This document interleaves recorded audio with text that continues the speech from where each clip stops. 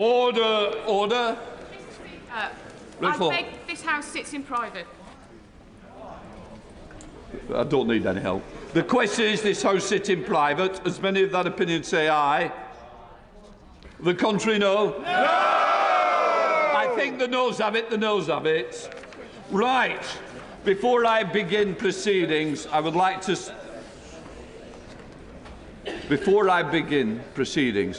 say a few words to help manage expectations about business today.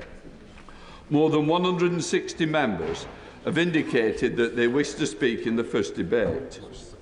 It is not customary to impose a speech limit on private members' bills, but I hope speakers, after both the member in charge of the bill and the first speaker after that, will restrict themselves to about 8 minutes in the first instance, and that includes taking interventions. The Chair will review the guidance as the debate progresses and may need to ask for shorter speeches to enable more members to contribute. I should make it clear that the Chair retains the right to impose a formal speech limit, but I would rather colleagues help each other. At about 2 p.m, I will call front benchers to make their comments, and then we will move to end the debate. I've got to manage the expectation. Not everyone will get in. I will try and get as many people as possible. So it's important that this debate, it is one of the most important debates this House has had. So it's about being considerate, respectful of each other, and let us listen to each other.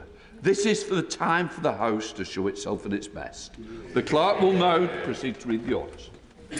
Terminally ill adults, end-of-life bill, second reading. The reasoned amendment in the name of Dr. Ben Spencer has not been selected. Kim Leadbeater will now move the second reading. I call Kim Leadbeater. Thank you, Mr. Speaker. And thank you to everyone who is attending this hugely significant debate today. It is a privilege to open the debate on the terminally ill adults end-of-life bill, a piece of legislation which would give dying people under very stringent criteria choice, autonomy and dignity at the end of their lives. I welcome this debate on this hugely important issue, and I beg to move that the bill be read a second time. And let me say to colleagues across the House, particularly new colleagues, I know that this is not easy. It certainly hasn't been easy for me. But if any of us wanted an easy life, I'm afraid we're in the wrong place. It is our job to address complex issues and make difficult decisions. And I know for many people this is a very difficult decision. But our job is also to address the issues that matter to people. And after nearly a decade since this subject was debated on the floor of the House, many would say this debate is long overdue. For my part, I have tried incredibly hard to ensure that the tone of the debate has and continues to be robust, of course, but most importantly, respectful and compassionate. And I am pleased that for the most part that has been the case. I know I can be confident that that same tone of respect and compassion will be adopted by colleagues today, whatever views they may hold. This is particularly important as we have people in the gallery who have a very strong personal interest in this issue. People who hold a range of views, but some of whom have lost loved ones in very difficult and traumatic circumstances, and others who are themselves terminally ill. And I want to pay a huge and heartfelt tribute to those families and to every single person who has contacted me about this issue, and in many cases shared their own very personal stories of loss and death. I know from my own personal experience of grief that telling your story over and over again takes energy, courage and strength. And I'm incredibly grateful to you all. It is your voices and your stories which have inspired me. And Mr. Speaker, such stories are difficult to hear, but it is vital that they are heard as they are at the heart of this debate. And they show that the law is failing people. And where that is the case, we have a duty to do what is right to fix it. For those who are here today or watching at home, they are dealing with the very real consequences of the failings of the current system. I will start by recounting just a few of those stories. Warwick was married to his wife Anne for nearly 40 years. She had terminal peritoneal cancer, which meant she couldn't breathe properly. She spent 4 days gasping and choking, remaining awake throughout, despite being given the maximum dose of sedatives, and eventually died of suffocation. She had begged Warwick to end her life, but as he stood over her with a pillow, He could not do what she asked, as he didn't want that to be her final memory of him. Anne had excellent palliative care, but it simply could not ease her suffering. Tim fell in love at first sight when he met his wife Louise. He proposed after just 3 days. But Louise got cancer twice, and at the end, the morphine simply could not control her pain. In desperation, she managed to smash a small glass bottle and tried to take her own life, not realising that her toddler daughter had got into bed with her. Tim found her. He says, "You get to a point where you stop praying for a miracle and start praying for mercy." Former police officer James waved his mum off as she embarked on her final trip to Dignitas. She had terminal vasculitis. James desperately wanted to accompany his mum and hold her hands during her final moments. But he knew, because of his job as a police officer, it was just not possible. Indeed, she insisted he must not go with her. So she went alone. No one to hold her hand, no proper goodbye or funeral.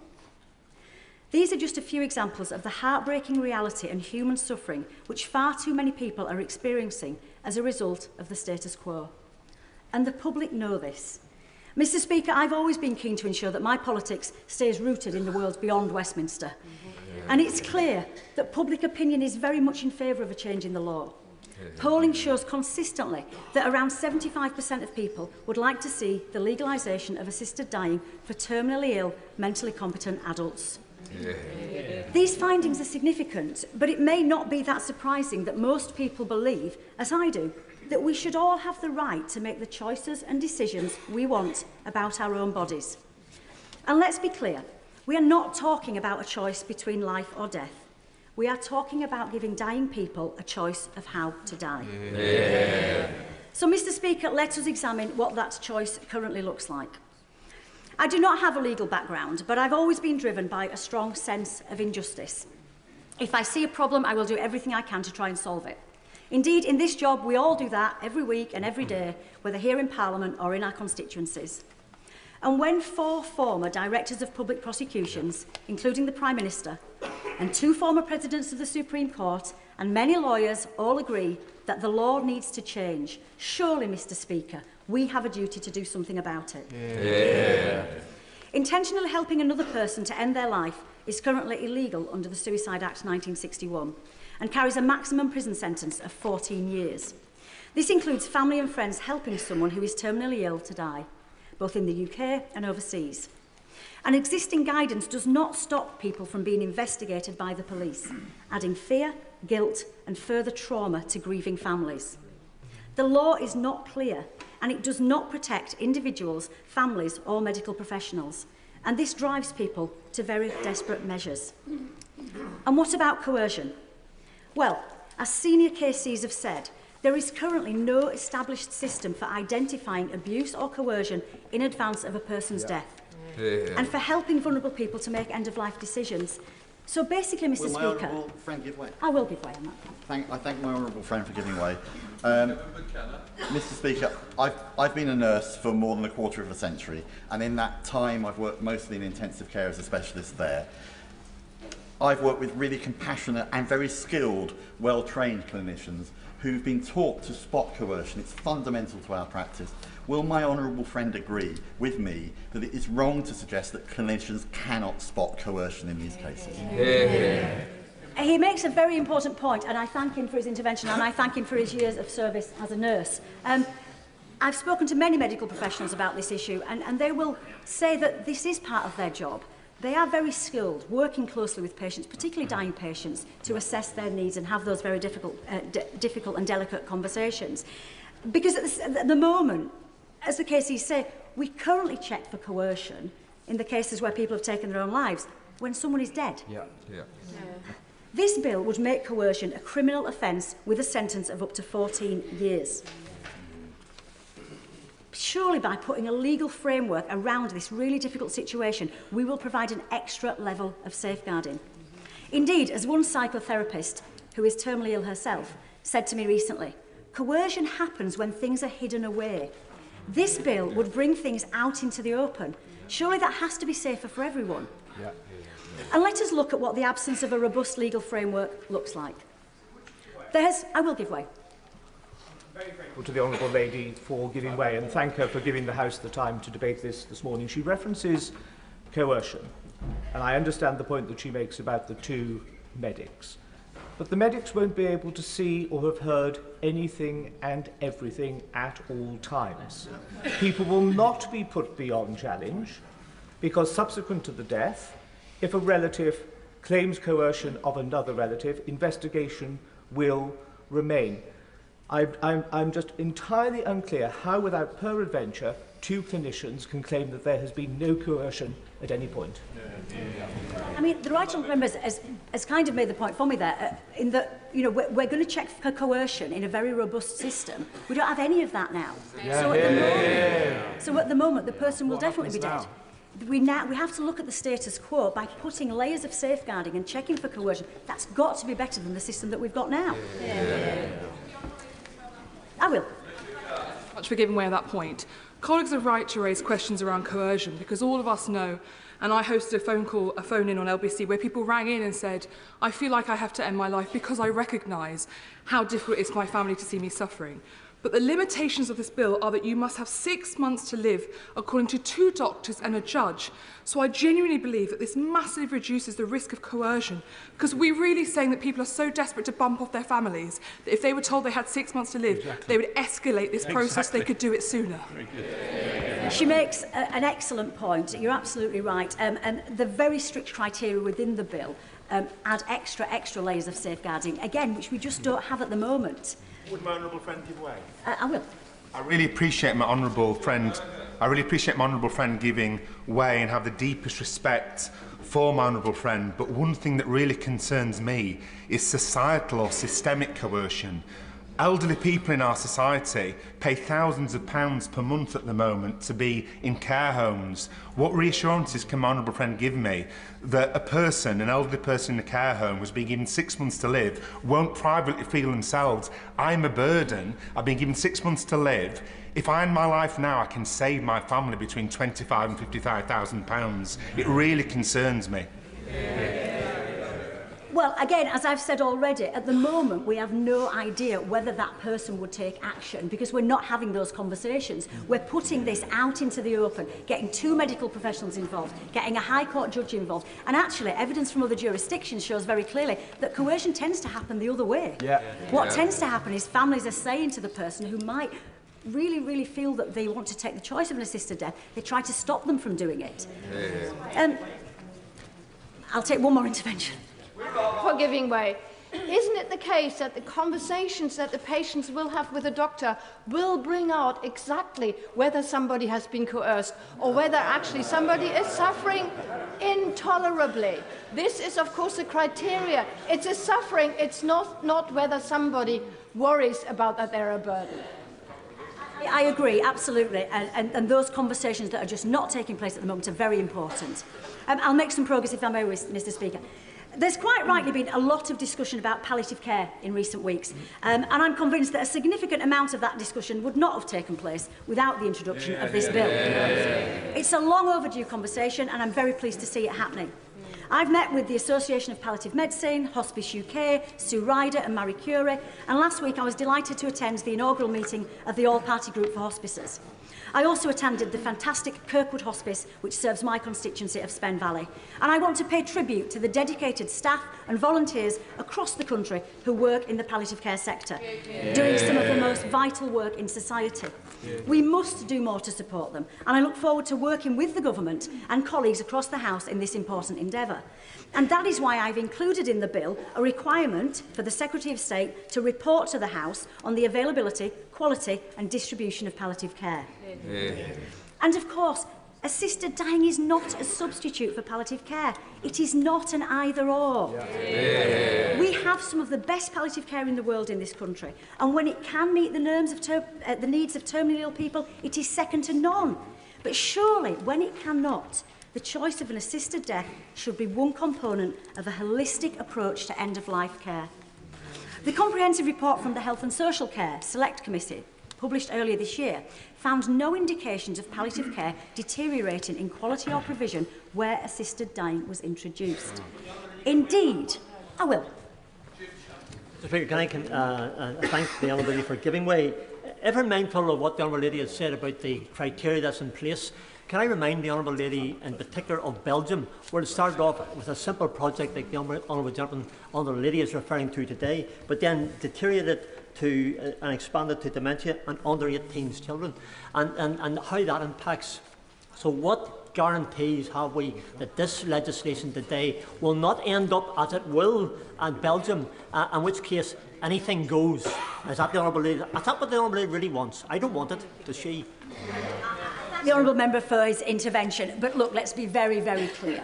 A huge amount of research has been done by the Health and Social Care Select Committee and indeed by myself and others. The model that has been proposed here is nothing like happens in Belgium. It is nothing like happens in Canada. It is strict, stringent criteria. And if this House chooses to pass this bill, that criteria cannot be changed. And I'll come on to that. I will. To the Honourable, I'm grateful to the Honourable Lady giving way and congratulate her on the measured way in which she's conducted this debate over the last few weeks. And whatever side of the House, whatever the side of the debate, I'd like to recognise that. It's not always the case. But is it not the case that this crosses a new irreversible medical red line for doctors and for nurses? And is it not the case that in other bills that we've seen through in this House over the years, that the safeguards invariably over time become obsolete? So the safeguards in this bill, however well meant, should be seen as temporary safeguards, not immutable safeguards. Absolutely not. I mean, I respectfully disagree with the Honourable Gentleman. The countries where a bill of this nature has been implemented, the safeguards have been in place and the boundaries have never changed. I'll take one more and then I must make some progress.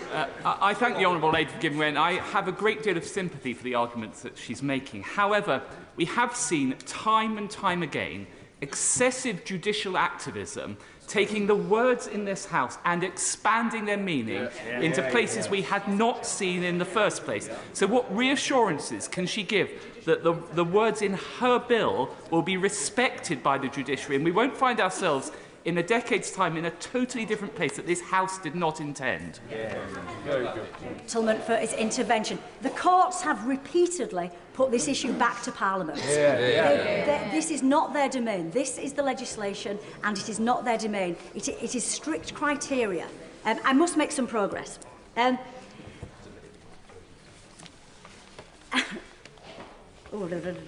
So, coming back to palliative care, Mr. Speaker. In those situations where pain simply cannot be managed, the result is deaths which are so horrific that the person themselves can spend hours and in some cases days in unimaginable pain as they die. And I want to bring the debate back to the issue we are trying to solve. And for their loved ones, no matter how many joyful and happy memories they have, they also have the trauma which comes from watching someone you love die in unbearable agony and fear. And that memory stays with them forever. Rebecca's mum, Fiona, developed metastatic brain cancer at the age of 69. She had very good palliative care, but her pain could not be managed and she died begging and screaming for assistance to end her suffering. Her family and the medical team treating her cried beside her bedside as it took her 10 days to die. Lucy's husband, Tom, was 47, a music teacher with a young son. He had bile duct cancer, which obstructed his bowel, resulting in an agonising death. Tom vomited faecal matter for 5 hours before he ultimately inhaled the faeces and died. He was vomiting so violently that he could not be sedated and was conscious throughout. Lucy pleaded with the doctors to help. The doctor treating him said there was nothing he could do. His family say the look of horror on his face as he died will never leave them. Lucy now has PTSD, which is quite common for families who lose loved ones in such harrowing circumstances. Will my honourable friend give way? I look. Thank you. I thank my honourable friend for the powerful and moving recollection of stories she is giving.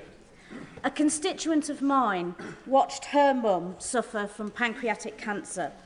Unable to keep any food down, she basically starved to death. Does the honourable member agree with me that this is no way to see a loved one die? Does she also feel that we did not come into this place to shy away from difficult choices, but to listen to our constituents and to make better laws for everyone? Yeah. I thank my honourable member for her intervention, and I'm so sorry to hear that story from her constituency. But I know that we all have stories from all our constituencies. And she's absolutely right. We are here to make difficult decisions. But in terms of the example that she gives, I have been astonished by the number of people who have been in touch with me to tell me about their terminally ill loved ones who have starved themselves to death out of desperation, something which takes far longer than you may imagine and is just horrific for everyone involved. And this is currently legal, and doctors are required to assist the patient through this agonising process.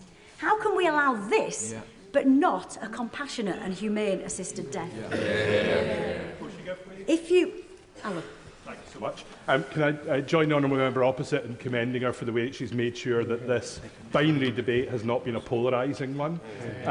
However, I started the debate where she is just now, and she mentioned stories. The things that have moved me in this debate to opposing this bill today is that I've also heard stories of disabled people who have had do not resuscitate put onto their medical records without their permission, of them being stopped by strangers in the street and being told you would be better off dead. And I know she will say that we are dealing and voting today on the specifics of our bill, but we're also voting on a principle. And would she agree with me that there should be a precautionary approach to this? And does she honestly believe that the process of this is giving us the time to be sure that we would be making the right decision? The honourable member for his intervention, and I will come on to some of those points further in my speech. But let's be very clear, the title of the bill is terminally ill adults. It is not disabled people, it is not elderly people, as someone else referenced. The criteria are very, very clear. And I come back to the status quo, which is the problem that we're trying to address. If you want to avoid the trauma of some of the harrowing circumstances I've described, you can have an assisted death, just not in this country. If you have £10,000 or £15,000, you can make the trip to Switzerland or elsewhere. But because of the current legal position, it is often a deeply distressing and very lonely experience, shrouded in secrecy, with people feeling like criminals as the fear of prosecution hangs over them. Ilana's husband Crispin had late-stage MND. He was paralysed, and Ilana is a wheelchair user herself. But at his request, she took him on what was a traumatic and difficult journey to Switzerland. She describes the intense stress and anxiety she felt due to the total secrecy of their plan. And we can only imagine what the journey home was like, on her own, with an empty seat beside her. And of course, Mr. Speaker, there are those terminally ill people who take matters into their own hands. Gareth's father, Norman, served in the Welsh Guards. He was a strong man, but his final 5 years were full of pain and discomfort. He had prostate cancer, which he lived with for 15 years. He was given good initial hormone therapy and chemo, but the cancer spread everywhere, and the pain could not be eased. And one day, when it all became too much, he went into his garden with the gun he owned and shot himself. Gareth's sister rushed to his house and found him. Gareth said his father just wanted the pain to stop. And there is Peter from Murfield in my own constituency. Peter stopped me in a car park a couple of weeks ago to tell me the harrowing story of his beloved wife, who was diagnosed with metastatic cancer aged 52. The treatment was ineffective and her symptoms were unbearable. She took an overdose of her medication and Peter found her and took her to hospital. She recovered and he brought her home. But the following day, she made another attempt to take her own life, in a way which is too awful to describe. Peter found her dead, and he spent the next 8 hours being questioned by the police. It's estimated that over 600 terminally ill people take their own lives every year. Often patients will store up medication. 33-year-old Josh from Huddersfield went to coach his local kids rugby team one Saturday and came back to tell his mum all about it. He found her dead. Lisa, who was terminally ill, had stored up her medication and taken her own life. And of course, there is our former colleague, Paul Blomfield, the previous MP for Sheffield Central, who has campaigned tirelessly on this issue since his dad, Harry, took his own life alone in his garage in 2014 after being diagnosed with inoperable lung cancer. And language matters. Harry was not suicidal. He loved life, but he had watched too many of his friends have lingering, degrading deaths, and he did not want that for himself. But like the others, he couldn't tell Paul and his family of his plan, as they would have been complicit and could face prosecution. And how many precious days and weeks did Harry miss out on as a result of having to take action while he was still physically able to do so? Hearing these stories is not easy, but it's important that we do. On that point, my right honourable friend. I will. Thank you. I thank my honourable friend for giving way.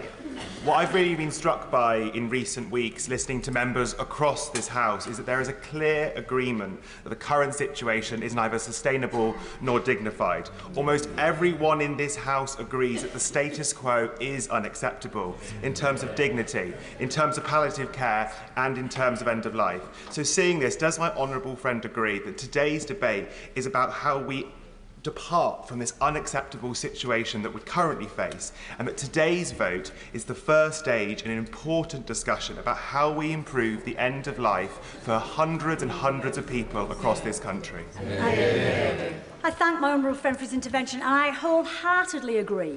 I'm setting out what we are dealing with now. This cannot be right, and surely we have a duty to do something about it. And I'm going to make some progress if that's okay. And Mr. Speaker, some of the most important voices in this debate are, of course, those of people who are currently living with a terminal illness. Having a terminal diagnosis is perhaps one of those situations where it's very hard, if not impossible, to know how you would feel. I have met many terminally ill people over recent weeks, and every one of them is in my thoughts today. Sophie, who is here today, was diagnosed with stage 4 secondary breast cancer, which has spread to her lungs, liver and pelvis. She is allergic to opioids, so she knows that her pain is very unlikely to be able to be managed. She has a 17-year-old daughter, and all she asks is to have the choice to say goodbye to her at a time of her choosing in circumstances she can have some control over, and for her daughter to be able to remember her as the vibrant, positive woman she is. Nathaniel, who also joins us today, has stage 4 incurable bowel cancer, which is now in his liver and brain. Like many of us, Nat says he doesn't know if he would choose an assisted death or not, but he simply cannot understand why anyone would want to deny him the choice. He says, I wish to live as fully as I can and for as long as possible, but when the time comes, Nat also wants the right to die with dignity and compassion. Another very emotional lady came up to me at a recent interfaith event I attended. She and her husband thanked me for putting the bill forward, and she said, Kim, I am a proud Christian, and I am guided by my faith, but I also have terminal cancer, and I want the right to choose a compassionate death. I know there has been much discussion about the views of people who hold religious beliefs about this subject. I fully respect those beliefs, and I don't intend to say much more about this, other than that I know there are a range of views within faith communities. Indeed, some of the most powerful conversations I've had have been with people of faith, including in my own constituency. People of different religions have said, whilst they would not choose an assisted death for themselves or for their family, who are they to stop someone else who may want to make that choice? Mr. Speaker, I'm going to make some progress if I may. Mr. Speaker, I hope that I have set out the problem that very clearly exists. Now allow me to set out how this bill can address this problem, but most importantly do so safely and effectively. If this bill were to become law, it contains the most robust and strongest set of safeguards and protections in the world. There are very strict eligibility criteria and multiple layers of checks and safeguards embedded in the bill, none of which exist at the moment, as we have seen. I made a very conscious decision to name the bill Terminally Ill Adults End of Life, rather than anything else. That title can never be changed, and it ensures it is only adults who are dying that would ever come within its scope. As such, this bill is not about people who are choosing between life and death. It is about giving dying people who have got 6 months or less to live autonomy about how they die and the choice to shorten their death. The bill does not apply to people with mental health conditions. It does not apply to the elderly. It does not apply to people with chronic health conditions, and it does not apply to disabled people. Unless, of course, they have a terminal illness, in which case they would and should be entitled to the same rights as anyone else. Yes, I will. I'm grateful to the honourable member for giving way. One group of people that are not often talked about are the learning disabled. Now, in clause 9(3)(b), it says that if an assessing doctor has any doubt as to the capacity of the person, that they may refer them for a further psychiatric assessment. Would the honourable member consider, if this bill is voted for today, would she engage in a debate about whether that language should be strengthened from may to must, and whether the training that is required and the experience of the assessor is strengthened as well? Excellent point, and she also highlights a community who we must consider in light of this bill. I would absolutely be open to that conversation at Bill Committee. I think it's a very, very valid point. There are different views within the disabled community. As Professor of Disability Research Sir Tom Shakespeare says, it's unacceptable that people with disabilities continue to face social stigma and inequalities. However, it would be a mistake to conclude that we should oppose legalising assisted dying for terminally ill people until those wider problems are fixed. It is paternalistic and wrong to imply that inequalities will be resolved by reducing choices. A clear, transparent legal framework for end-of-life choice is better for everyone. He is right. There is, of course, still work to do in the fight for equality for people with disabilities, but once again, it's not an either-or. I will campaign alongside many others in this place for those rights, but I will also campaign for the rights of terminally ill people, because their rights are as important as anybody else's. Would my honourable friend... I will. I'm very grateful to her, and I have huge respect for the way in which she's conducted this debate over the past few weeks. My concern is that she has focused today on the individual and the individual choice. But we are here to legislate for society as a whole. And in legislating, what we are saying if we pass this bill is that this is okay to take that choice. And there will be some people... There will be some people who are in that situation, with 6 months of their life to go, who actually will then feel, ought I to do this? Is this something that I now should do? And it brings into play a whole set of considerations which are about, is it better for my family? Is it financially better for my family? In ways that at the moment are out of scope. So I think rather than simply focusing on the individual suffering, which we all recognise is acute, we must actually broaden it out to the impact that the legislation will have on society as a whole. I thank the honourable member for his intervention, and what I would suggest is that actually this bill will give society a much better approach towards end of life. We're already seeing conversations about dying and death in a way that we haven't seen, I don't think, enough in this country. We have to take a holistic view, and indeed that's what's happened in other countries and other jurisdictions. Having those deep and meaningful conversations about death and dying is really, really important. But he actually quite nicely brings me on to the protections and safeguards within the bill. Under this bill, yes. I'm very grateful to her for giving way, and on precisely that point, a decade ago I voted against this bill. I felt maybe it's not perfect, maybe there's more things that I need to know. And she's absolutely right, we haven't talked about death again for 10 years, we've never considered this legislation. The truth is, if we vote against her bill today, it will be the end of the conversation once again for another decade. He's absolutely right. And how many people will go through the situations I have described if it's another 10 years before we address this matter? Under this bill, I'm not going to take any more interventions now, I'm afraid, because I'm very conscious there's lots of people who want to speak, and I know the Speaker is very conscious of that as well. Under this bill, any terminally ill person who wants to be considered for an assisted death would have to undertake a thorough and robust process involving 2 doctors and a High Court judge. No other jurisdiction in the world has those layers of safeguarding. The person requesting assistance must have mental capacity and a settled wish at every stage. That means they must repeatedly demonstrate that they understand the information relevant to their decision, the ability to retain that information, and to use or weigh that information as part of the process of making the decision. We know that capacity can fluctuate, which is why it is assessed at every step of the process. I'm sorry, I'm not going to take any more. I need to make some progress. The court must speak to one of the doctors and can hear from anybody else they deem necessary. If there is any evidence of coercion, the court will not approve. And if it emerges subsequently, the court order could be revoked. It's also important to know that the person can change their mind at any time with periods of reflection built in. Having consulted at the highest levels in the judiciary and the medical profession, I know they can and will fulfil these safeguarding responsibilities and have the expertise to do so. And let's be clear, Mr. Speaker, as my honourable friend said earlier, this is not brand new territory for doctors.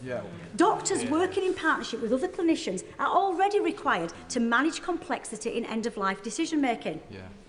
I follow the request of the BMA that doctors should be under no obligation whatsoever to participate.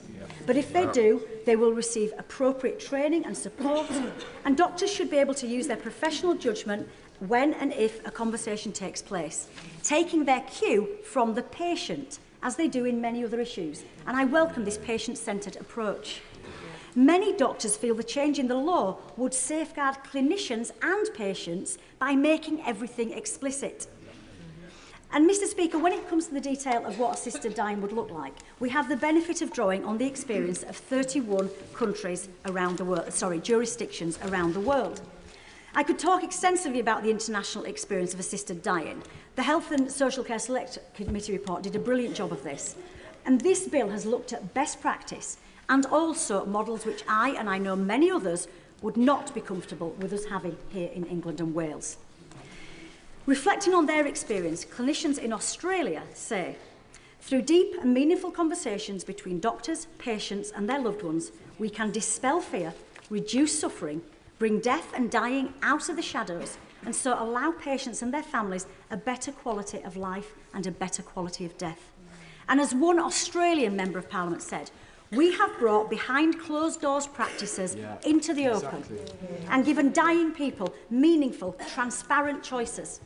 Crucially, none of the fears that were put forward as reasons not to change the law have been realised. The status quo was broken and assisted dying works. And evidence from around the world shows that the option of having an assisted death actually lifts the fear that terminally ill people have, and many never actually use it. But they are able to make the best of the time they have left due to the comfort and reassurance it provides. People talk about a slippery slope, but the Health and Social Care Select Committee found that not one jurisdiction which passed laws on the basis of terminal illness has expanded its scope. And none of the jurisdictions which have introduced... It's absolutely true. That is absolutely true. And as the courts, both here and in Europe, have made clear repeatedly, Parliament is sovereign. And this bill could not be made any broader through any judicial process. And, Mr. Speaker, speaking of process, with reference to the bill, having listened to what I know are genuine concerns of members about ensuring we get this legislation right, I want to commit to the House that if the bill passes second reading today, which I sincerely hope it does, I am minded to move a motion that gives the Bill Committee the power to take oral and written evidence in order to ensure that a thorough approach continues to be taken. That is not normal procedure for a private member's bill, but I think it is the right thing to do. I also want to reassure colleagues that the Bill Committee will meet over a number of weeks, meaning there is ample time for full consideration of the details of the bill, including amendments. And the committee will be representative of the views of the House and also the makeup of the House. Let me be clear, that will mean there will be representatives of different parties with a range of views on the committee. And as the Leader of the House said at the dispatch box just yesterday and has said several times, the government will, of course, work with me to ensure that the bill is workable and operable. This will quite rightly take time. And I've included in the bill a commencement period of up to 2 years. This is not going to happen overnight. But that time frame can be explored at committee stage, as it's more important to get this right than to do it quickly. So, Mr. Speaker, in conclusion, for the reasons I have set out, I am very clear that the law needs to change to give terminally ill people choice at the end of life and to protect their loved ones from fear of prosecution. And, Mr. Speaker, for those of us here today who are lucky enough not to have personal experience of this issue, sadly, we know that any one of us could end up in this heartbreaking situation. We are all living longer, which is brilliant. And I've campaigned inside and outside Parliament for a greater focus on prevention and early intervention in terms of illness and disease to keep us fit and healthy for as long as possible. But any one of us or our loved ones could be unfortunate or unlucky enough to receive a terminal diagnosis. And I struggle to see how it is fair or just to deny anyone the autonomy, dignity and personal choice that we might want to take control of our final weeks. And the right to choose does not take away the right not to choose. Yeah. Giving the choice of an assisted death to those who want it would, of course, not stop anyone who is terminally ill from choosing not to do so. Mr. Speaker, whatever happens today, I'm incredibly proud of the work my fantastic team and the many campaigners have done on this hugely significant, emotional and sensitive subject. But we need to be clear. A vote to take this bill forward today is not a vote to implement the law tomorrow. Yeah. It is a vote to continue the debate. Yeah. It is a vote to subject the bill to line-by-line scrutiny in Bill Committee, at report stage and at further reading. And then, of course, the bill will go to the Lords for, I have no doubt, will be further robust debate and scrutiny. Mr. Speaker, this will be a thorough process focused on one of the most significant issues of our time. An issue that people across the country clearly want us to address, none more so than the many families who are facing the brutal and cruel reality of the status quo. Today is the beginning, not the end of that process, but the debate can only continue if colleagues join me in the I lobby today, and I wholeheartedly encourage them to do so. I beg to move that this bill be submitted. The question is that the bill now be read a second time. Donny Kruger. Speaker, I think you indicated that I could speak for a little longer than 8 minutes. Thank you very much. I just don't want to have too much grumbling at the 8-minute moment. I'll take about 15 minutes with, and time for interventions. So may I start by paying tribute to the Honourable Lady for her very powerful speech, and indeed for the way that she's led this campaign with great respect and sensitivity, and to use the contested words, with great dignity. And she and I knew each other before we were MPs, when we both worked in the charity sector, and I like and admire her greatly, and I know that we have more in common than might appear today. And Mr. Speaker, we all have this in common in this House. We all share a deep concern about the experience of people dying or fearing death, fearing pain and suffering. And I wear heavily on my conscience the people whose lives will be prolonged beyond their wishes if I get my way and this bill is defeated today. I will not disregard those people or minimise their anxiety. And we will hear those voices in today's debate, and we've heard many of them already, spoken through honourable members in what I know will be very moving speeches. But, Mr. Speaker, if I voted for this bill, I would have on my conscience many more people whose voices we cannot hear. The people who would be vulnerable in consequence of the huge changes that this bill would induce in our society and in the NHS. And my view is that if we get our broken palliative care system right and our wonderful hospices properly funded, we can do so much more for all the people that we'll hear about today, using modern pain relief and therapies to help everybody die with a minimum of suffering when the time comes. But we won't be able to do that if we introduce this new option. Instead, we will expose many more people to harm. Mr. Speaker, I want to go through the bill in a moment, but first a word about process in response to the points made by the Honourable Lady there. This bill is simply too big for the time that it's been given. And I implore honourable members not to hide behind the fiction that it can be amended substantially in committee and in its later stages. The remaining stages of a private member's bill are for minor tweaks, not the kind of wholesale restructuring that we will need if we're ever to make this bill safe. And so members who vote for the bill today must be prepared to see it become law, largely unamended. And I suggest that if they do have any doubts, the only responsible choice is to vote no and let the advocates of assisted dying bring back a better bill at another time. Happy to give way. Deeply appreciate the respectful way he's making the point today, but I stand here before him not sure how any colleague in this chamber cannot have doubts whichever way they're voting today. It feels to me that there are two necessary harms we are all forced to weigh up, and I'm deeply intrigued to hear if he is so certain that doubts should push people one way, why that is, when it is very clear there are very many people who will continue to suffer unnecessarily if we reject this bill. Well, I recognise there are very many doubts on each side, and I fully respect the arguments that have been made by the Honourable Lady. Of course, this is a finely balanced debate. But the point about process, though, is this bill is too flawed. There's too much to do with it to address in the committee stage. And by all means, let's have this debate, but we should be having it before a bill of this magnitude is brought, and the process of the bill should be much more comprehensive. Let me give way to the honourable gentleman. Yeah. I'm grateful to the honourable gentleman for giving way. But contrary to what the media are saying, today's decision is not about bringing this matter into law. It's about allowing it to go to the next stage. And if people have got misgivings, surely rather than making the assumptions that he is now today, assuming that in fact it cannot be corrected or amended to make it palatable to people who we all have doubts, that surely today's vote is to simply say, let it go to the next stage. The final decision at third reading is the one that is the critical one to decide whether it goes to law or not. I think I made the point that this bill is too comprehensive and there's too much in it to address in the process of a private member's bill. And if the honourable gentleman thinks there are serious concerns with this bill that he thinks he would not be prepared to see come into law, then he should not be supporting it today.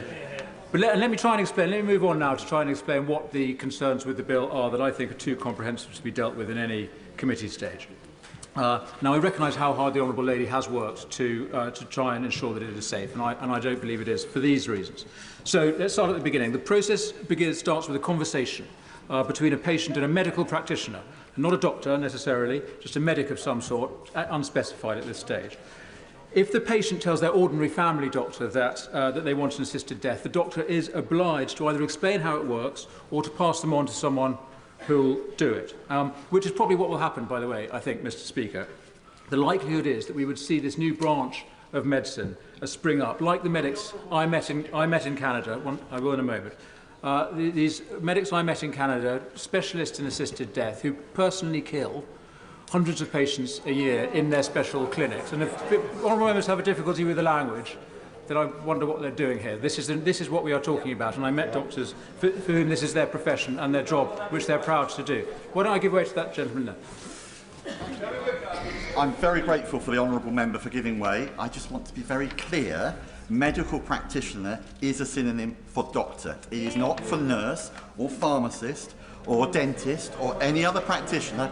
The practice of medicine, being a doctor, is to be a practitioner of medicine. I think we need to be very, very clear on this. There's lots of law and regulation, and I believe that what the honourable member said is incorrect. Well, what it actually says is that the doctor means a registered medical practitioner who has such training, qualifications and experience as the Secretary of State may specify by regulations. So obviously they are some sort of regulated medic. I recognise that. They're not necessarily a doctor. We will find out. But I recognise they're going to have professional qualifications. It's just not clear what those are going to be, because this is something that isn't in the bill. So, now, going back to this conversation that give way to the honourable gentleman. Thank the honourable gentleman and commend him for the way in which he is engaging in this discussion in the same spirit as the honourable lady from Spen Valley. We often hear that one of the safeguards associated with this bill is that there are medical practitioners involved and that somebody requires a diagnosis of 6 months or less with a terminal illness. But does he accept that medicine is not an exact science? It is the science of uncertainty blended with the art of probability. That there is no exactitude in this, and no court will second-guess medical opinion, though simply look at process. I agree with the honourable gentleman. He's absolutely right, and I'm afraid the definition of terminal illness, which I'll come to, is in a sense the essential flaw in this bill. But I'll come on to that. Going back to this conversation that the patient has with the medical practitioner, the crucial thing is that the conversation doesn't need to be started by the patient, according to this bill. It can be started by the medic, by any medic, perhaps in hospital, who can make the suggestion of an assisted death to a patient who's never raised the issue themselves, whose family haven't suggested it, whose own doctor doesn't think it's the right thing to do. And so the idea is planted. And then for whatever reason, and by the way, there's no need ever to give a reason, the patient says they want to proceed with the assisted death. And so they sign a declaration, or rather somebody else can sign it for them, any professional, someone they don't know, maybe a new medical practitioner. Anyway, a total stranger can do all the paperwork on their behalf. That's what the section about the proxy entails. And then these two medical practitioners do their assessment. Happy to give way. Very grateful to the honourable members. I'm very grateful to the Honourable Member for giving way. I would urge the Honourable Member to check the wording of the bill, because actually, if somebody signs as a proxy, they have to know the individual for 2 years, and they are simply signing to say that they agree with the patient who wishes to go forward with the assisted dying.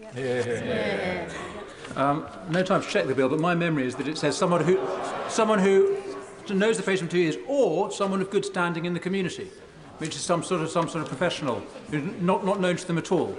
Anyway, someone can quickly check the bill, but my understanding is it could be a total stranger to them. So we move on to the assessment, which these two practitioners do. Give way. Isn't the matter very clear? Clause 15, subsection 5. In this section, proxy means a person who has known the person making the declaration personally for at least 2 years, or a person who is of good standing in the community.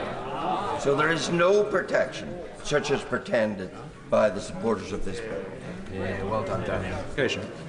Right, so the assessments have to determine whether the patient is terminally ill, whether they have mental capacity to make the decision, and then whether they've been coerced or pressured into the decision. So let's look at terminally ill. As I said, in many ways the whole question turns on this.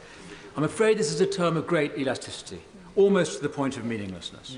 It is well known, as the Honourable Gentleman said earlier, that it is impossible for doctors to predict with any accuracy that somebody will die within 6 months. It is a purely subjective judgment, made in this case by a doctor whose job is approving assisted death. They simply have to determine for themselves that, not that it's reasonably certain that death will occur, but it can be reasonably expected. So basically, it's possible. I'm grateful to my honourable friend for giving way. The thrust of the bill, as I understand it, is to ease suffering and pain with a patient who has a diagnosis who is going to die of the condition which has been diagnosed. But that right could only be exercised within a 6-month period. The pain could be a lot longer than that. The discomfort could be a lot longer than that. Has he heard, because I haven't, what is the importance of 6 months? Why not 8? Why not 10? Why not 12? And what would stop people challenging it on the grounds that the dam has been breached, the 6 months is entirely arbitrary, and therefore it could and indeed should be extended by negative resolution of a statutory instrument? My honourable friend makes absolutely the right point, and I'm afraid to say that is absolutely the case. It is completely arbitrary, the 6 months cut-off. It's impossible to determine. It's a line in the sand. And of course it could be challenged, as so much of this bill could be challenged on human rights grounds, because every one of the safeguards that has been introduced by the Honourable Lady is in fact, in practice, will be a barrier, a discrimination against the new human right that has been awarded to one group that should of course be awarded to all, if it's being conceded in this way. Give way. I thank the Honourable Gentleman for giving way. Earlier this week, myself and other colleagues met with two eminent doctors who were former presidents of the Association of Palliative Medicine, and they raised that some of their serious concerns about this bill are the fact that the doctor or medical practitioner who makes the assessment need never have met the person they are assessing or been involved in their care at all. I wonder what the Honourable Gentleman makes of that. Lady, she makes a very important point. It's why, although I'm not going to get into the question of public opinion, the polling, because it's so contested, but there is a very clear evidence that the doctors who work with the dying and the palliative care professionals are in a great majority opposed to a change in the law, both because they see the damage that it will do to the palliative care profession and services, but also because of the danger that they see for vulnerable patients. So I'm grateful to her point. But I give way, yes. I thank him for giving way, and I appreciate that he talks to us as a medical professional, and we need to listen to his views. But isn't it true that any medical assessment is an approximation, something that you cannot say for certain? And isn't it therefore true that for this decision too, we cannot be 100% certain, but that is a way of life, and we cannot make 100% good legislation, because at some point we have to make a decision on balance whether something has merit or not. And for that reason, we should vote for this legislation. To the Honourable Lady, especially for promoting me to the status of a doctor. I'm actually a charity worker and a political hack by background. But it's good of her to credit me with these skills. Maybe I should set myself up as a medical practitioner. Yes. I'm grateful to her points, and of course she's absolutely right. There are difficult judgments that have to be made by medics and indeed judges all the time. I think this is a very dangerous one to give them that power to do. It would be very inappropriate. Now, the whole question about the 6-month cut-off is very important. Acknowledge all the points that have been made, but the fact is there's another problem with this definition about terminal illness. The fact is that almost anybody with a serious illness or disability could fit this definition. And I recognise that these are not the cases that the Honourable Lady has in mind for this bill. Of course they're not, but that's the problem with the bill. Because all you need to do to qualify for an assisted death, for the definition of terminal illness under this bill, is to refuse treatment, like insulin if you're diabetic, or in the case of eating disorders, and I bring in my Honourable Lady and I've worked on this topic together. In the case of eating disorders, you just need to refuse food, and the evidence is, in jurisdictions around the world and our own jurisprudence, that would be enough to qualify you for an assisted death. Does he accept that every day in the NHS, patients refuse treatment and indeed food, and that there's currently oversight legally around coercion, around other things in that? And wouldn't, by bringing this legislation in, we'd actually strengthen protections around those areas?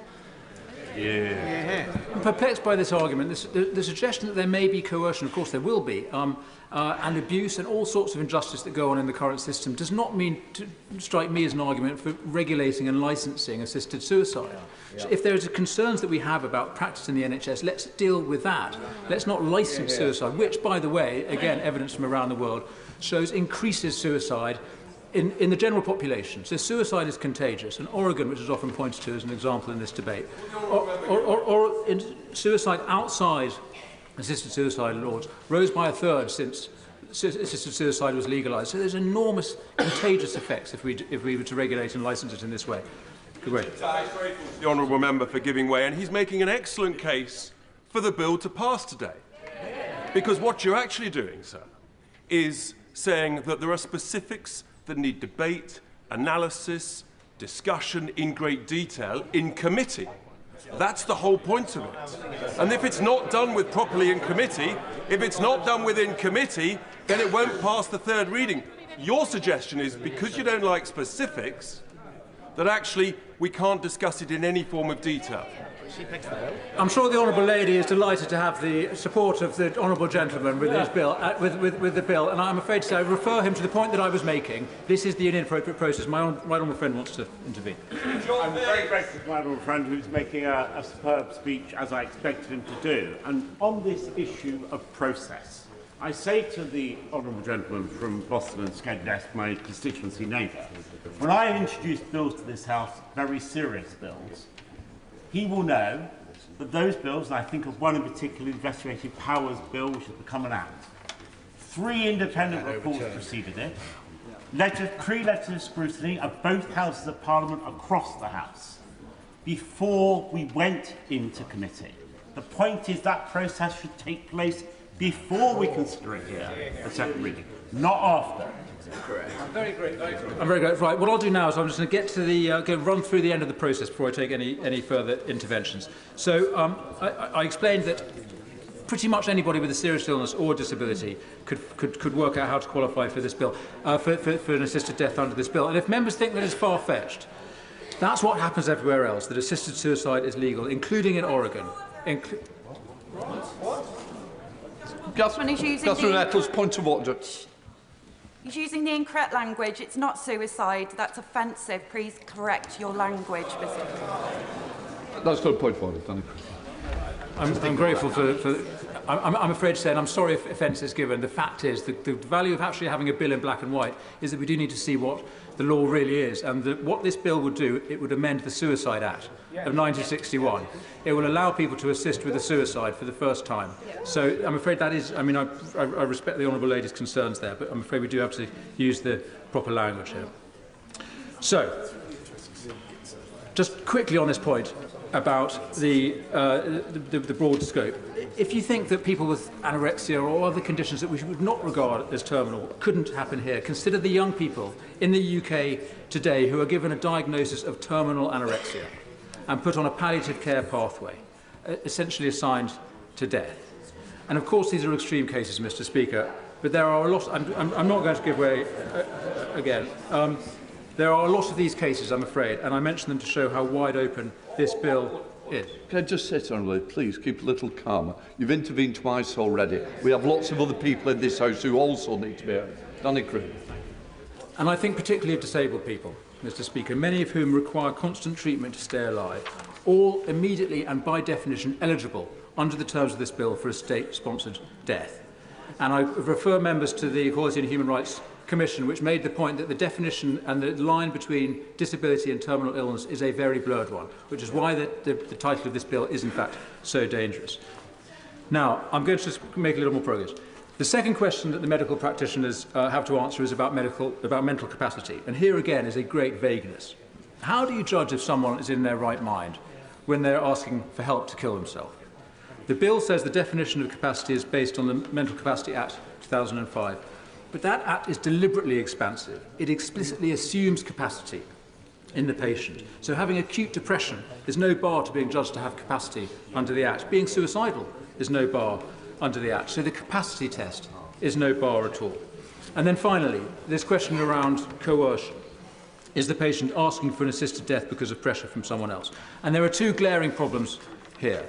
The first is that the process doesn't even attempt to answer the question properly. There's no investigation, no requirement for the medics to interview the friends and family, no need for a psychiatrist or the family doctor to be consulted. The medics just need to satisfy themselves, who knows how, that to the best of their knowledge, the person has not been pressured. But the second problem with this coercion test is that it focuses only on one type of coercion, the less likely type. The bigger danger isn't other people pressuring you to do this, it's you pressuring yourself, and honourable members have made this point.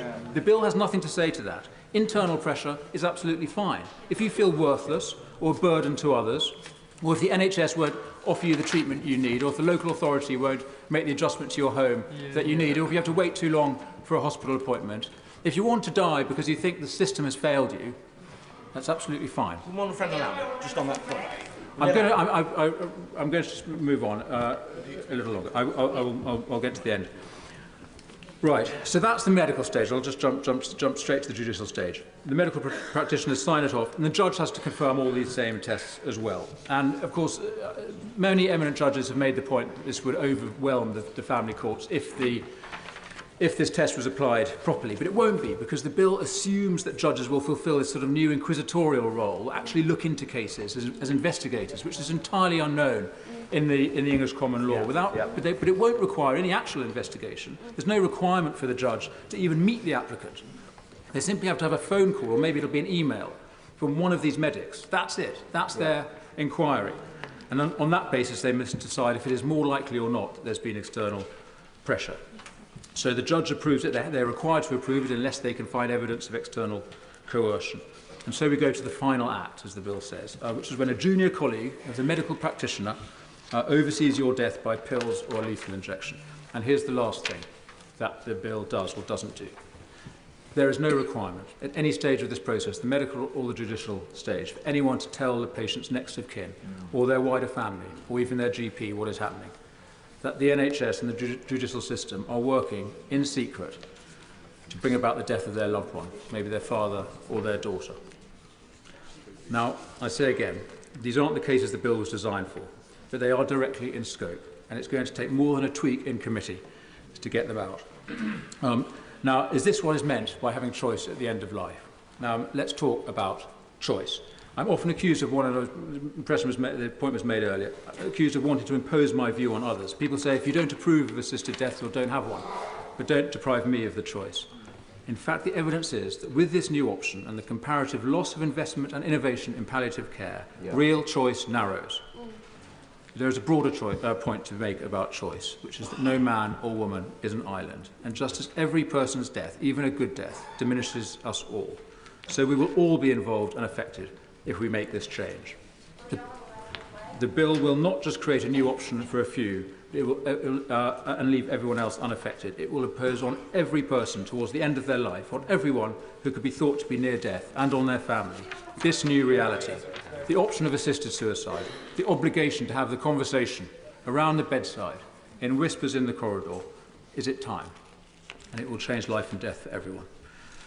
Now, coming to the end, Mr. Speaker, I am very aware of the terrible plight of people begging us for this new law. I think we can do better for them than they fear. But we also need to think in real human terms what the effect would be on the choices of other people. And I don't mean the people who get there, who are used to getting their way. I'm talking about the people who lack agency, the people who know what it is to be excluded from power and have decisions made for them by bigwigs in distant offices speaking a language they don't understand.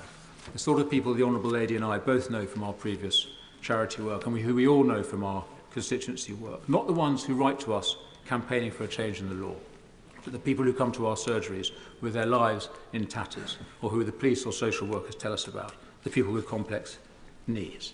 What are the safeguards for them? And I'll tell you, we are the safeguard.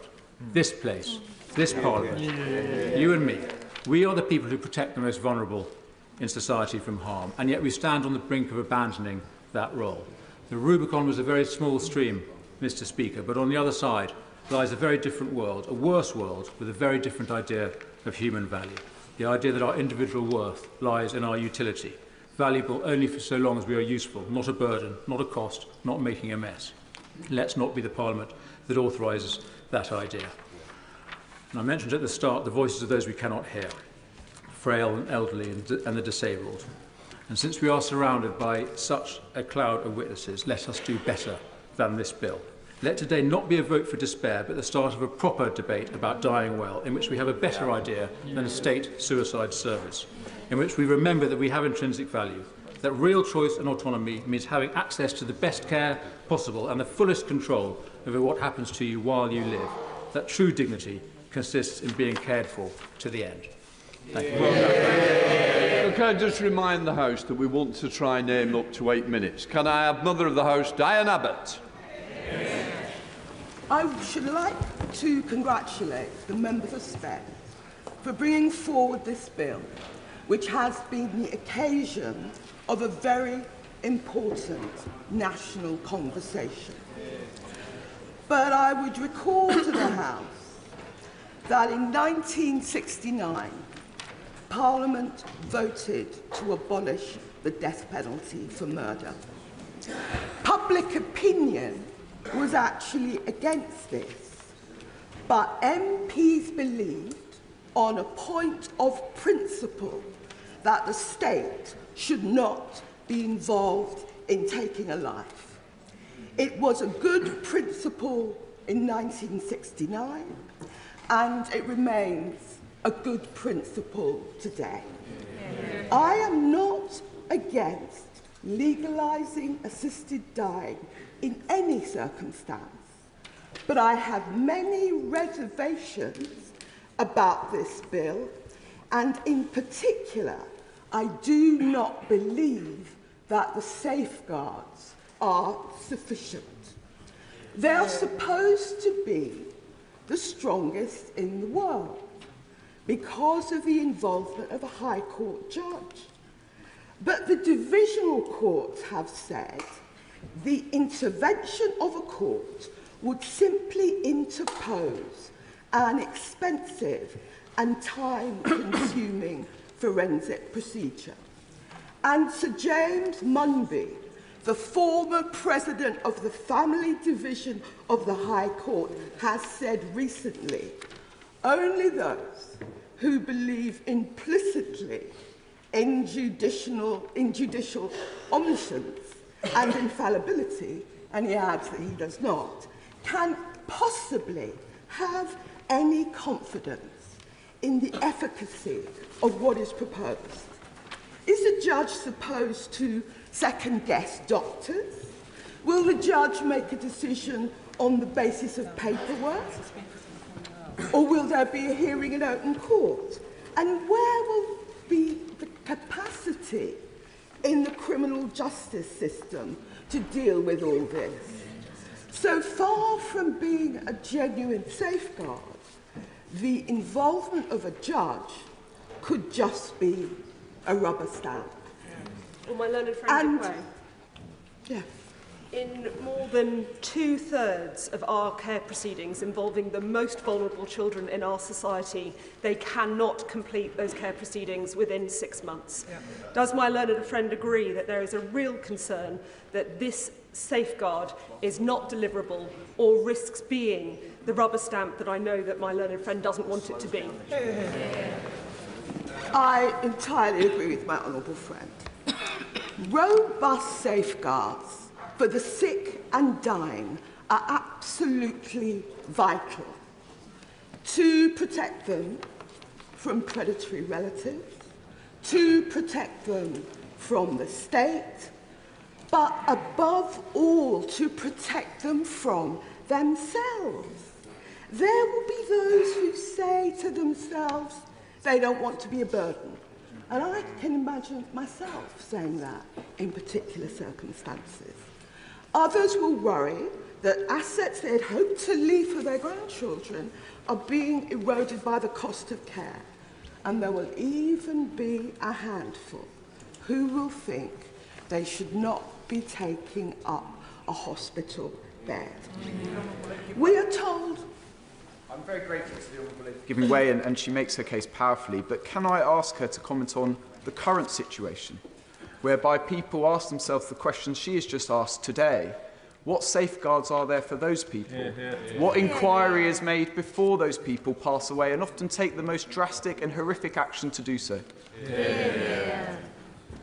But if this House passes this legislation, the issues that I have raised will become even more foremost in people's minds. We are told that there is no evidence of coercion in jurisdictions where assisted suicide is possible.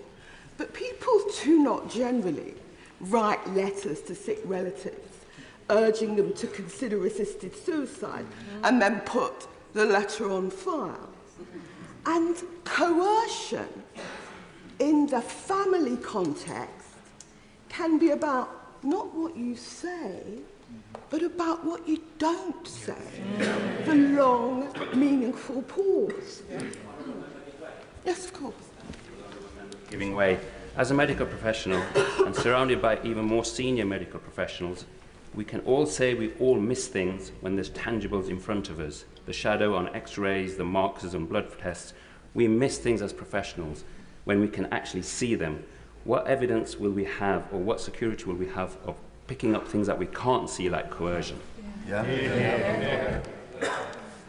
is the point. Coercion is something that you will have no material evidence of and that you cannot see. People keep saying that this bill can't be amended, but of course any future government could bring in new clauses. And we can see what happened in Canada, which introduced assisted dying in 2016 for adults with terminal illnesses. In 2021, it was extended to people with no terminal illness and the disabled. And in March 2027, anyone with a serious mental health problem will also be eligible. The House should remember that no single organisation representing the disabled supports this bill. Would the Honourable Lady give way? Thank you. On that point, my daughter Maria lived her life with severe disabilities and health conditions, and since her birth, we were told many times that she might have only 6 months to live. She lived for 27 years. Crucially, Maria was non-verbal. And I am filled with dread and fear for those other people like Maria who are non-verbal and don't have that capacity, and what might happen to others like Maria if they aren't loved and cared for and have somebody speaking out for them. I have heard so many stories like that. This arbitrary cut-off of 6 months, it doesn't necessarily meet with the reality of sick people. Right Honourable Lady for giving way, and I think the case of Maria and others is one that should give us all pause. But does the Right Honourable Lady agree with me? 2/3 of the Cabinet, apparently in principle, support this measure. We should reject it today, but we should as a House commit not to go another 10 years of ignoring this topic, but to come forward in a considered way and ensure that it is looked at properly, and we do everything possible to have a system which is more robust, more caring, and ensures good outcomes for people like Maria. So say that we must try and keep to the time limit. Dinah. I agree with the Honourable Gentleman, and as I said right at the beginning, I am not against assisted dying in any circumstances. If this bill passes, we will have the NHS as a fully funded 100% suicide service, but palliative care will only be funded at 30% at best. The former member for Dunfermline East, Gordon Brown, has said recently, we need to show we can do better at assisted living before deciding whether to legislate on ways to die. I represent very many vulnerable people in marginalised communities. I cannot vote for a bill where I have doubts about whether they will be protected. We can come back, we can have a commission, we can craft a better bill, but I will not be voting for this bill this morning. Andrew Mitchell. Up to 8 minutes. Thank you very much, Mr. Speaker. I want to make just three brief points. The first one, Mr. Speaker, is that I have completely changed my mind on this subject since I entered the House during the last century. And the reason for that is that I've sat in my advice surgery and I have had tears pouring down my face listening to constituents who have set out so clearly, speaking with such emotion about how their mother, brother, father or child has died in great pain and great indignity. And I strongly support this bill. I want to congratulate the Honourable Lady for the excellent way in which she has presented it. But I believe that we should give our constituents, our fellow citizens, this choice. I want this choice for my constituents. I want it for those whom I love. And indeed, I want it perhaps one day, Mr. Speaker, for myself. The current law forces people I'm not giving away, I'm afraid. The current law forces people to plan their deaths in secret. Their bodies are found by their loved ones. They often die in the most horrific circumstances. They have no chance to say goodbye to their loved ones. It is devastating for their families. And the former Health Secretary commissioned the Office of National Statistics to try and find out how many people who committed suicide every year were dying people, and the figure was between 300 and 650. The second point I want to make is this. In our democracy, it is we, the Commons, who must make this decision. It is only we, elected by our constituents, who have the legitimacy to do this. It is not the DPP, it is not the CPS, it is not the police, doctors, or even unelected members of the House of Lords. It is this House of Commons that must make this decision. And let us be clear, Mr. Speaker, that we, all of us, on both sides of this debate, strongly support the increase in the quality and extent of palliative care. For me, this debate is about extending choice. Choice in very narrow circumstances, as the Honourable Lady has so clearly set out. The choice not to be forced to end your life in pain and indignity, and in very narrow and heavily regulated circumstances, as this bill sets out. There is no element in this bill that talks about intolerable suffering. Many believe that this bill is too narrowly drawn. I stand by the Honourable Lady's drafting. We remember that in Oregon there has been no serious attempt to change or amend the law. I had the privilege of speaking to an NHS consultant last year on the day before she headed to Dignitas. And she said this, Madam Deputy Speaker.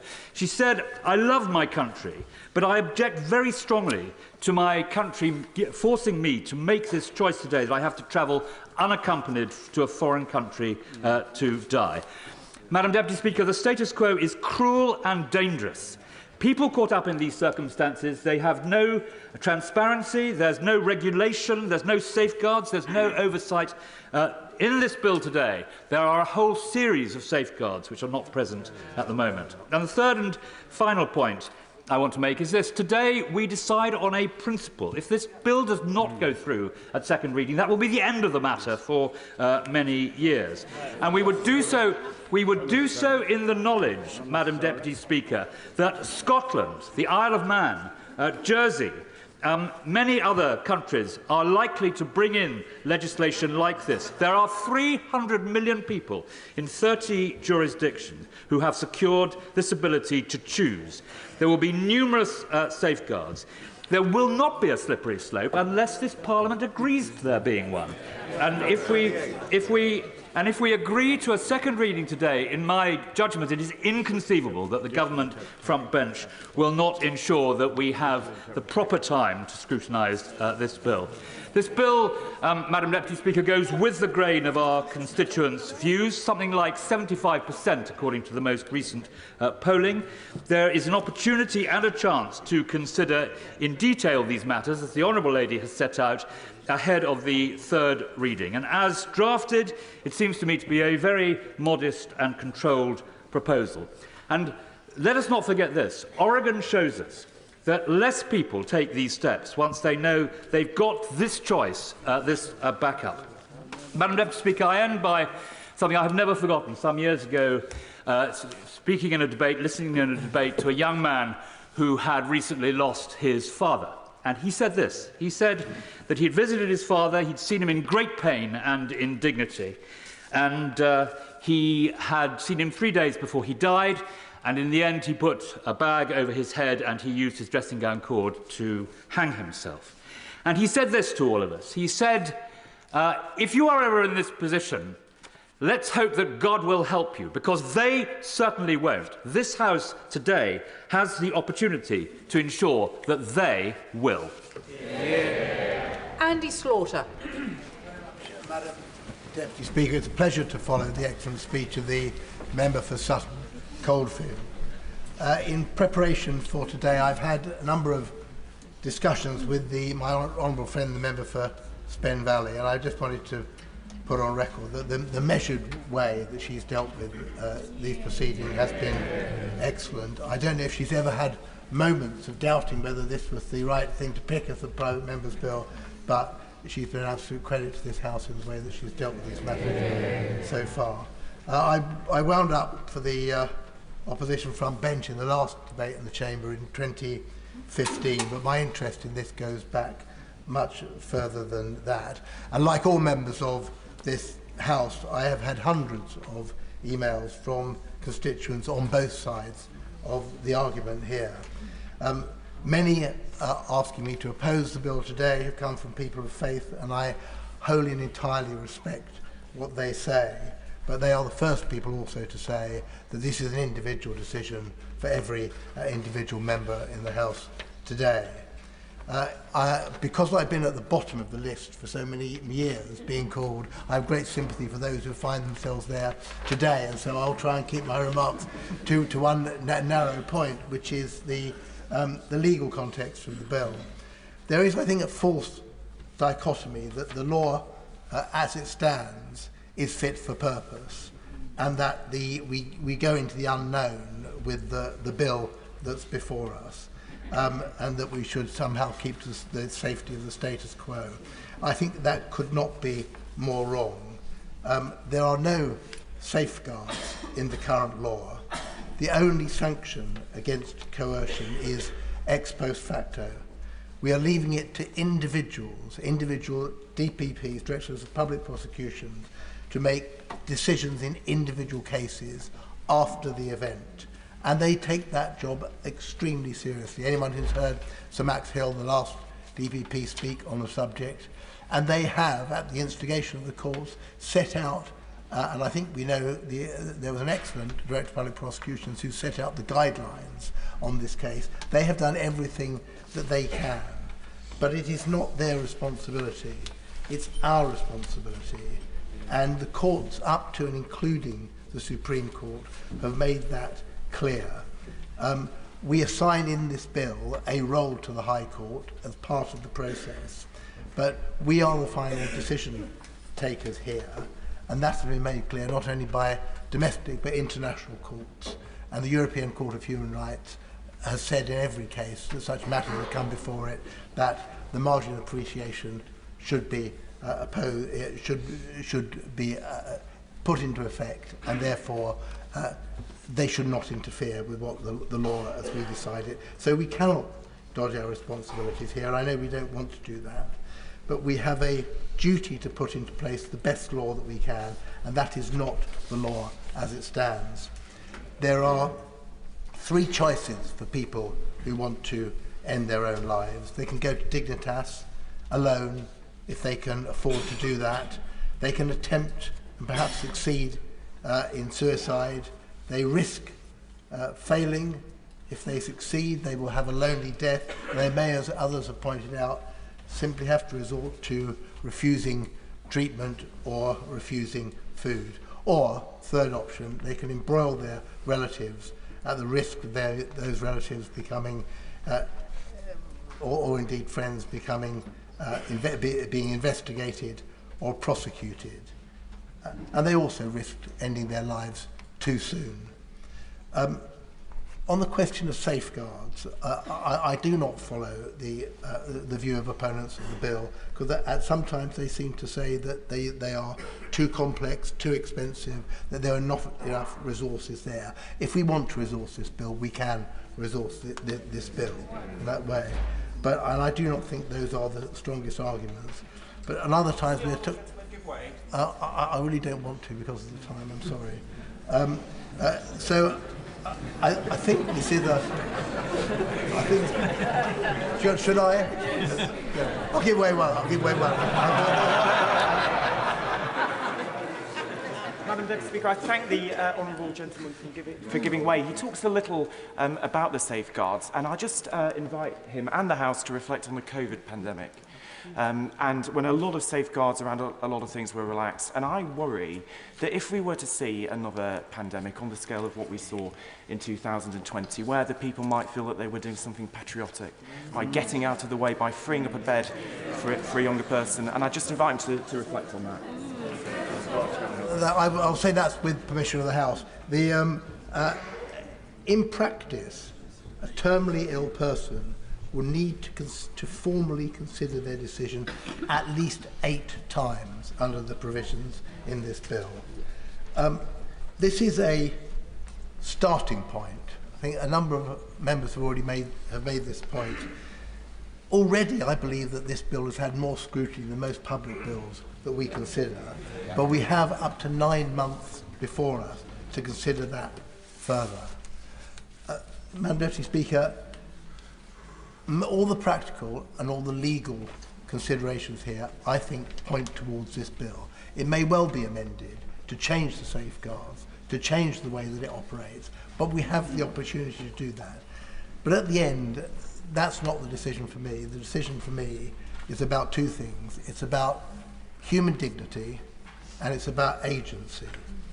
And I would like to think that even at the end of life, no, especially at the end of life, when someone may be at their obviously have their faculties, but maybe at their weakest ebb, that they can still exercise that agency, they can still make those decisions for themselves. They can have the longest life they can, and they can end that life in the way that is most beneficial to them, their loved ones and their family. That is simply not happening, and by voting against this bill today, you ignore those facts. One of them. Kit Malthouse. Deputy Speaker, when I was a child, my parents shielded me from death, and centuries of art and literature and religion taught me that death was something noble or even slightly romantic. When I became an adult, I learned pretty quickly that that was not the case. For far too many, it is anything but, certainly not noble. The deathbed for far too many is a place of misery, torture and degradation, a rain of blood and vomit and tears. I see no compassion and beauty in that, only profound human suffering. And in 10 years of campaigning on this issue, I've spent many, many hours with dying and bereaved people that have time and time again reinforced me of that view. Now, I'm co-sponsor of the bill, and I'm chair of the All-Party Group for Choice, co-chair of the All-Party Group for Choice at the end of life. And I could give a speech that was going to promote the bill, but my honourable friend, and I do call her a friend, the member for Spen Valley, has done that remarkably well. So in my speech, I wanted to address some of the common issues that have been raised, and no doubt will be raised during the debate with which I struggle. The first is, no doubt, we're going to hear an awful lot about the overseas experience. Well, I'm married to a Canadian, and I can tell you they love their children just as much as we do. The idea that they, the Australians, the New Zealanders, the Spanish, the Austrians, care little for their relatives or indeed for the wider society in which they live is frankly offensive. And we should not pretend that somehow here we are special or different. They have thought as profoundly on these issues as we have over the last 10 years. And we can learn from them and design a system for our own sensibilities and culture as they have done too. They all have different laws on abortion, some of which we would not pass in this House. That doesn't mean to say we shouldn't have abortion laws here either. We are a 1,000-year-old democracy. We should be able to design legislation that deals with this issue for ourselves. The second issue that's been raised with which I have struggled is the issue of the impact on the NHS and on judges. These people are already dying. They are already in the National Health Service. They already are entitled to care. And even if you think there is an impact, are you seriously telling me that my death, my agony, is too much for the NHS to have time for? Is too much hassle? Or even the claim that it would overload the judges, that I should drown in my own fecal vomit because it's too much hassle for the judges to deal with. We send things to the NHS and the judges from this House all the time. Is anyone suggesting that we shouldn't be creating a new offence of spiking because the judges are overworked, which has come through this week? Of course not. They will cope as they have done with all sorts of things that we've sent from this House over the years, and we should not countenance the idea that some logistical problem is going to get in the way of giving us a good death to our fellow citizens. And then I wanted to address the notion, or address directly those people who are considering voting no, and to make sure that they are clear in their own mind that a vote against this bill today is not a passive act. There are two states of being on offer today, and I have to break some news to you. Whatever happens to the bill today, people with terminal illness will still take their lives. If the bill falls today, we are consigning those people to take their lives in brutal, violent ways, as they are doing at the moment, or for increasing numbers of our fellow citizens to make the trip to Switzerland if they can afford it. We know that between 600 and 700 people a year are killing themselves in violent ways, shooting themselves, throwing themselves in front of trains, taking overdoses in lonely, horrible circumstances. Many, as I say, are going to Switzerland. More than that are lying in hospital. I guarantee there will be somebody over the river in St Thomas's now who is refusing treatment and starving themselves to death because they cannot face what is in front of them, by all means. Would you agree with me that we had a choice today? We've come here today to debate assisted dying. We could have come here today to build cross-party consensus on how to finally, once and for all, fix palliative care in this country. We could have come to look at a funding consensus, and that does need to be cross-party. So I agree with this point that no is also a choice, but what can follow on from that should be a cross-party consensus on how we fix palliative care. Well, I agree with the honourable gentleman, and isn't it a surprise the conversation about palliative care has started? McBride. We weren't having it before this bill came forward. And the evidence from the Health and Care Select Committee, which was published just in February this year, shows that palliative care and assisted dying go hand in hand. I won't, thank you. And improvements go hand in hand. What medics from across the world told us is that the two are complementary. And that in places like Australia, where I discussed this with a palliative care doctor who was against the introduction of it when they were contemplating it, she now finds it an invaluable tool. She embraces it as something that her patients want and need. And my concern today, frankly, is if this bill is turned down as it was in 2015, exactly the same thing will happen, which is the conversation about palliative care will wither, as it has done for the last 10 years. I wanted to illustrate this with a story that has particularly affected me. Mark Crampton was a former police chief inspector who was suffering from COPD. His COPD became too much for him, and so he informed his family that he was going to take his own life.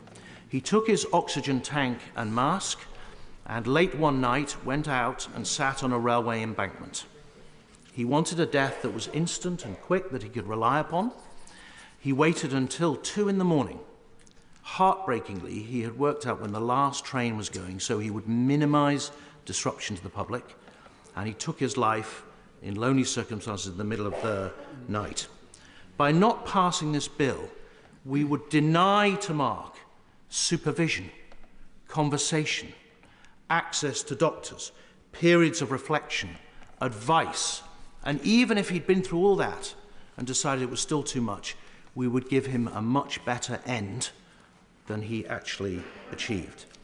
Be clear, as I say, whatever happens to this bill, terminal people will still take their lives. And to the honourable gentleman who says that people dying in agony, hundreds of people dying in agony every year, is a price worth paying for the good of society, I have to tell him I find that an appalling prospect.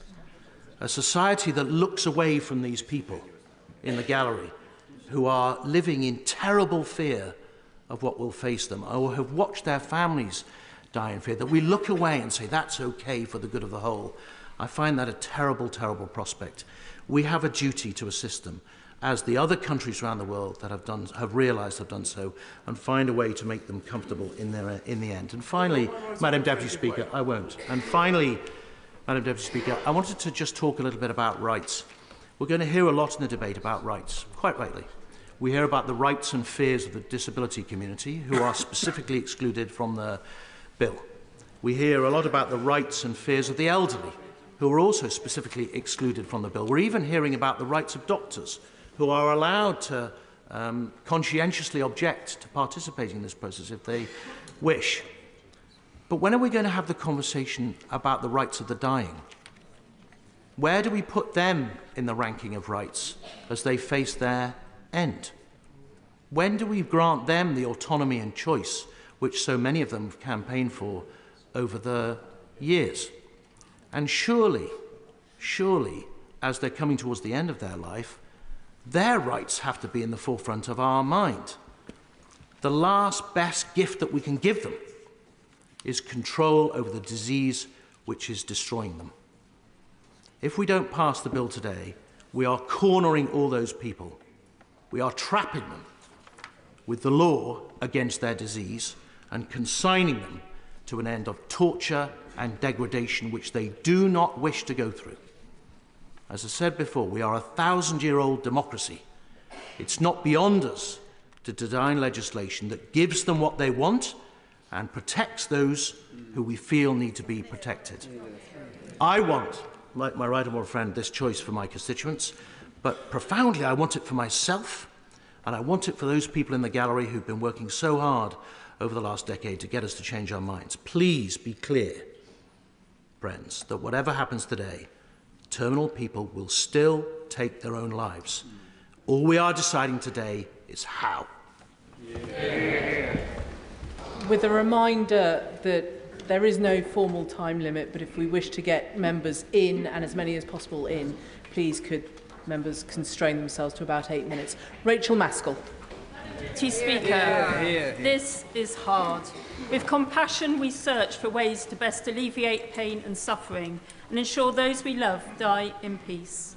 Initiated by this bill, focus has rapidly turned to caring for the dying, optimising every moment of life, life that we want to hold on to, yet breaks us, knowing that at some point we have to let go.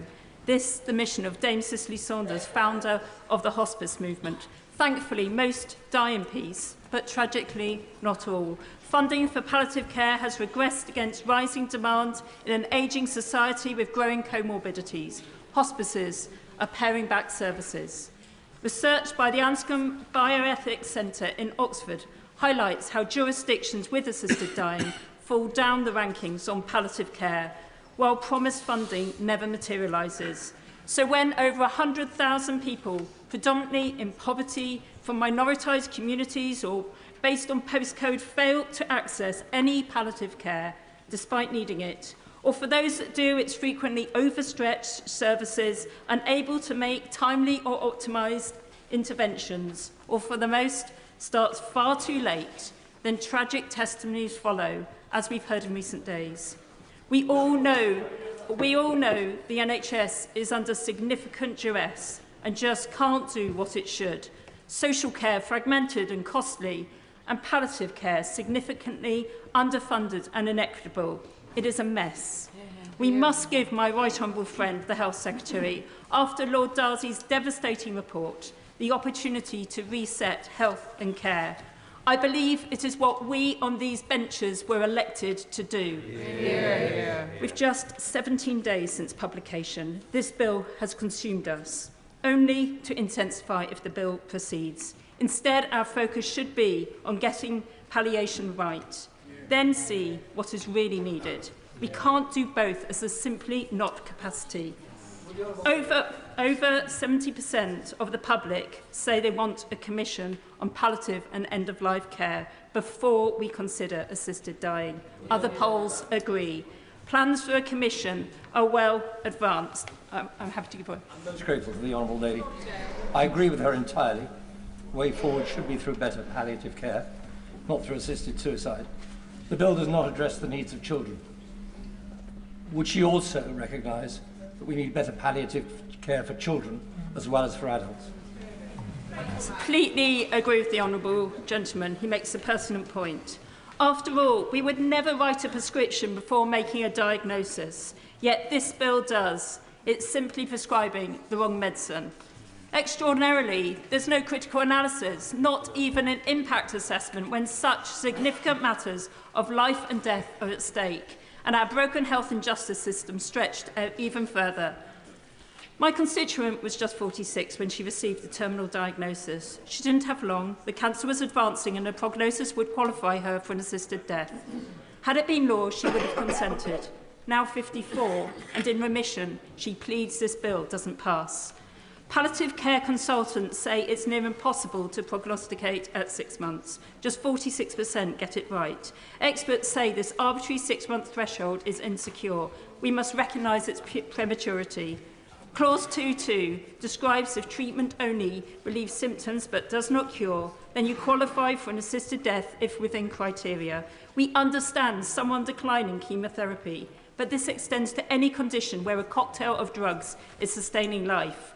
You may only be 18. It doesn't need a change in the law. It's written in this bill. My greatest concern, coercion. We live in a coercive society. The UK spends 40 billion on advertising. Ever more powerful algorithms drive us to content online, while we recognise coercion in relationships or elder abuse. In dying, where there is malign intent, this bill fails to safeguard. Often years after coercion do people recognise it, yet within a month you could be dead.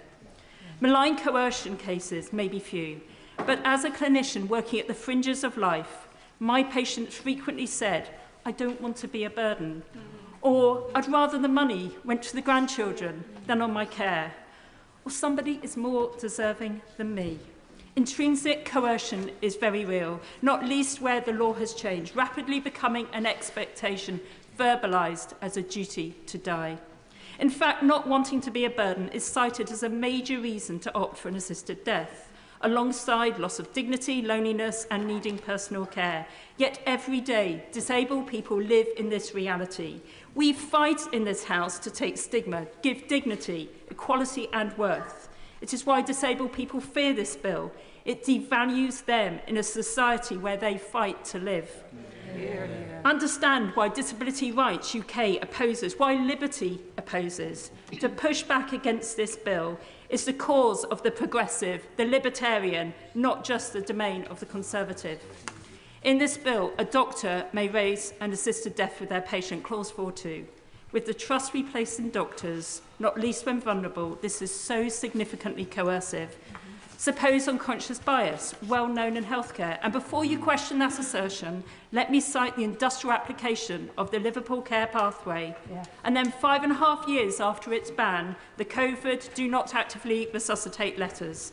Evidence shows disabled and ethnic minority people experience bias in healthcare. If you stand for equality, you'll recognise the safeguarding failures in this bill, while not wanting to encourage suicidal ideation. In jurisdictions where there is assisted suicide, rates rise 6% higher.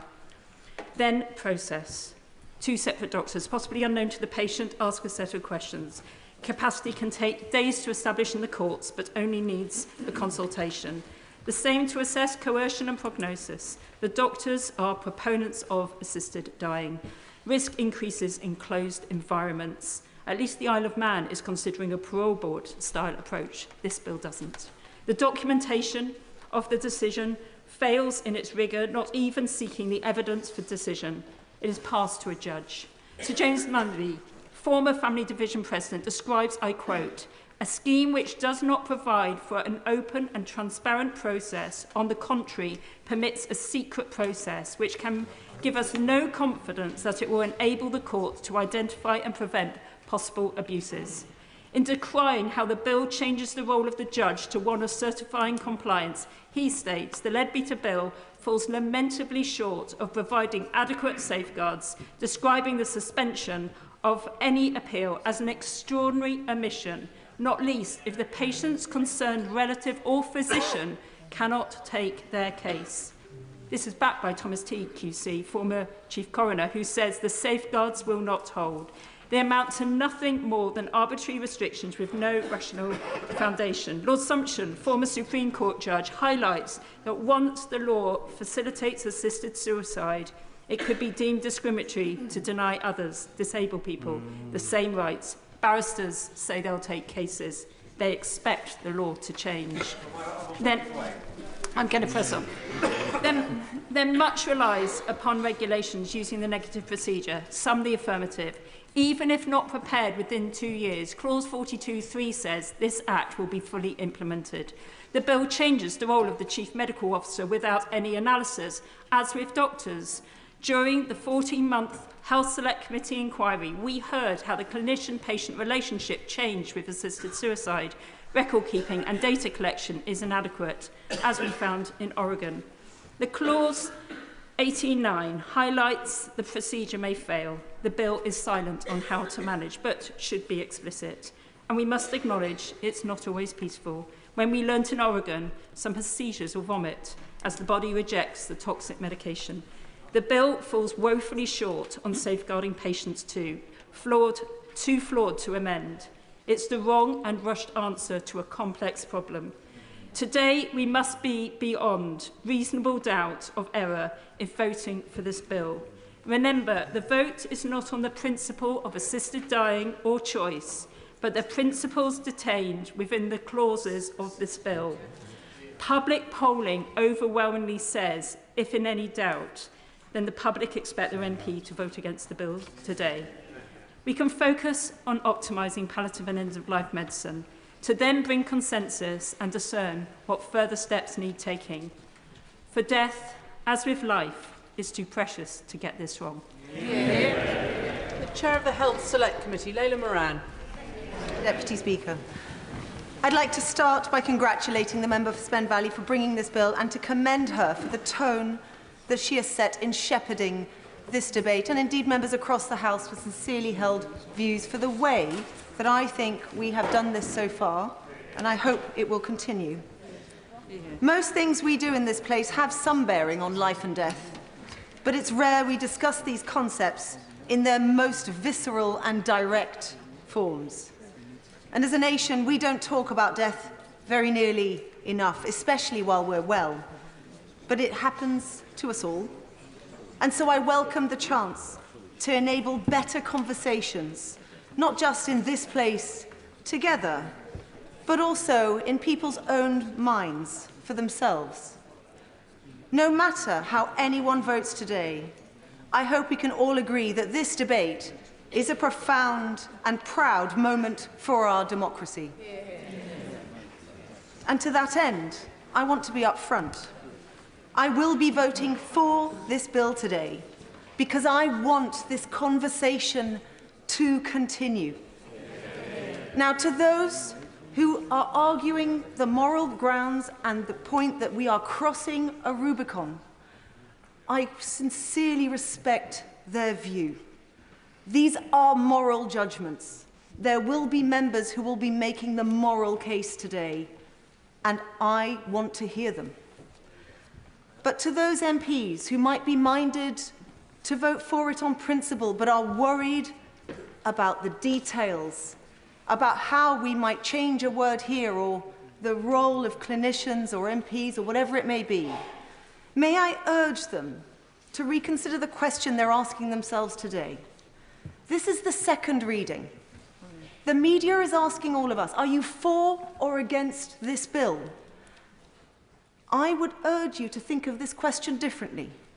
The question I think we and I will be answering today is, do I want to keep talking about the issues in this bill? Do I want to keep grappling? One second. Do I want to keep grappling with the detail until I get to third reading, where I might reserve the right to, at that point, vote no? You can decide the question for yourself. I give way. I appreciate her giving way, but she is misrepresenting what we are doing at this point with this bill. We are speaking about the specifics of this bill. This is not a general debate. This is not a theoretical discussion. It is about the specifics of the bill, and my honourable friend has highlighted numerous deficiencies. I'll give you one example. If this is such a good thing to alleviate pain and suffering, a right that we should be proud to pass, why are we denying it to children? If it is a positive, why are we denying it to children? We're discussing the specifics. May I give way or give way. May I thank him for his intervention? And all I would simply say is that might be something he might want to put in Bill Committee at later stages. But for those, it is important that members appreciate they can vote yes today and vote no later. Now, I want to come on to the point about palliative care. This is really, really important. Now, the message from the sector, from patients, and from their families is crystal clear. It is not good enough, and we must do better. I will, of course. I thank my honourable friend for giving way. Would you agree with me that this isn't a choice between palliative care or assisted dying, but actually the two can go hand in hand? But with the knowledge that if palliative care doesn't provide the individual with the comfort they require, that they would still, with this bill, have the option to decide how they want to end their lives, rather than potentially drifting away without being able to have that final cuddle or to say that final goodbye. I'm extremely grateful to him, and I think this debate around palliative care needs to be had. My concern is that we have not had any firm commitments from government, other than woolly words, about how they are actually going to tackle this. My concern is that a Royal Commission pushes this into the long grass, and I say to the Secretary of State, who's in his place, the gauntlet has been thrown down. If he wants someone like me to not vote for this bill moving forwards, I would say to him he needs to do two things. One is put firm commitments on palliative care on the table that resolve them within the next 1 or 2 years, but then also commit to afterwards bringing a bill like this back in government time. Without those firm commitments, I will continue to make the case for continuing to want to see progress. I will give way one more time. I'm very grateful to the Honourable Lady, and she and I come to this from different places. I will be voting against this bill today. I agree with her and indeed with all those members that have spoken about the need to massively improve palliative care. But she comes from this to a place where she says we can address some of those concerns at a later stage. How does one address coercion and guilt through legislation? Extremely grateful to him. And these are conversations I want to keep happening. But the other thing I would say is there might be people who are, I would say to those who say, how do we do this better, and are using those process arguments, what does the bill that does address assisted dying look like that you might vote for? And if the answer is that there is none, let's be honest about that. Now, I want to end by actually giving over a tiny amount of my time to someone who's in the gallery today. Tracy, who I can't see right now, but thank you for coming. And what I said to Tracy, who is a constituent of mine, who I met, is that I would allow just some of her words to be spoken today. Tracy was 58 when she was diagnosed with incurable stage 4 breast cancer, which spread to become a brain tumour in 2023. It was successfully removed, but Tracy lives every day knowing her cancer is likely to return. And this is what she wants us to hear. Despite this prognosis, I can honestly say I'm a happy person now. I feel lucky to have made it to 60. There is just one black cloud on the horizon for me, and that is the way I will die. I am terrified that I will suffer a long, painful death. If I knew I had the choice to have a good death, these worries would disappear. Please change the law so I can live what life I have left, safe in the knowledge that I have a choice about how and when I die. If you do this, I will be able to live even more happily, knowing that I do not need to worry about the prospect of a cruel and painful death. So I will simply end by saying there are sincerely held views today. Let this be the Parliament where we ensure, regardless of how we vote today, that we give people a good death. Tonya Antoniazzi. I have led two Westminster Hall debates for the Petitions Committee on this subject of assisted dying. I have grappled with this, I still do, and when my honourable friend, the member for Spen Valley, was speaking earlier, I had a packet of tissues and I made swift work of them. It really is so difficult for so many of us, with personal experience and also with our own thoughts. It is our privilege, it is genuinely our privilege to be able to say that this is what we want or what we don't want, because we may not be facing that right now in our lives. But when you are, and I will be voting for the bill today, when you are, you think about it deeply. And I think about this all the time. I really need to maybe get a bit of a life, but it really, really is something that bothers me.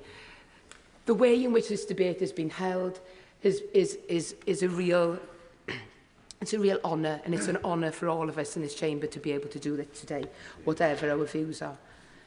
But I have to say that it's just not easy, and I want everybody out there to know it's not easy. It's really, really difficult, and it's difficult for those on opposing sides. But I'm going to get to the bill because, as it's been pointed out, that is what we are here to talk about, and not get overly emotional. But I want to talk about the bill, and I want to talk about how it impacts in Wales. And these are things that I hope that we will be able to amend the bill to take consideration of, and I hope that we can look at this in detail in the Lords. I believe this bill should pass today because we need to discuss this and we need to know how it's going to work. And as it's currently drafted, I think we are going to have to look to Welsh Government and to see if there needs to be a legislative consent motion, because it doesn't seem to engage with the Sewell Convention in a substantive way. And some of the issues that have been raised with me are that the bill places multiple duties on the Secretary of State in England around code of practices and providing assistance with the NHS. And the Welsh Government needs to be happy with the Secretary of State in England in deciding how services are provided within the Welsh NHS. And there will need to be an amendment, which I suspect will then engage with the Sewell Convention. The need for subordinate legislation to enact this bill is really complicated, and we need to see how this will be passed here in this place. And so there are issues around the code of practice, because some of them have devolved. And I just want to highlight that today, because we need to be mindful, regardless of the emotional stories that we are going to be hearing in this place. It does have an impact on legislation in Wales, and that's very important, that when this bill does go through, or if it does go through today, that those discussions are had, because everybody's lives matter and we have to get this legislation right. But on that note, Madam Deputy Speaker, I don't want to take up any more time, but thank you to all of my friends, and thank you to the Honourable Member for Spen Valley, because you have been an absolute gem. So thank you ever so much. Thank you. Dr. Ben Spencer. Thank you, Madam Deputy Speaker. Prior to my election to Parliament, as a consultant psychiatrist with a PhD in decision-making capacity, under Section 9(3)(b) of this bill, I would have met both criteria to be a medical expert assessor. So I've got a particular perspective as someone who, in different circumstances, might have been called on to do these assessments. I strongly believe that we should respect and support the right for bodily autonomy in people with full decision-making capacity, subject to the caveats that this does not cause serious harm to others. I argued for this when I was on the working group of the Independent Review of the Mental Health Act and on the Pre-Legislative Scrutiny Committee for the new bill, legislation which, amongst other things, aims to prevent people from coming to harm when suffering from severe mental illness. These reforms were debated in the House of Lords this week and demonstrate how Parliament should legislate in complex areas that balance individual autonomy and risk. In contrast, as a private member's bill, there is limited ability for scrutiny of this bill's provisions. It has had no independent review, no pre-legislative scrutiny, and no impact assessments. Many MPs support the principle of assisted dying but have concerns over implementation, resource implications and safeguarding, which is why I, along with other colleagues on both sides of the House, tabled a reasoned amendment to this bill calling for an independent review and consultation before a vote in Parliament to provide a third way through. And I'd like to thank the members supporting the amendment, particularly the members of Shipley and Twickenham, for their work and extensive and careful consideration of this area. While the general debate on assisted dying may focus largely on the principles, legislation must address the limits to and safeguards on consent. Should people be able to agree to a medically assisted death? If so, what, if any, restrictions should there be on people who can make this decision? Age, capacity, terminal illness, intolerable suffering. And then, what safeguards are there to uphold these limits and prevent abuse? Assessments by 2 doctors, judicial scrutiny. Given that the main argument I see in favour of assisted dying is the exercise of personal autonomy, I believe the most substantive issues we need to wrestle with are the limits that we set to it. Why is this bill limited to the terminally ill, and not those suffering, but not terminal? What even comes within the scope of terminal illness, as with the refusal of treatment and medication, conditions such as type 1 diabetes and HIV can be designated as terminal despite being fully treatable? There are many questions, but in this bill, the most prominent problem is that in a legal context, if the availability of assisted dying is limited to only those who are terminally ill, it is discriminatory to either those with or without terminal illness. Either their right to autonomy is greater than others, or the values of their life is worth less. We must also ask if can autonomy be exercised where there is no choice? If good palliative care is simply not available, can we really rely on this as a true and free decision? I would argue we can't, and this bill does not safeguard against coercion through state neglect. But I would usually always, but unfortunately it will impact another member speaking, so apologies. Perhaps fundamentally, for me, given my interest in capacity, is that we have not considered how much human decision-making is driven by altruistic intentions. I did it for my children is rightly a primary motivation for many in many settings. But as a society, are we comfortable with the decision to seek a medically assisted death to not be a burden to one's family or to save them money? This won't impact capacity. We can't pretend that capacity assessments are going to be a shield for these moral concerns. Where is the line, if there is one, between indirect coercion and the natural human responses in a stressed family unit looking after a sick loved one?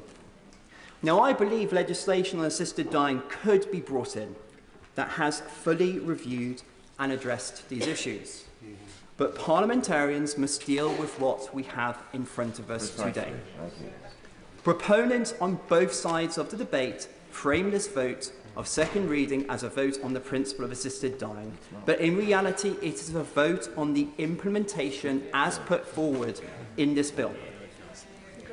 As a former mental health doctor, I'm most proud that I was there for the most vulnerable, and today I think about those without a voice in this debate or in the TV studios.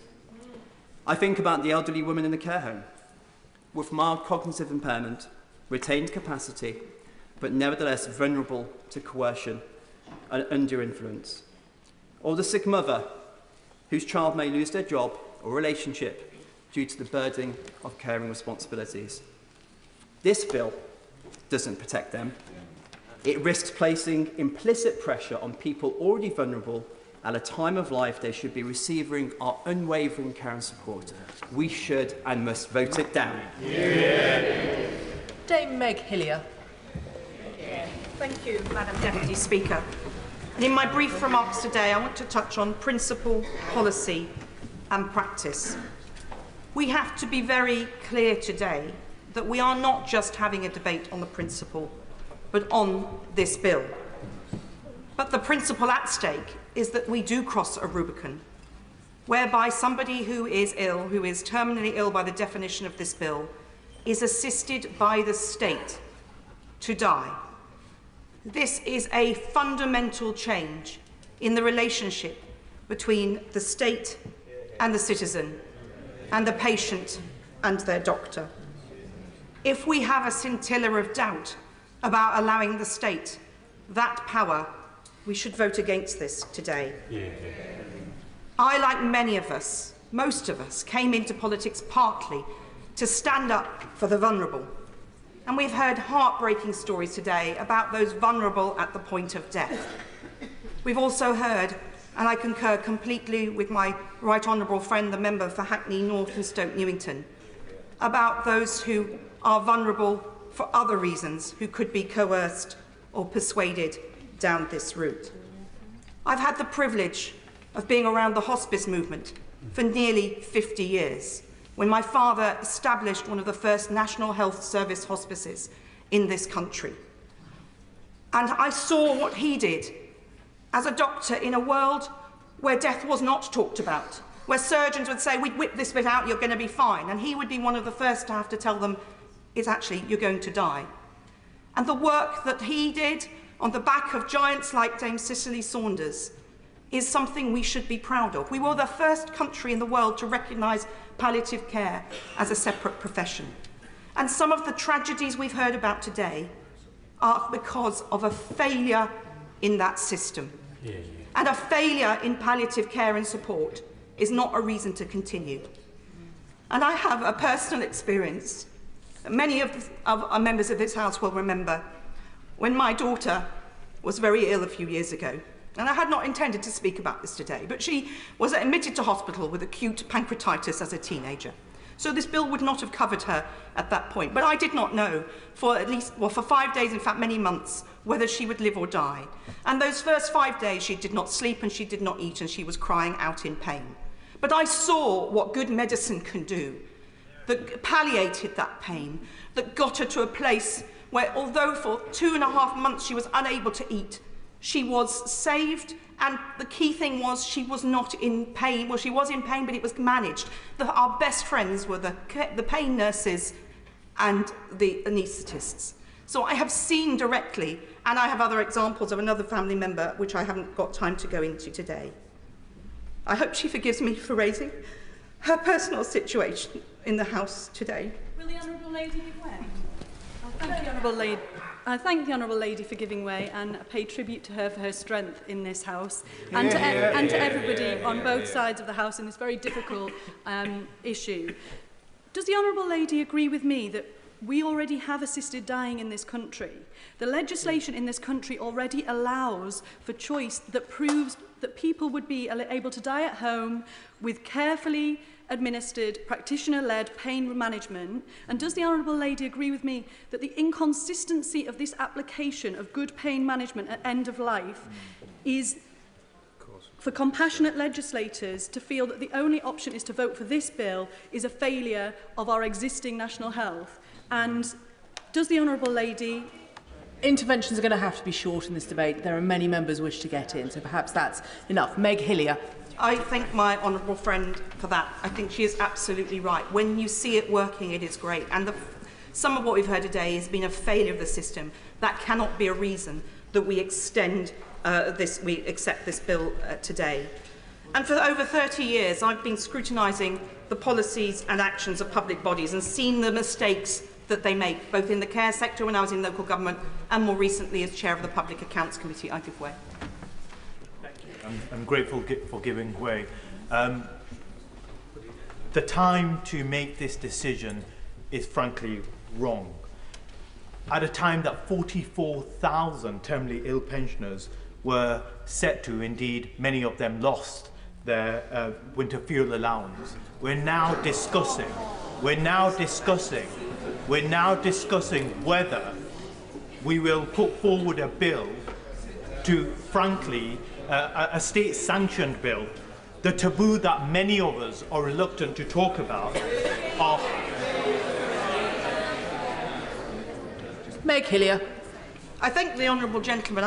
What I do agree with him on is the time is not right now. We have not had the proper discussion about palliative care. Some of us have been trying to talk about this for many years, and we need to make sure that this debate does not stop today. But this bill must stop today. It is not developed to deliver that palliative care resource that we need. And I do want to touch on the policy, but I just want to pick up on my final point before I took the intervention, that we've seen many systems of failure, whether it was contaminated blood, many whistleblowing in the NHS repeatedly showing failure in the system, and there's great trust for those supporting the bill that these safeguards will deliver. And I won't go into the details as others have already done that, I'm sure many more will. But we made coercive control in this House illegal in 2015. And yet this bill, although it talks about the safeguards, I fear that it will not pick up coercive control. We ruled it as illegal, and we thought that was a moment of progress in this House. And then, because of the time, Madam Deputy Speaker, I'll move on to some of the practical challenges of delivering this. My constituents are struggling to see doctors face to face. To see the same doctor twice feels like a miracle in modern Britain today. And my right honourable friend, the Health Secretary, is trying to sort this out, but it's going to take a long time. We need to make sure that we sort out our buckling health service, support palliative care, and make sure, yes, that we discuss what a good death is. A good death that Cicely Saunders triumphed and campaigned to make sure we had one of the best hospice movements in the world to deliver. If you have any doubt in your mind about this bill impacting on people who do not have the capacity, who aren't the people in the TV and radio studios talking about it, those in my constituency who have poor English, or the woman who came to see me only a month ago with terrible pain from a gallbladder, a simple day operation, but she didn't understand what the doctor had told her. She wasn't sure, she wasn't going to have it out because she didn't know what it meant to be without a gallbladder.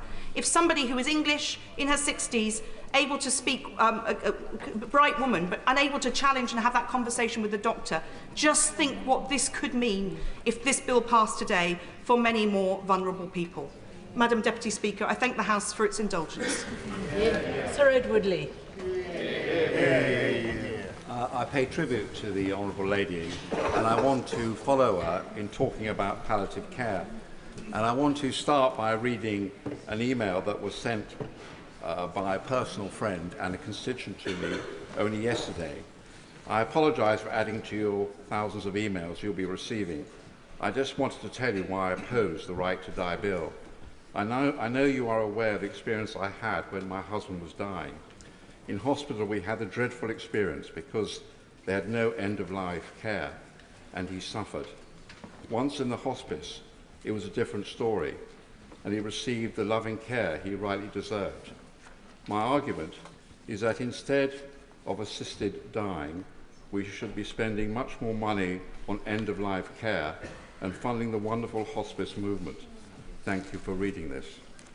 And I want to read another letter from a doctor, which I think encapsulates some of the problems that we are encountering in this issue. Only recently, I was giving my condolences to a grieving woman who had lost her husband in the early hours. He'd been given a few small doses of pain relief and mild sedatives over the last few nights for symptoms control, and had passed away peacefully at her side. She asked me in all seriousness, "Doctor, did the nurses give him something to make him die quicker last night?" This was an awful, lingering doubt that she had. I was able to firmly reassure her that no, the medication would not have sped up his passing. For her and the vast majority of other patients, doctors are there to prolong life and palliate symptoms. Were this to change, then we would not be doctors in the eyes of many, but bringers of death, agents of a state which counts its weakest members as expendable and worthy of nothing but an early grave. I do not want to be a member of a profession which has that reputation or role. So those are two witnesses that have written to me, and I have taken an increasing interest in this whole issue about palliative care, and I think that the law, frankly, will he forgive me because I know that so many people want to speak. I just want to develop this argument and then I want to finish. The law is so unclear. I've talked to a number of palliative care specialists, and they say that you can give as much morphine as you want to a patient and you will not kill them. But there's real doubt in the minds of the public. And I think a lot of the impetus around this debate and why people apparently in these opinion polls are supportive of this measure is that they are terrified of dying in pain.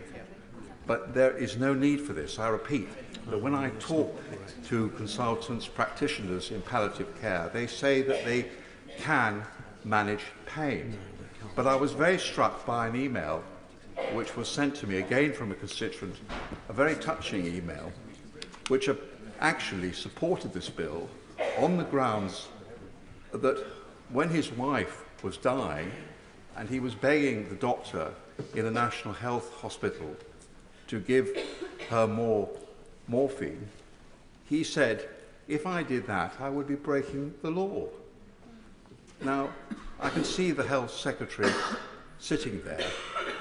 I really think that if we are going to have a serious debate about this, we really do need to have something equivalent to a Royal Commission to actually determine what doctors can or cannot do.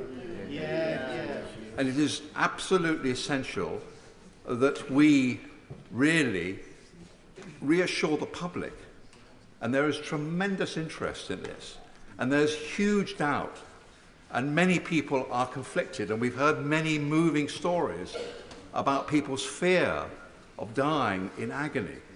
But until we clear this up, I don't think that we can make the progress that this issue deserves. So, yes, we have to fund our hospice movement seriously. It is very worrying that we're going to fund the NHS to fund death, but we're not adequately funding our hospice movement. So before we take this momentous decision today, and I think we've got to be realistic about it, if this bill was to pass at 2:30, that would be it. I don't personally believe that a private member's bill, which only has 5 hours of debate and many members of Parliament will not be given time to speak, I don't think a private member's bill is the right mechanism. Now, in the last Parliament, I know that we had, this was a very different issue, but we were discussing a certain subject we all know about. In the last Parliament, we had hundreds of hours of debate, questions, scores of civil servants were crawling over the issue. Surely this is even more important. Surely we should have had more than just 2 or 3 weeks to consider this bill.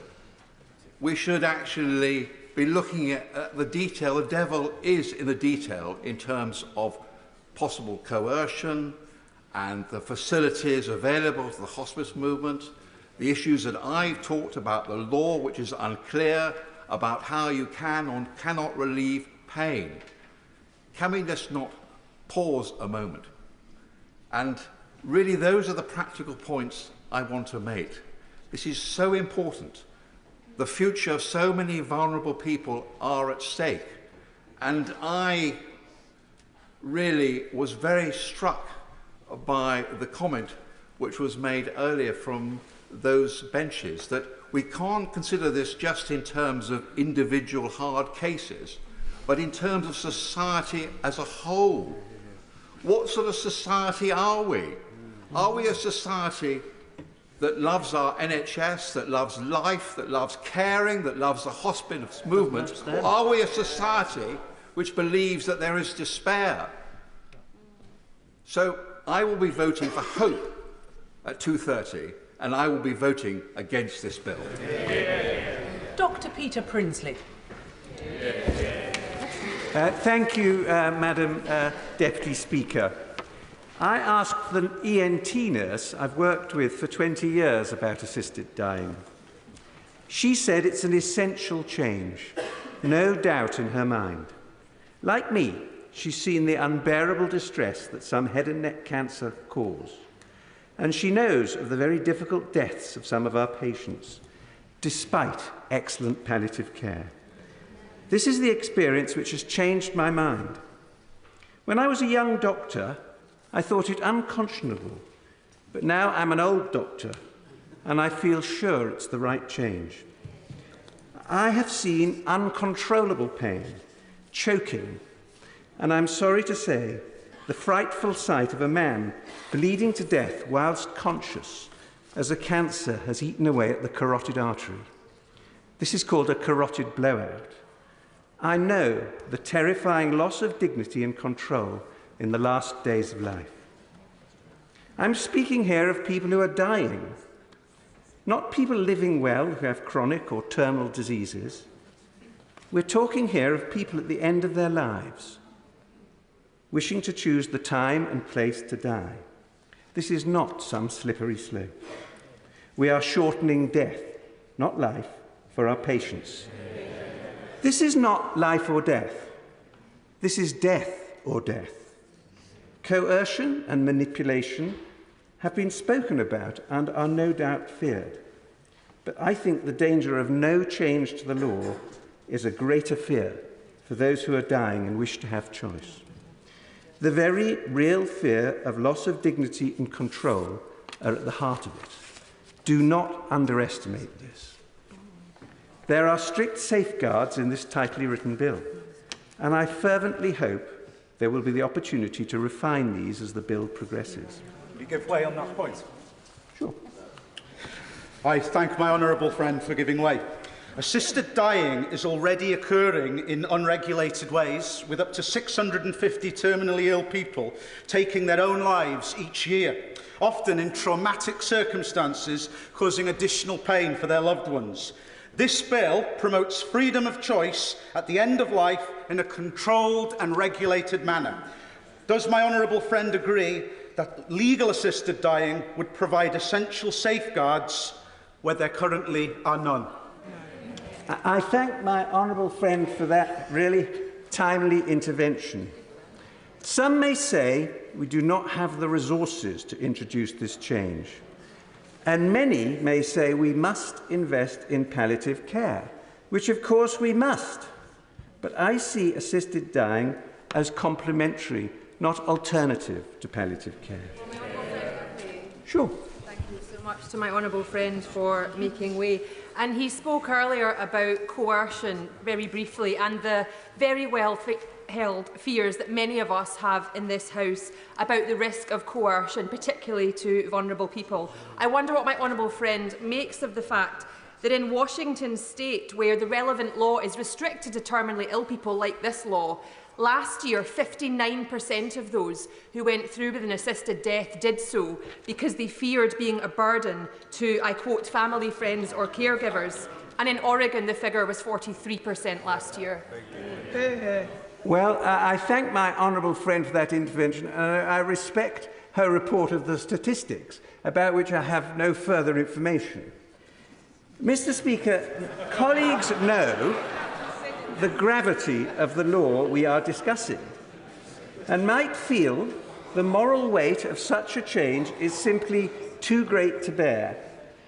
They may fear that our wisdom is insufficient, but I urge us to be brave today and allow this bill to progress in the new Parliament.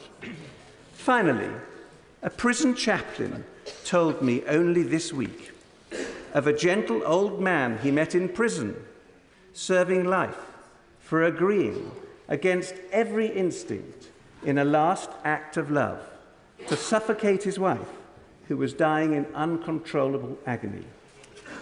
We are a compassionate people, and we can do much better than this. Thank you. Colleagues will realise we only have a few hours to go, and without absolute speaking limits, if colleagues could keep their contributions to shy of 5 minutes, I'll do my best to get as many people in as possible. I call Tim Farron. Thank you, Madam Deputy Speaker. The motives of those proposing this bill are grounded in compassion. And in the heat of this debate, I want to seriously acknowledge this, particularly in the person of the Honourable Member for Spen Valley, who has conducted herself with great dignity throughout this. Neither side has a monopoly on compassion. I personally will always be affected by watching my mum suffer at her death at the age I am now. So let us not think badly of one another's motives. Let us instead be courteous and let us be curious. My opposition to this bill is grounded in compassion. To legalise assisted dying is to create the space for coercion. That will undoubtedly see people die who would not otherwise have chosen to do so. There are no safeguards in this bill that will prevent this. Indeed, to be fair, I better not. To be fair, none would be possible, even if we weren't going through this hasty process. First, there is the risk of self-coercion. Many of us will have had older relatives who've uttered words similar to, "I am a burden to you, you'd be better off without me." So we know, don't we, all of us reasonably, instinctively, that people will present, make it as making a sovereign choice, but it will be a choice born out of coercion. Unless there is a clause in this bill that I've missed to employ mind readers, then of course no amount of doctors, safeguards or bureaucratic mechanisms will prevent those who self-coerce from opting to die simply because they assume that no matter what their loved ones say, everyone will be better off if they were dead. To add to the stats that we just heard from the Honourable Member just a moment ago, in Canada, we know that more than 1 in 3 people opting for assisted dying gave the reason for choosing to die that they felt they were a burden on others. Honestly, I don't see we need any other discussion to push us into the no lobby than that clear evidence from where it's legal elsewhere. Secondly, there is coercive control, also being touched upon. In this Parliament, in the last Parliament I should say, we passed groundbreaking and long overdue legislation on domestic violence. As society's understanding of this often hidden evil has developed, our eyes have been opened to one horrific factor in particular, that of insidious, manipulative, coercive control. Thousands of people have been and are today victims of those who seek to manipulate their will, take over their lives and coerce them into believing that the perpetrator's will is actually their will. We know, all of us, through our constituency casework of people who have been victims. One common theme is that victims often did not realise that they were being controlled until long, long afterwards. It can take years for the penny to drop. I do not need to spell it out then, do I, that those coerced into choosing assisted dying, for them, that penny will never drop. They will no longer be with us. And third, people will choose assisted dying because of their pain when they wouldn't do if their pain was properly managed. Here is where the evidence from other countries becomes truly disturbing. In fact, terrifying. The countries in Europe without assisted dying increased palliative care investment in the last decade by more than 3 times more than those who had legalised it. In the United States, those states without assisted dying saw an increase in the size of their palliative care teams that was also 3 times greater than the increase in those US states that had legalised it. This is clearly no accident, no coincidence. Indeed, the group that has contacted me most vociferously against this bill have been palliative care doctors. I'm happy to give way. I thank the honourable member for giving way, and we're having this discussion today, and I have to pay tribute to the honourable lady for the way in which she's conducted this, but we're having this discussion in a sense that almost implies that palliative care right across the UK is of the same excellent standard everywhere, and I have to inform the House that it is not, and it is of deep regret that that is the case. I also want to say that I feel that I cannot stand by this today because there are many vulnerable, marginalised people that will be impacted by this. I want to support life, I want to affirm life, and I also want to do that with dignity. I do thank my honourable friend for her very important and powerful intervention. Those palliative care doctors who've been in touch with me know that to opt for legalised assisted dying is to not opt inevitably to divert resources away from palliative care. That is the evidence. I spoke to one of those palliative care doctors this week. She works in a hospice. She said the only patients I care for are those who are dying. All of us know what's coming. Assisted dying means a shift of focus away from helping people to live in dignity and comfort towards simply helping people to die. And then, Madam Deputy Speaker, it becomes a self-fulfilling prophecy, because let's not kid ourselves, palliative care is a postcode lottery in this country, especially for the poor, especially for the old. If the motivation of those who choose assisted dying is to end their pain, you can be certain, and I mean absolutely certain, that those NHS trusts with the weakest palliative care offer will be those with the highest incidence of people choosing to die. In other words, it was not really their choice at all. An observation made to me by one senior oncologist just last week was that there are fewer, more stressful situations in a person's life than to be given a terminal diagnosis. I remember being with my mum as she was given hers, to be told you are going to die. She then, the oncologist in question, explained that amongst terminally ill people, there is a vast amount of severe but undiagnosed depression and psychological illness, similar but distinct from the danger of self-coercion. There is nothing in this bill to safeguard against people who suffer like this from choosing to die before their time. Yet in so many cases, it will actually be people's mental health leading them to choose to die, and not mainly their physical condition. We simply cannot be all right with this, because here we are, on the precipice of agreeing to sanction and support the deaths of people in despair. A society has chosen a dystopian and contagious path if it chooses to facilitate the death of those who have a terminal illness rather than standing with them, weeping with them, valuing them and loving them against the desolation that any of us would feel if we were given a diagnosis of that sort. No wonder that the government's own suicide prevention advisor is strongly opposed to this bill.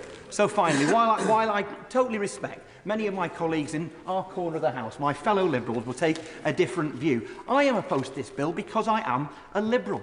Libertarians believe that personal liberty is so important that there can be no fetters upon it. But I'm a liberal, not a libertarian. I believe that freedom is essential, that the rights of the individual underpin a decent society, but that my rights must be held in check if they nullify your rights. Since we know, and we really do know, that to legalise assisted dying is to permit people to die who will self-coerce, to permit people to die as a consequence of manipulative coercive control, to permit people to die outrageously, not because of a real sovereign choice, but because of a heartbreaking Hobson's choice due to inadequate palliative care, then I have no right to impose that ultimate and most appalling constraint on the freedom of the most vulnerable people in our society. So I urge all of us to stand in defence of those most vulnerable people, to defiantly defend their liberty, to make a renewed commitment to world-class palliative care and to human dignity, and to reject this bill. Please, through consideration to colleagues, shy of 5 minutes, please. Marie Tidball. Thank you, Madam Deputy Speaker. Today's decision has been one of the hardest that I've had to make. In my career in disability law and policy, I chose not to focus on debates about whether disabled people should be born or whether we should die. Instead, I focused on enabling disabled people to live better, more fulfilling lives. Today, I find myself voting in a way that I thought I never would. I will be voting in favour of moving the bill to the next stage of the legislative process. That has been a difficult journey for me. I've arrived here by looking at the evidence, reflecting on my own lived experience and listening to the many constituents who've written to me in support of the bill, sharing their compelling and tragic stories of death. Death which didn't come with dignity or respect. In reflecting on my own life, one moment from my childhood stood out. When I was 6 years old, I had major surgery on my hips. I was in body plaster from my chest to my ankles, in so much pain and requiring so much morphine that my skin began to itch. I remember vividly laying in a hospital bed in Sheffield Children's Hospital and saying to my parents, "I want to die. Please let me die." I needed to escape from that body that I was inhabiting. That moment has come back to me all these years later. That moment made it clear to me that if this bill was about intolerable suffering, I would not be voting for it. I have subsequently had a good life, a fulfilling life, a life where I've worked towards ensuring disabled people are valued by our society. But that moment also gave me a glimpse of how I would want to live my death, just as I've lived my life, empowered by choices available to me, living that death with the dignity and respect and having the comfort of knowing that I might have control over that very difficult time. For so often, control is taken away from disabled people in all sorts of circumstances.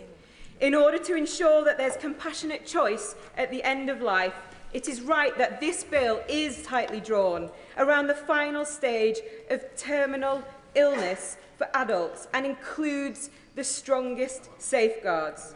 The choice of assisted dying as one option for adults when facing 6 months terminal illness must be set alongside the choice of receiving the best possible palliative and end-of-life care, or it is no choice at all.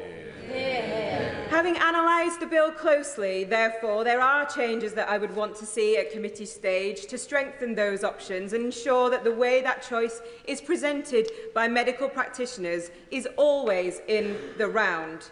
People deserve dignity in death, and for those who do not choose to end their lives in this way, they and their loved ones should feel reassured and safe in the knowledge they will receive the very best of care. I'd also want to ensure the final stages of this bill properly define dishonesty, coercion and pressure. I think it's necessary to embed mandatory language in the bill around the need for a code of practice on palliative care, as well as improving the regulations on training for medical practitioners. I trust my friend, the member for Spen Valley, to champion these amendments and continue to diligently listen to members as she has done throughout this process. However people vote in this House today, a decision of conscience, it is incumbent on all of us to commit to improve palliative end-of-life and adult social care. It must be the start of the work that we do in this place to ensure the very highest standards in these areas. That will be a very great legacy indeed, giving people the dignity they need in that moment of death. For many of us across the chamber, considering these issues has been extremely hard and upsetting. We've had to go to the very depths of ourselves to understand what choice we would make today.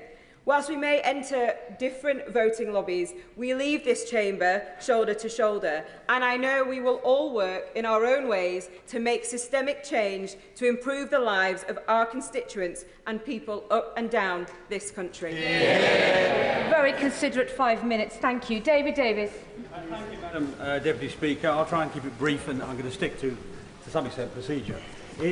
It must be one of the most painful decisions for most of the members of this House, the one that we're taking today. It certainly is for me. And I'm somebody who has changed their position. I'm a believer in the sanctity of life, but I'm also an antagonist to torture and misery at the end of life. And so, accordingly, I'm intending to vote for second reading. And I say to those who made procedural comments in this, second reading is a point of principle, not a point of conclusion. And I'll come back to that in a second. And I've done that because since the scandal of Dr. Shipman and the murders that he carried out, the behaviour of the health service has changed, and I have witnessed, with constituents in particular, any number of people who have died slowly and in agony beyond the reach of palliative care. And the Honourable Gentleman for Bury St Edmunds, I think, exemplified that brilliantly. But beyond the reach of palliative care. So no matter how well we do this, we cannot fix that problem. Secondly, and I'm going to disagree with my right honourable friend for Hampshire North West, in saying to him, it's not insulting to the other people who've tried this already to critique what they have done.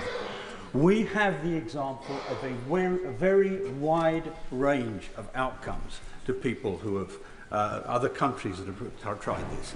And if I thought the outcome, and if I think at third reading that the outcome we are heading towards is Belgium, I'll vote against.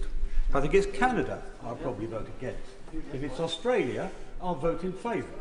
And that's what the next stage of this process is about. Now, this bill has got, and I'll say to both the sponsors, that it's got a number of areas they know that I think they have to put right. About a dozen, in truth. I'll pick one because no, I'm afraid not. 5 minutes. Huh? I'll pick one because it's technical and awkward. Section 4.2, I think it is, of the bill appears to give doctors the right to initiate this process. Well, after the DNR scandal during the COVID crisis, I don't want that at any price. I do not want the state initiating this process. So that is a critical thing for me. So I'm making the point really that the decision on second reading is on principle, not on outcome.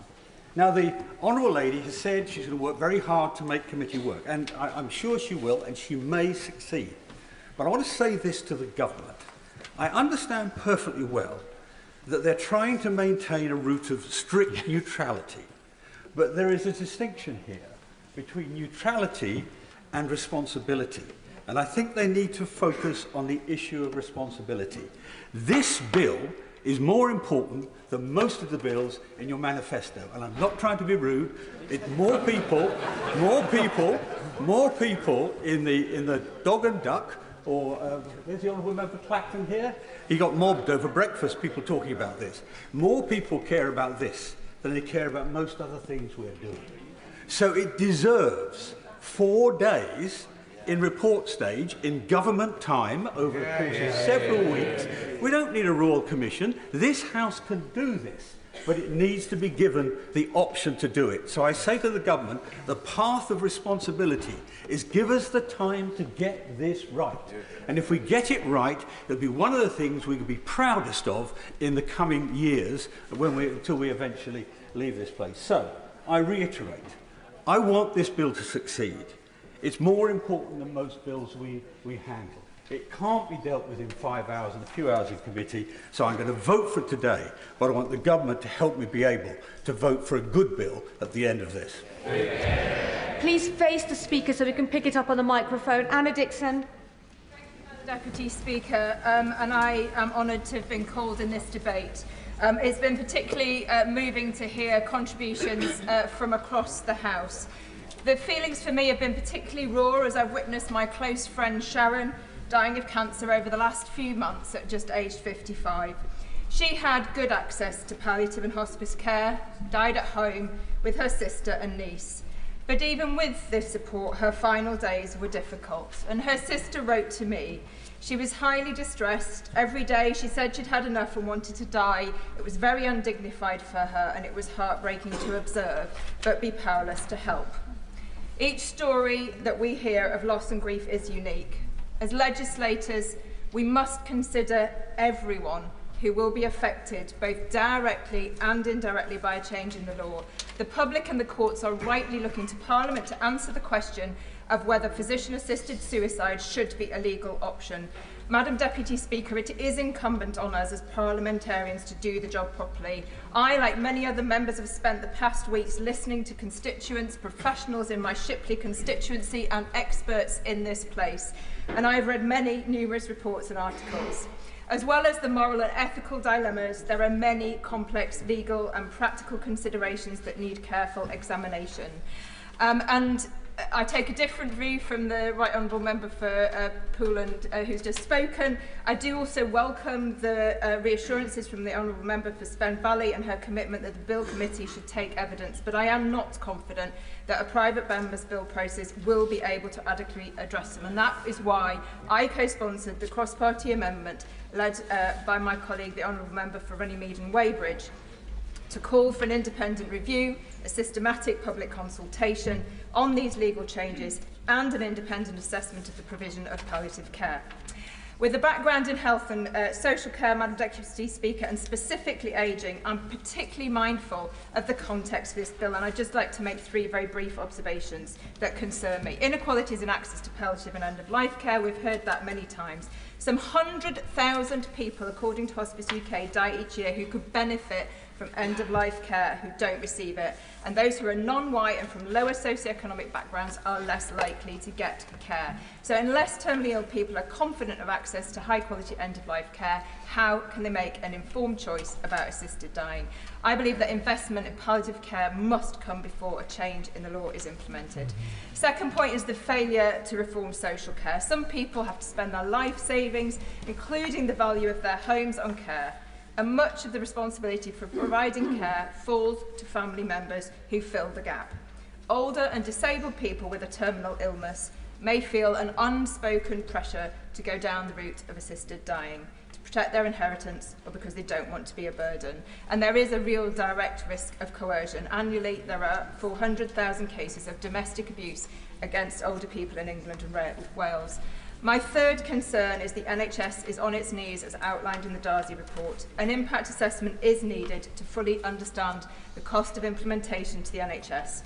Do we have the doctors? What additional training is required? What is the opportunity cost of the necessary but lengthy process of establishing consent, capacity and absence of coercion? Without this, we risk making dying legal but find it only available to those who can pay. So, Madam Deputy, I want to conclude respect to the fact that many colleagues want to speak. I recognise that people can benefit from a potential change in the law. People like my friend Sharon, for whom palliative care was unable to relieve her suffering. However, there are also many who could be put at risk by a change in the law. Other direct and indirect costs and consequences that need to be weighed up. I believe we should adopt the precautionary principle in this case. Without a proper public consultation and a detailed examination, I will be unable to support this bill today. Thank you. Carla Lockhart. Thank you, Madam Deputy Speaker. Like many others across the House, I come to this debate with personal experience. Many of us have been at the bedside of a loved one as they have neared the end of their life, and that for me was on the 11th of June 2023 when my dad's earthly journey ended.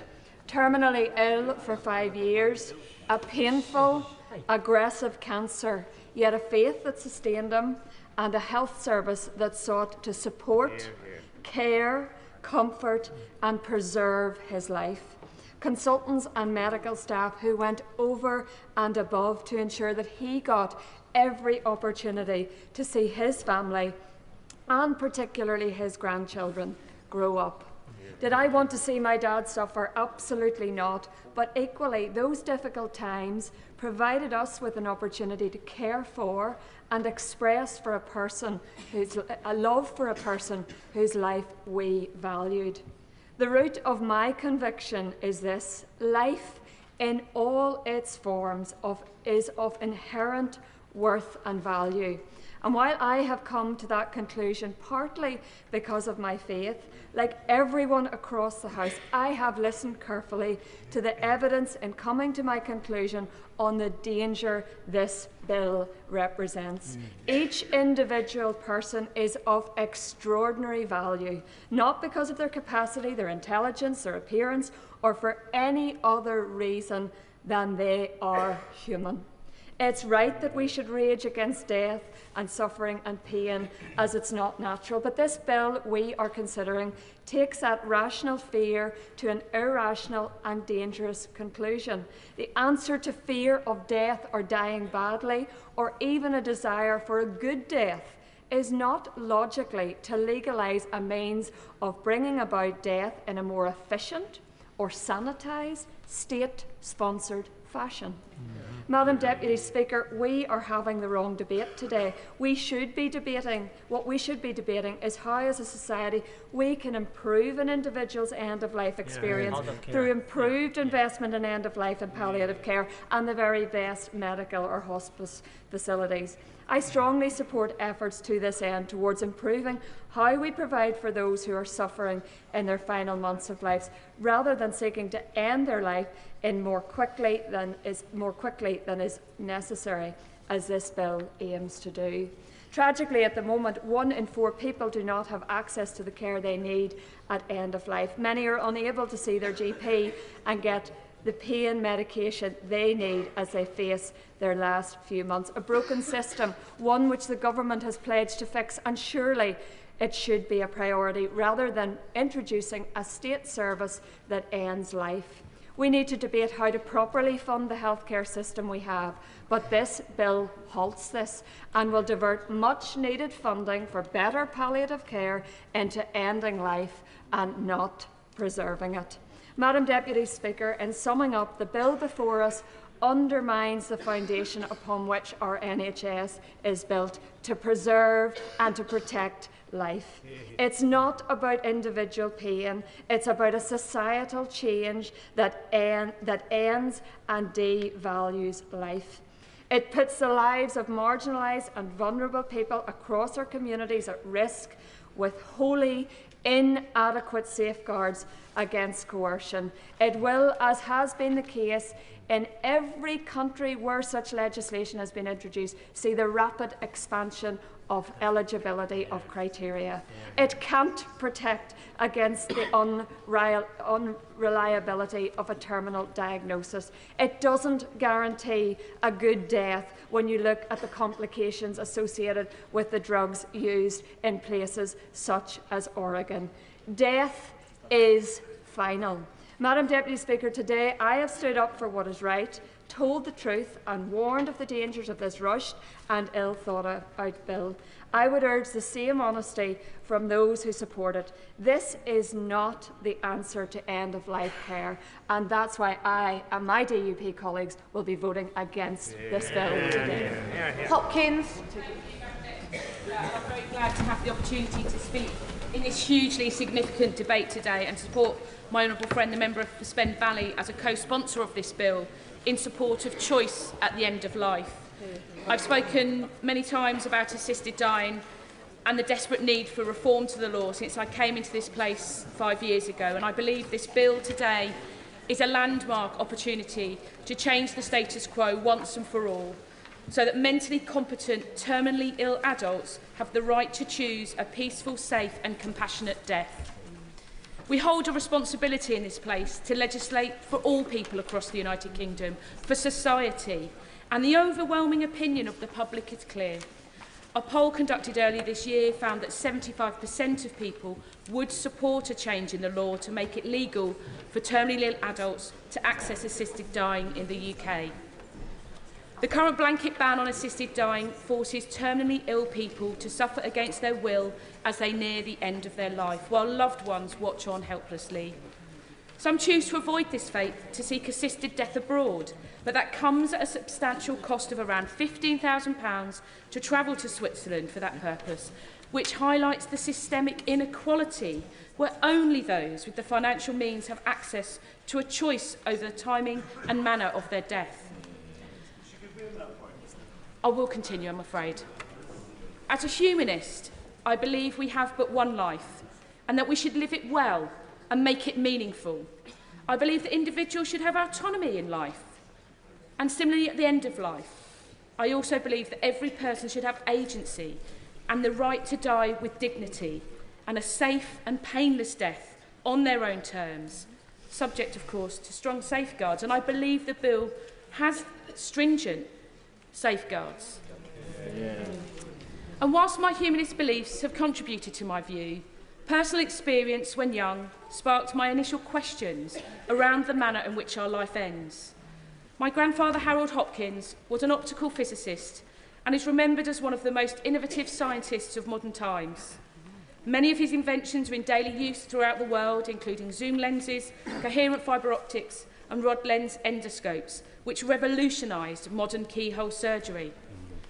But unfortunately, he was immune to the grip of cruel terminal illness, and my grandfather sadly suffered greatly in the final weeks of his life while battling prostate and secondary cancers. Rendered blind during his final days, which was a cruel irony for a man who did so much to advance optics. But actually, it was the haunted look on my father's face when he arrived home, having spent the final few days with Harold in terrible pain and suffering before he finally died, that had a lasting impression on me.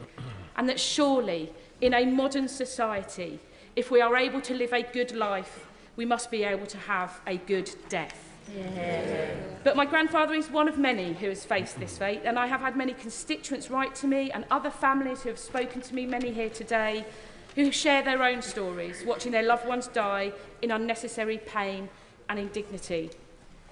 And while many have raised concerns around the need for better funded and supported palliative care services in our country, I reiterate the point made that this bill does not represent an either-or proposal.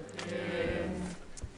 So as my honourable friend, the member for Spen Valley, has said over the last few weeks, this legislation at its core is not about ending life, but about shortening death. This is fundamentally an issue of dignity, compassion and humanity, and I would encourage all members across the House to use their power as an elected representative today to alleviate the needless pain of thousands of individuals and their families and ensure we take the first step towards providing choice at the end of life by legalising assisted dying. Thank you, Madam Deputy Speaker. To discuss matters of life and death is to recognise the gravity of one's role as a Member of Parliament. The bill before us seeks to shorten the suffering of the terminally ill, those with just 6 months to live, no one else. For too many, death is not a singular moment, but an excruciating journey of terror and agony as your body turns on you. But arguments that we must wait for palliative care to improve in our country are a logical fallacy. This bill does not prevent us improving our palliative care system, and contrary to what has been said today in this chamber, in evidence to the Health and Social Select Committee inquiry, Hospice UK said it would be totally inappropriate for us to suggest or even imply that hospice and palliative care services can somehow address pain in all circumstances. Imagine a situation where you have cancer that day by day is breaking every individual vertebrae on your body, one by one. There is nothing that can take away the pain, and that is the situation in which my mother lost her life. Her last words were, "I cannot go on like this." And thankfully for her, there were only a few more days of pain. But for others, there are months, and before they get to that 6 months, they will have suffered from years of excruciating agony that palliative care cannot resolve. But yes, we must improve it, and I will fight for those. Arguments that this is the beginning of a slippery slope is not reflected in the majority of legislators, such as Australia and across multiple states in the USA, where they have not been expanded. The Health and Select Committee again told us that where terminal illness was the basis, not suffering as per this bill, the law has not changed. Now, as a Conservative, individual freedom, choice and personal responsibility shape my decision-making until those freedoms cause harm to others. I do not see the role of legislation as being to impose moral convictions. It is our job to protect choice. Now, for those whose religious beliefs drive their arguments today, I will always defend your right to practice your faith and protect your own life choices. But supporting the choice of others does not diminish the principle of compassion. It recognises respect for individual autonomy. But to deny choice to others, especially those with only 6 months to live, where their personal choice does you no harm, is wrong. Now, turning to those concerned about the state mandating powers to decide who can and cannot live, judges already exercise this power. They end lives in far more complicated cases, such as those of children on life support. And on arguments around procedure, we all have to be honest with ourselves. This bill and this legislation have been read far more vociferously than most bills that go through this House. Most bills over the last 20 years have come to Parliament with far less than 14 days to consider. The Police Crime and Sentencing Bill, 6 days to consider 59 pages. Legal Migrants Bill, 6 days to consider far more pages. We have had sight for it for longer than any other bills. And the idea that a private member's bill is not appropriate is also wrong. Social reform comes through private members' bills. The abolition of the death penalty, the legalisation of abortion, the decriminalisation of homosexuality, all things I hope this House would unite on. This is the start of a process of debate, and it would be a tragedy if it was defeated today. And trust me when I say that I learnt early in my career that when you hear promises that things will come later, this is a promise that no action will come at all. The High Court made clear to my constituent Phil Newby, who has motor neuron disease, when he went to the High Court, that we must make this decision. For us to shy away from it, from those considering to abstain because it is so difficult, and I recognise it is difficult, we must not do so. So I ask colleagues to vote for this bill, to allow a long legislative process to proceed, and together to commit to shortening the suffering of those who are terminally ill in our society, because they deserve that choice. Let's Hamilton. Thank you, Madam Deputy Speaker. I want to congratulate the member for Spen Valley for the way she conducted this debate. I worked in the NHS as a district nurse for 25 years, working with many, many terminally ill people. I saw the whole range of human emotions in that time, from the joy to grief, everything you can imagine. I am also a mum, a daughter, a sister, a wife, and a grandmother. I know how crushing it can be when someone you love is terribly ill, and how helpless this can make families feel. It is completely understandable that some would want to feel like they are regaining some control over their circumstances by pursuing an assisted death. But Madam Deputy Speaker, this bill is not the answer. I simply do not trust that this bill can be implemented ethically and or safely. There are too many blind spots, and it is being rushed through too quickly and too little scrutiny. It will place enormous pressure on disabled, elderly and poor people to opt for ending their lives, so not to be a burden on their loved ones. The bill would also not do anything concrete to uplift the hospice and palliative care sectors.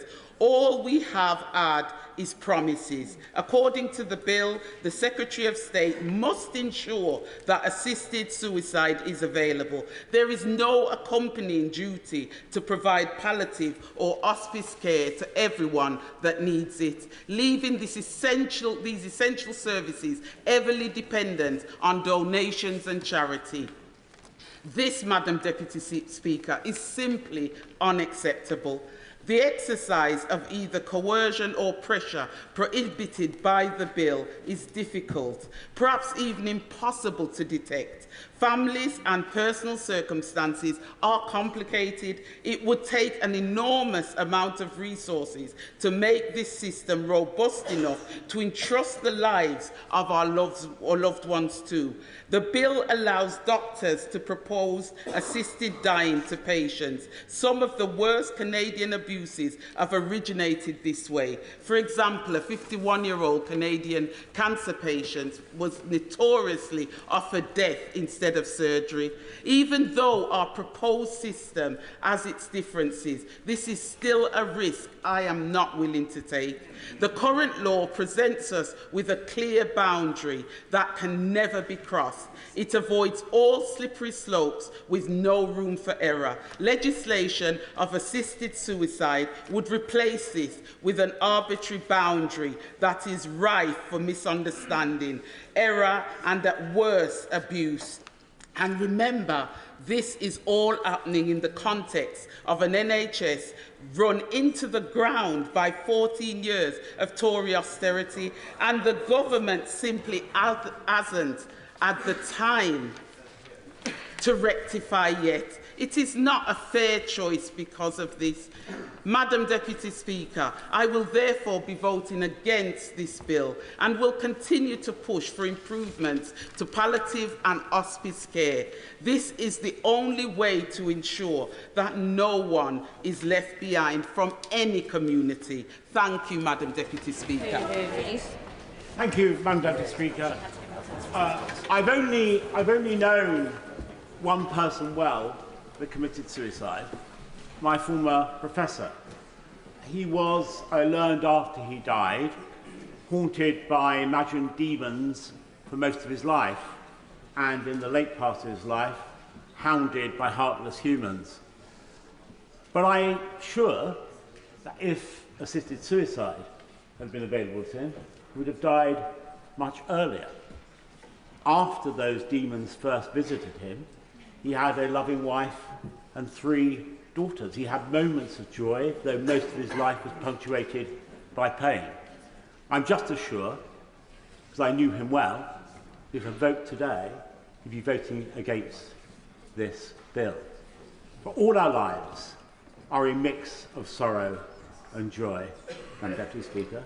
Now, I'm not going to amplify the arguments about process, although I think it is immensely naive to assume this bill can be changed substantially in committee.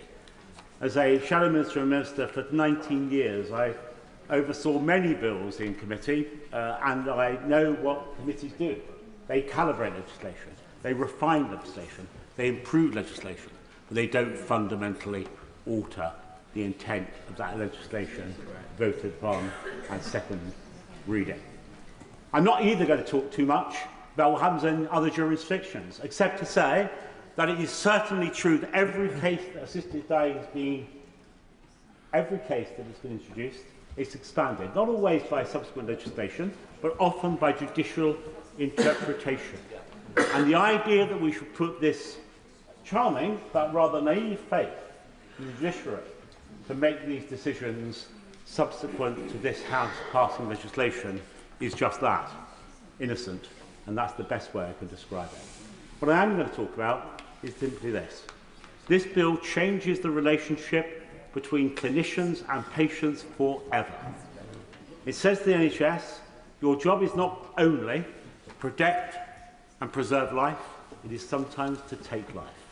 I'm not prepared for our NHS to be changed in that way. And beyond that, it changes society's view of what life and death is all about. This isn't just about individual choices, as has been said by a number of honourable members in interventions and speeches. It's about a collective, a communal view about how we see the essence of life and death. And the final thing I'd like to say, Madam Deputy Speaker, is that we can have this debate in this civilised way we have in this place. It's very different out there on the mean streets, isn't it? And each and every one of us know it. There are many cruel and spiteful and ruthless and unkind people in the world, and there remain vulnerable and frail people. And when those two collide, it's not a good outcome for the second of those groups. And I fear this bill. I'm going to vote against this bill because I'm going to vote for what a politician in another place once called the audacity of hope. I hope that we can improve palliative care. I hope that we can do better. And I fear for those disabled and vulnerable people that the provisions of this bill, regardless of the good intentions of its advocates, will fan the flames of fear. Richards. Chair, I've really welcomed the contributions from all sides of the House on this debate. This is Parliament at its best. I support this bill, and I'm proud to co-sponsor this bill. We will have all received emails from constituents with harrowing stories of agonising final days and weeks suffered by loved ones. I have no doubt that they will weigh heavily on each of us, however we vote later today. Fundamentally, I believe that if we are able to safely offer peace and empowerment to those at the end of their life, then we have a moral imperative to do so. But, Madam Deputy Speaker, we are lawmakers, and I also fundamentally support this change because our current legal framework is simply not fit for purpose. Our criminal law is a mess. 4 former Director of Public Prosecutions have told us that they need change. This is pretty unprecedented. When 4 former Director of Public Prosecutions, the people who make the decisions, the sole people who make the decisions as the prosecutions in this case, are urging Parliament to take action. In 2014, the Supreme Court, in the judgment in Nicholson, urged Parliament to take action because the law was not working in this area. And the law is chaotic because as to how it relates to this argument around coercion. If we vote this legislation down, if it falls today, do not think that vulnerable people at the end of their lives will not be subject to coercion this weekend and over the coming weeks. The police will investigate. A coroner will undertake an inquest into the circumstances of any suicide at the end of life. A prosecution may begin. But all these authorities, all these processes would have happened after the individual had died. This bill shifts the emphasis on such an inquiry to before the event, more logical, more rational, more humane.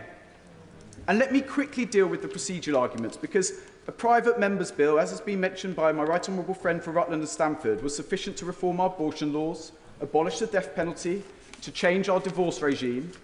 And in 2015, when this issue was last before the House, it was good enough then. I've read every single word of that debate. There was not a single word of opposition to this being the mechanism for such change. Since then, since 2015, we've had further select committee reports, more evidence from around the world as other jurisdictions move in this direction. One begins to wonder whether opponents to change are grasping at procedural straws rather than taking on the principle as we should at second reading. Madam Deputy Speaker, I appreciate that this decision is difficult for colleagues, and I respect views on all sides of this debate. But these moments do not come around often. I urge colleagues, seize the moment, shape the world around us, and provide for compassion. Sir Julian Lewis.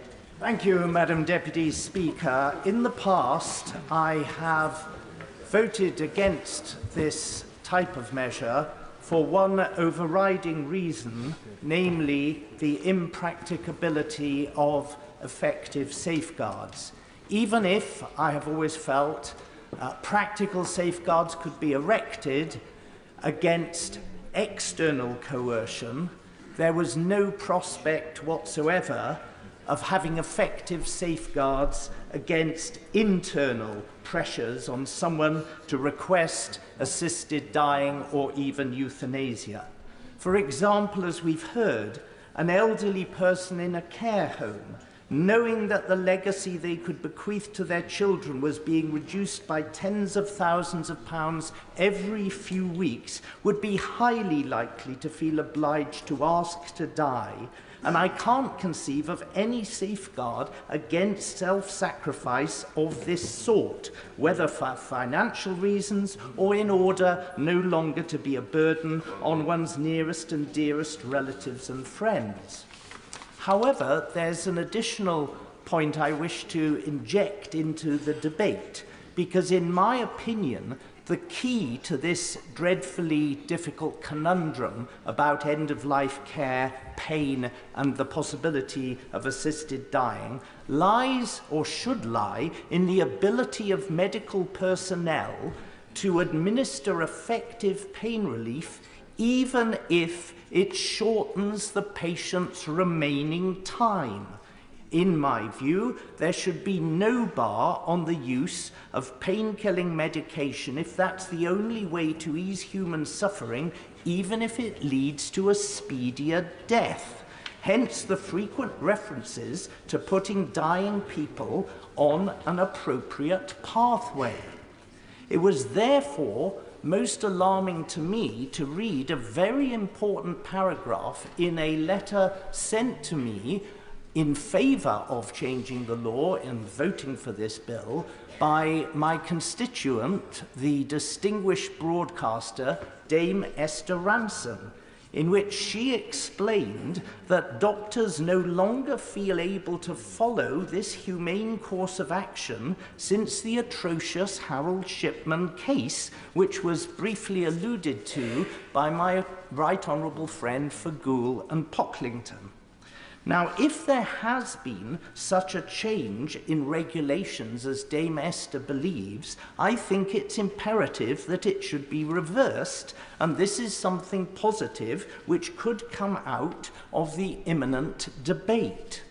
Another thing that has been touched on more than once is the uncertainty and the postcode lottery surrounding effective palliative care. Dame Esther's view is that there are some people who have some conditions for whom palliative care never can be effective. Other people express the view that there is always a way in which pain-killing medication can be used in order to prevent suffering, but I suspect the answer to this riddle lies in the fact that that pain-killing care in some cases might lead to a shortening of life. Therefore, I conclude that there are three issues that should be in our minds. Can safeguards be effective? My answer to that, I'm sorry to say, is still no. Can pain be alleviated sufficiently by palliative care? I think the balance of the argument is in favour of saying probably yes, but it's too uneven across the country and would certainly need the sort of investment that would be necessary to set up a system that would work for assisted dying. But above all, have doctors the freedom to administer pain relief which may shorten life? We need to know the answer to that last question, because if since Shipman they've been prevented from taking such merciful measures, then that is a classic case of hard cases making bad law. Doctors need to be able humanely to ease people on their last journey, and the country needs to know where the medical profession stands on that central matter to this debate. Salto. Madam Deputy Speaker, after spending almost a decade working to protect women and children from harm, my focus with any piece of legislation is the potential it creates for abuse and coercion. And whilst I would have once been supportive of the principle of assisted dying and might wish this option for myself, I have increasingly found myself unable to reconcile my desire to safeguard the most vulnerable with putting that principle into practice. I am concerned that if this bill passes, we will see people coerced, either by an abuser or by societal expectations, into ending their own lives. We don't want to think about it, but abuse surrounds us. 2.3 million victims of domestic abuse in the last year. 1 in 6 older people experience abuse. The definition of coercive and controlling behaviour includes behaviour which repeatedly puts someone down, telling them they are worthless. Victims describe this as a drip-drip effect, and it goes unnoticed, not just because we don't want to think about it, because it's hard for professionals to identify it without proper training and a lack of specialist support. There is no mandatory training for judges on coercive and controlling behaviour, nor is there effective training for medical professionals. 50% of healthcare professionals in a 2019 survey said they did not feel they had received adequate training to identify a victim of domestic abuse. And it's also hard for victims themselves to realise that they are being coerced until they have got free. We know that older people, and especially those who are disabled, are particularly susceptible to abuse by a family member and less likely to be able to escape their abusers. And those who are coerced are often isolated from friends and family. So if you are not required to tell friends or family if you're opting for assisted dying, who will raise the alarm? How would you report your concerns?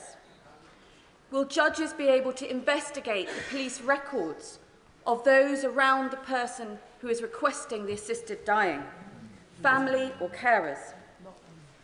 I will always remember a conversation I had with a hospital-based independent domestic violence advisor who was called to the bed of a lady in her 80s in her last days living with cancer. The lady disclosed the facts to the IDVA that she had been abused by her partner of 50 years and said, "Thank you. I've never told anyone before, but now I am finally free to die, and I'm grateful for this release." We know from the Moncton report that a third of female suicides could be linked to domestic abuse, and from the Killed Women campaign that it could be as many as 130 women each year who are murdered by a partner or relative but have their deaths recorded as suicide or an accident. Every week we hear of family court judges who fail to spot coercive and controlling behaviour. In one case, a judge found that repeatedly calling his partner worthless, calling on her to die, the purpose was not controlling conduct. And where is the discussion of gender in this? Out of 60 documented cases of euthanasia and assisted dying for anorexia across this world, 100% were for women. I have come to the view that no bill, however drafted, could adequately sift those with a genuine desire to end their own life from those doing it for all the wrong reasons. And for this reason, I'm voting against. Sean Berry. Madam Deputy Speaker, and to everyone who's spoken so far, it's been a really respectful debate. And I don't think any of us here haven't shed tears at the messages that people have sent in to us from our constituencies this week. I've received so many profoundly moving letters, postcards, emails, messages into my office on this issue from my constituents in Brighton Pavilion. And the amount of people who've told me about their own personal experience of their loved ones facing really hard choices at the end of their lives, it is very moving. This is a big decision for us. Well-informed public opinion shows that a very large majority of people want the option to choose assisted dying in the circumstances envisaged by this bill. And this level of public support reflects that the law as it stands too often forces people to endure horrific deaths. And I've heard so many stories from constituents of the trauma and pain they have witnessed in loved ones. Too many people are affected by the current law in truly painful ways, and too many of those who are able now seek unregulated, distressing and unsafe alternatives. Because there are no legal options here. Someone who wishes to end their life at the point when they reach unbearable suffering from a terminal illness may act too soon. They may take their own lives and do so before they reach a point where they require assistance, and in secret, leaving a legacy of shock and confusion instead of peacefully planning an ending to their final few months. Some of the testimony I've seen from family members and partners who face the consequences of these secret decisions are truly heartbreaking, because the current legal situation also makes it a prosecutable offence for anyone to advise or assist someone in this horrible situation in any way at all, putting at risk anyone who even knows. Several people have also raised concerns about coercion with me, and I've listened very hard, and I aim to make a vote today that will better protect people. The member for Rother Valley made very, very well the points that this bill will be a clear improvement in terms of safeguards against potential coercion for terminally ill people compared with the current law.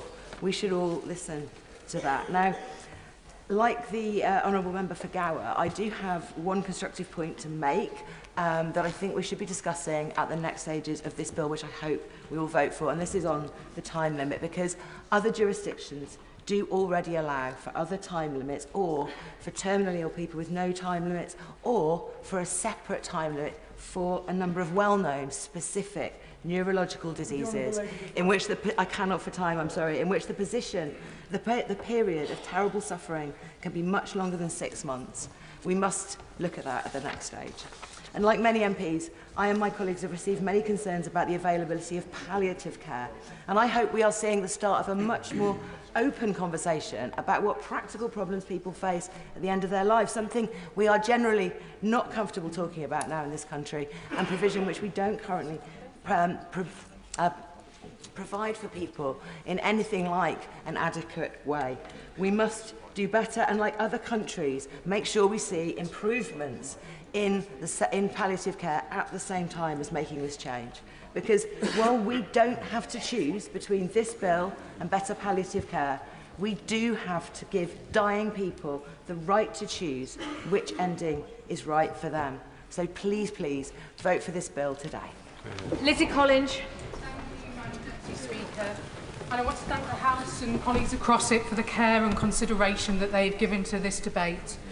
If the bill passes second reading today, there will be further lengthy scrutiny. Today, I want to address something that I think is a bit of a misconception about this bill.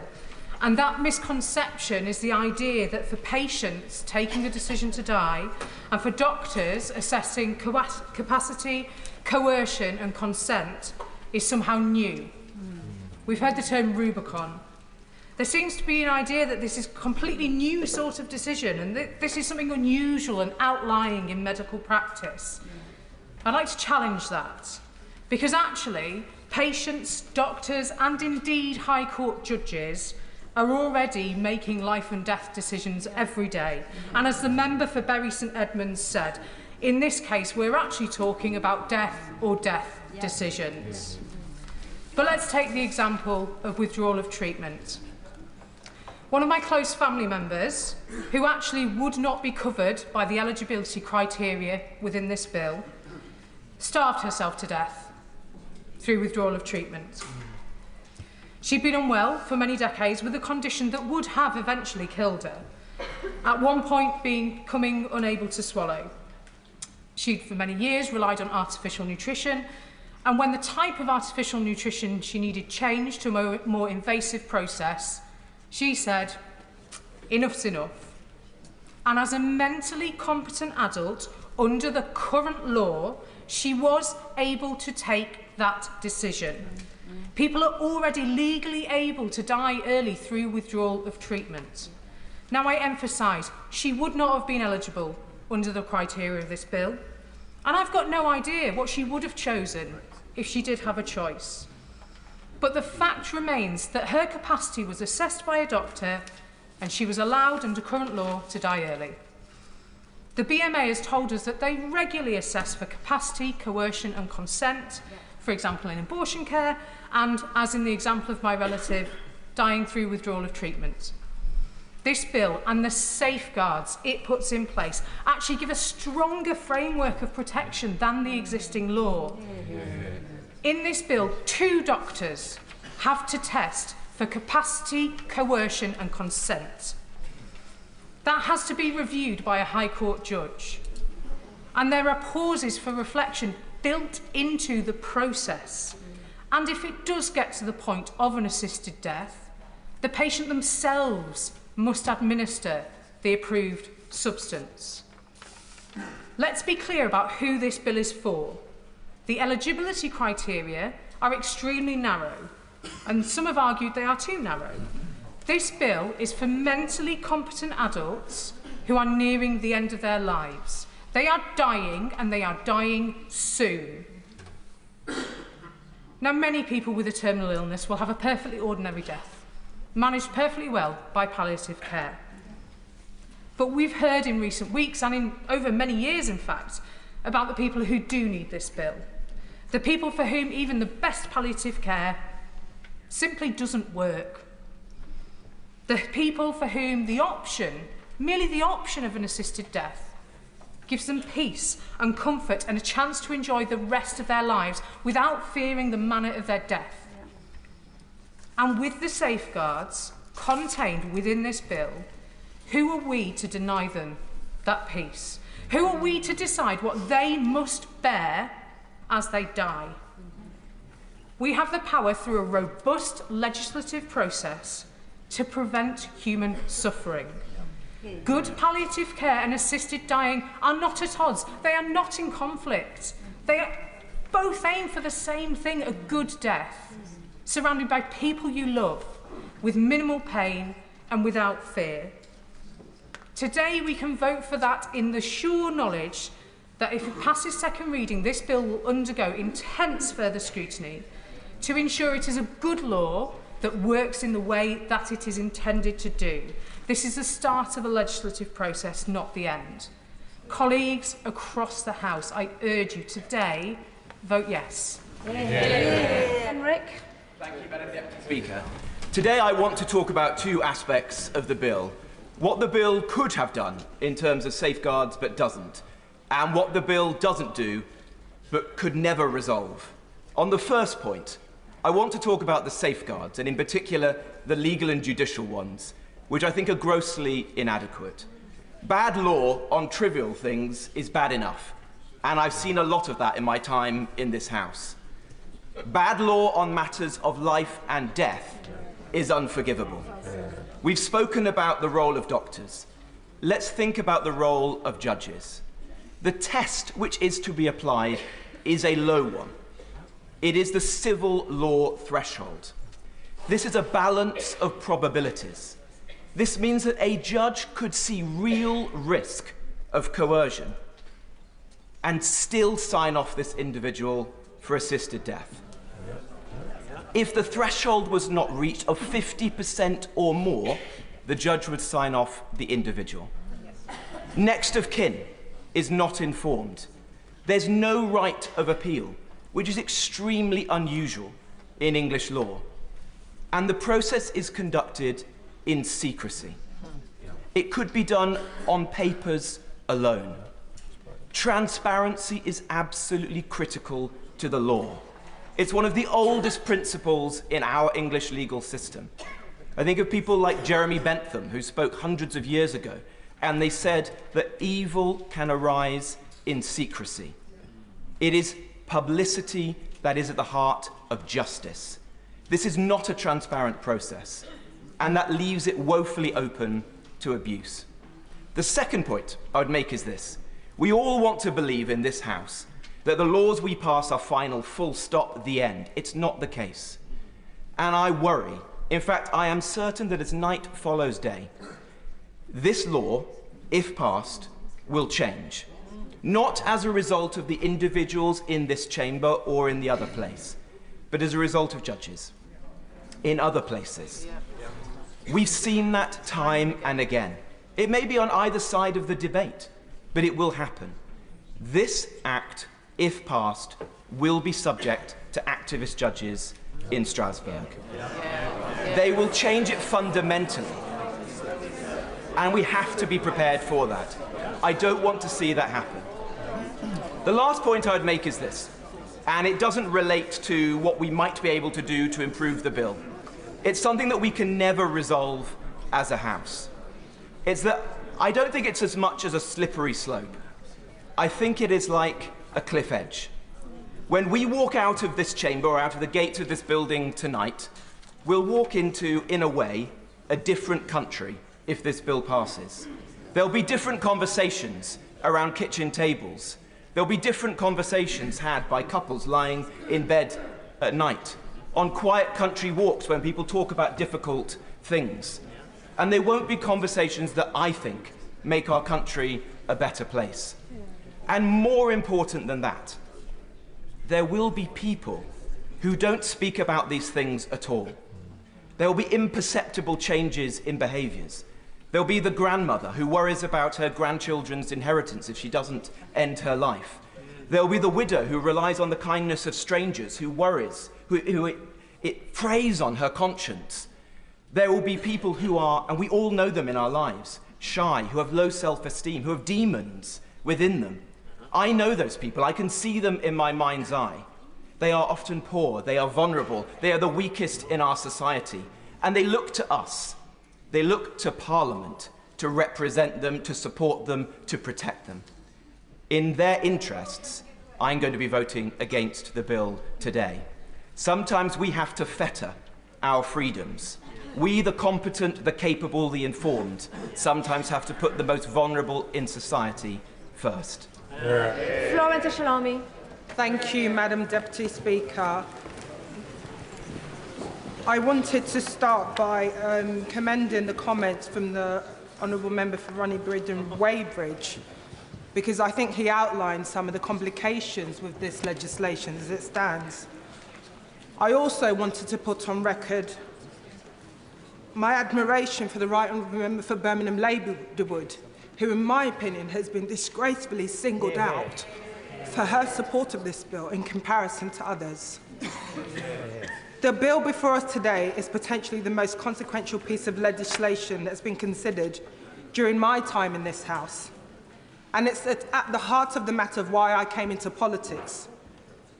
A lot of us have spoken about coercion, and it's about providing a voice for the people who don't often have one of their own. It is this principle that has guided my decision to oppose this bill today.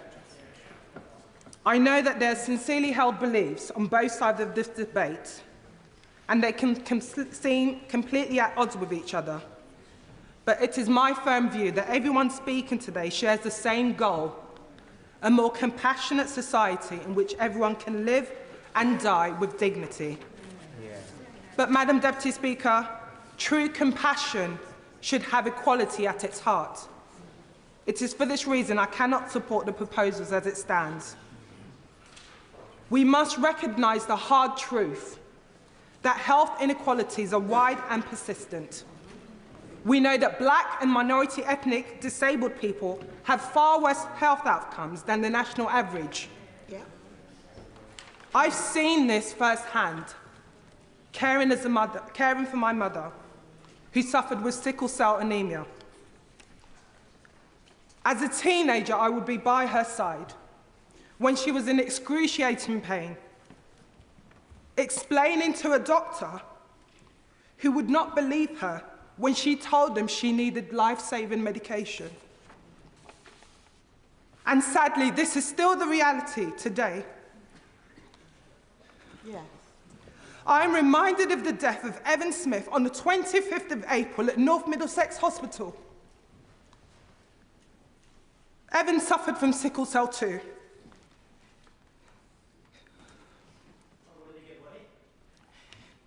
He was in so much pain that he had to ring 999 from his hospital bed because he was denied oxygen and basic care by the doctors.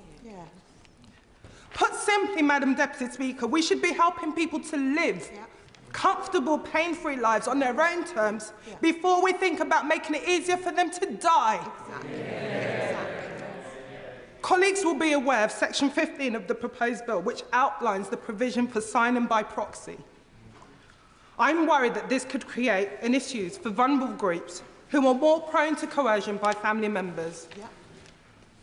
And as many members have already said, assessing beyond doubt if someone has been put under pressure or coerced will be difficult if this legislation is passed. Even the legal experts seem to have a disagreement on this. So I do not believe there has been enough scrutiny on this. And the risk of coercion will be for the highest of some of the most disadvantaged people in our communities. Yeah. As a society, we risk pushing people to seek an early death. I cannot in good conscience support this. Yeah. My late mother lived with chronic illness all her life. And I knew that one day her pain would be too unbearable for her. But she did not let that limit her. She wanted to live. And I believe this bill would protect the wishes. This bill would not protect the wishes of people in her situation today. Because freedom in death is only possible if you have had freedom in life. And I will close by asking this, Madam Deputy Speaker. How can we be possibly satisfied that this bill would deliver equality and freedom in death when we do not yet have this in life? Colleagues, continue to work with me. I'll try and get as many people in. Liz Saville-Roberts. And I think the starting point for many of us today is how to resolve that dilemma of what I want for myself with the fear of enabling potentially terrible consequences for others. There's a rational fear of the reality of coercion and what drives decisions within families, what individuals feel is best for their family.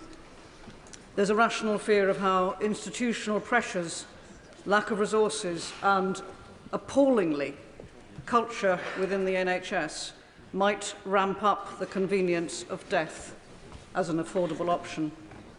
This isn't a new fear, and the Honourable Member for York Central mentioned this.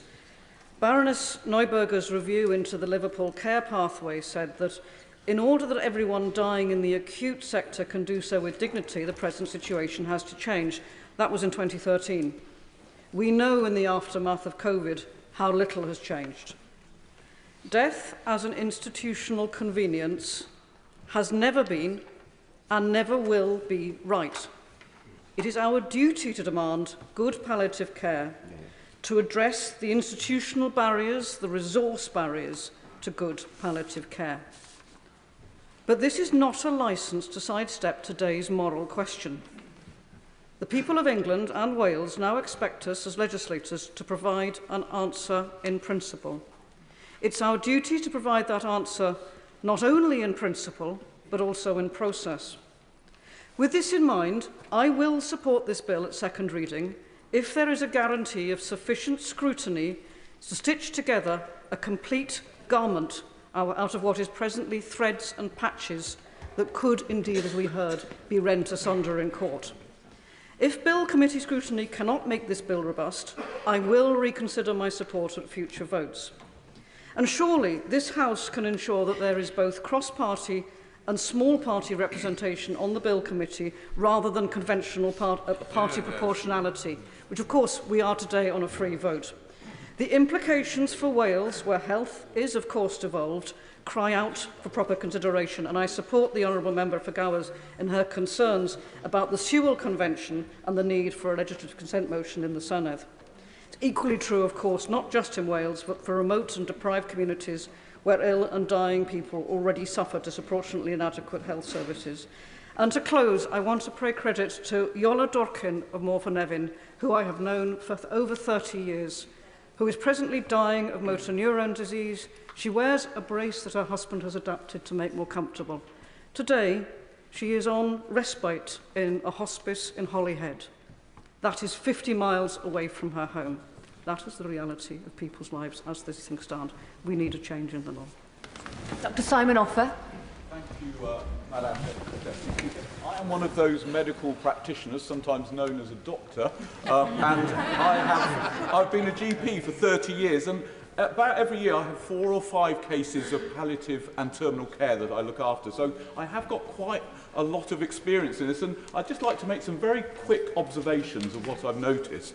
First thing is, a lot of patients who are dying of cancer ask you whether you can curtail their life and finish their life a little bit early. That's a very common thing they ask. I've had 2 patients go to Dignitas on their own without family members because the family members were fearful that they would be arrested on their return. And we've been discussing this giving a double dose of morphine, and And I think a lot of doctors, almost all doctors in terminal care, have probably done this, double the dose of morphine, knowing it might curtail the patient's life. That's a big fudge. That puts me in a very vulnerable position, particularly since we need to resolve that. Can I also say in this debate, I think we're getting a little bit confused between palliative care and assisted dying. Now, a lot of people who receive excellent palliative care still request assisted dying. They're not mutually exclusive. And I totally support what everyone's saying about really developing palliative care. It's really important. But that does not go instead of assisted dying. The things go together. Assisted dying is one of our tools in palliative care, as I see it, as we go into the future. A couple of things about coercion. So coercion is this sort of thing I will need to, or people like me will need to assess. Now, if someone says they feel a burden, that immediately is not a good reason to me to approve an assisted dying. And doctors are trained in this. They're trained in assessing capacity, as the Right Honourable Gentleman said, but we're also trained in trying to find out the reasons why someone wants to end their life. And so I think it's judging doctors harshly to say that they will not spot coercion. I think the slippery slope, actually, interestingly, the only change in Australia was that they found the judiciary review actually didn't add much to the process. But otherwise, doesn't seem to be a slippery slope as long as the legislation is carefully done. There was... Yes, certainly. I thank the honourable member for giving way, and he opened by referring to himself as a doctor and medical practitioner.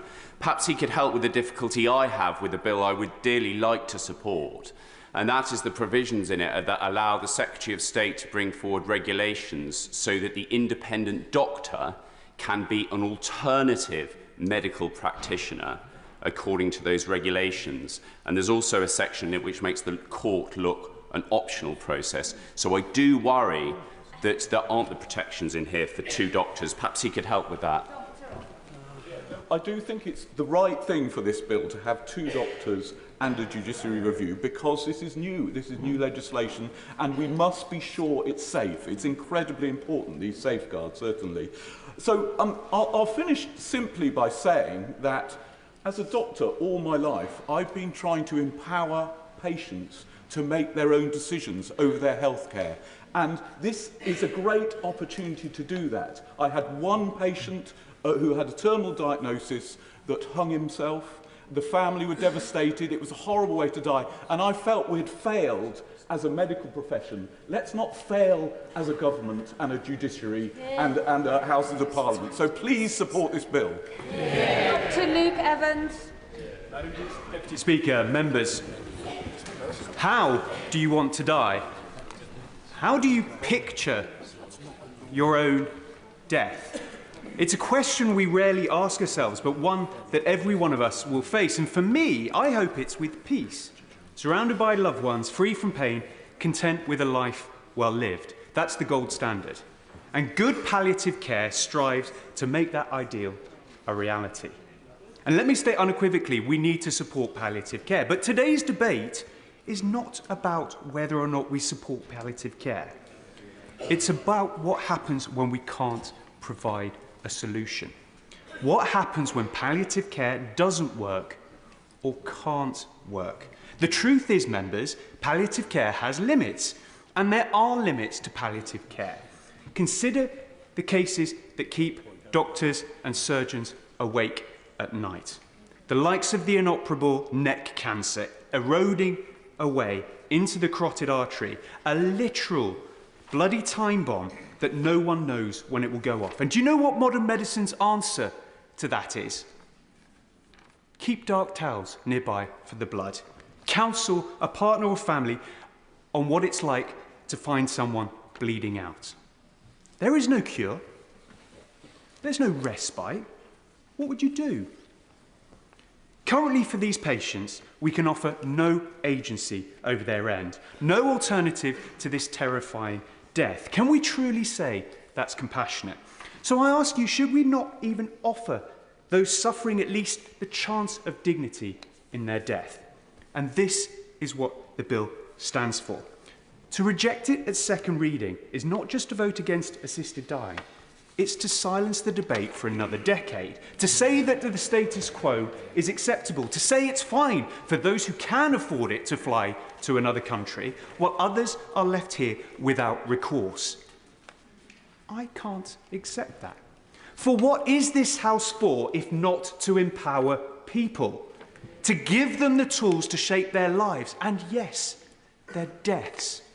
Today we have the chance to put compassion into action, to offer choice who are facing the ultimate sacrifice. And I hugely respect those members who take a different view. And I simply and gently say to them, there are consequences too. Those intractable cases will still be there, with no solution, no choice in this country, and no resolution to their suffering. And those who are understandably a little unsure, well, if you do have doubts about the safeguards, about the implementations, and I agree some are valid, then let the debate continue. For some of you, it will be at a bridge too far, but if necessary, reject it at third reading. But to stop it now is to stop the conversation entirely, to take the choice off the table, to remove a dying person's agency. So when all is considered, I ask again, how do you want to die? James Frith. Thank you, Madam Deputy Speaker. This bill asks us to make a profound and irreversible decision to the principles of our health service and end-of-life care. With end-of-life care funded too often on a shoestring for many, this bill takes our focus to ending life, not improving living, as life draws to a close with terminal illness. I believe it poses significant risks. Our wider societal, cultural norms will be changed forever. Those that refuse to acknowledge this prospect now do so with the benefit of things as they are now. And my point is that this context, this concept, changes immediately today if the bill is passed. The safeguards may sound rigorous on paper, but the strained state of our NHS means many patients do not have a consistent relationship with a named doctor. We are attributed to health centres nowadays, not named doctors. Someone's consideration of this decision could depend on which doctor they see, one who raises assisted dying as an option versus one who refuses. A deeply troubling prospect with this bill. The ideation of assisted dying will become a ballot. We know now that there is a range of assisted dying views across our GPs, and so we cannot deny that who you end up seeing with your terminal illness might be how you end up. At the doctor's, possibly in the presence of a loved one, under strain and also in need of respite themselves. And this first suggestion is the beginning of a journey towards, yes, assisted dying. This is before you consider the forces of marketing, of commercialisation and the industry that will spring up if this bill passes and is sewn into our NHS. It is possible we cannot imagine being the victim of coercion, or that as MPs, our agency is so baked into our experiences of living, we cannot envisage a scenario where those who already claim to feel unseen and directed towards meeting their end sooner than otherwise might have been. Our casework from constituents is already full of cases of people struggling to access the rights we've enshrined in law, access to justice, health, education support, the disaster in our SEN system, as victims often of state neglect, often of state coercion, and the failure of safeguards once supported on paper passed into law. Disability rights groups and advocates have raised their voices, wanting us to talk about the dangers of normalising assisted dying. For many, this bill represents not a choice but a principle shift that undermines the value we place on protecting the vulnerable. And so it falls to us as the strongest to stand up and vote against this bill. Passing this bill today will not improve palliative and hospice care. For me, My belief is it will forfeit it. End of life is complicated. End of life care often isn't complicated enough. On reflection, my mother-in-law deserved a frank, trusted conversation on the risk of secondary illnesses and amputation that would follow with the automatic cancer treatment she was given in her final months of life. We should expect more agility from our NHS. And whilst dying is the ultimate binary experience, end-of-life care should be more sophisticated, more personalised. Shortening these expectations with a system that endorses assisted dying will forfeit this too. Finally, Madam Deputy Speaker, as legislators, our responsibility is to protect the most vulnerable and consider all eventualities. We disagree on slippery slope arguments, but if this bill passes, it will be a moment of no return, and why I am not prepared to support this bill. Neil Shastrihurst. Thank you very much, Madam Deputy Speaker. And it is a privilege to speak in this debate today. And I think the way in which the House has conducted itself on both sides of the argument is a credit to this place. I stand here as not only a medical practitioner, having worked as a surgeon for about a decade, but also as a healthcare barrister. So I've looked at this debate from both sides of the argument. And I have been deeply moved by some of the stories I have heard by patients who are facing a terminal illness. I'm also instructed by my own experiences, my personal experiences of my relatives, but also those patients who I failed. I failed because I did not give them the good death that they deserve, despite the very best efforts of palliative care. And it's true that we can improve the palliative care offering in this country, but it is not a binary choice. It is not a choice of palliative care or assisted dying. It is a choice of having the option of how you want to have autonomy over your body at the end of your life. I understand the concerns in this House. I do, I genuinely do. But this is not the point to cancel the debate. This is the point to engage in the debate. This is the point that we move it forwards, that people could contribute to that in the committee stage and say how this can be improved, and we can work together to make a societal change, to improve our society and to support those that want that ultimate choice in those last days. Thank you very much, Madam Deputy Speaker. Paula Barker. Thank you, Madam Deputy Speaker. I am honoured to rise in my support to this bill, and I am proud to support my honourable friend, the member for Spen Valley, as one of the co-sponsors of this bill.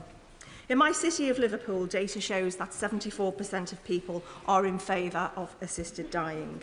I have been privileged to correspond and meet so many of my constituents who have shared their views and personal stories with me, spanning both sides of this important debate, and I thank them all. As we've heard today, there are strongly held beliefs on both sides of this House, and I absolutely respect those with differing views to myself, and I hope that they respect my own views, even if we disagree. Long before I entered this place, I have been an advocate of assisted dying, with the appropriate safeguards to alleviate unnecessary suffering. My own mum cared for my dad during his cruel battle with cancer. Sadly, not even the best palliative care could provide him with a good death. And I do believe, Madam Deputy Speaker, that there is such a thing as a good death. At its core, this bill is sensible, safe and compassionate. But above all else, it places human dignity at its heart. In respect of palliative care, this bill isn't an either-or. I, along with many other campaigners for assisted dying, fully support improving palliative care, and it has been proven that end-of-life care has improved in several countries because of assisted dying reform. And I hope if the bill passes that the UK will also belong to that list. Palliative experts, including those opposed to law change, admit that some people's suffering is beyond the reach of even the best palliative care.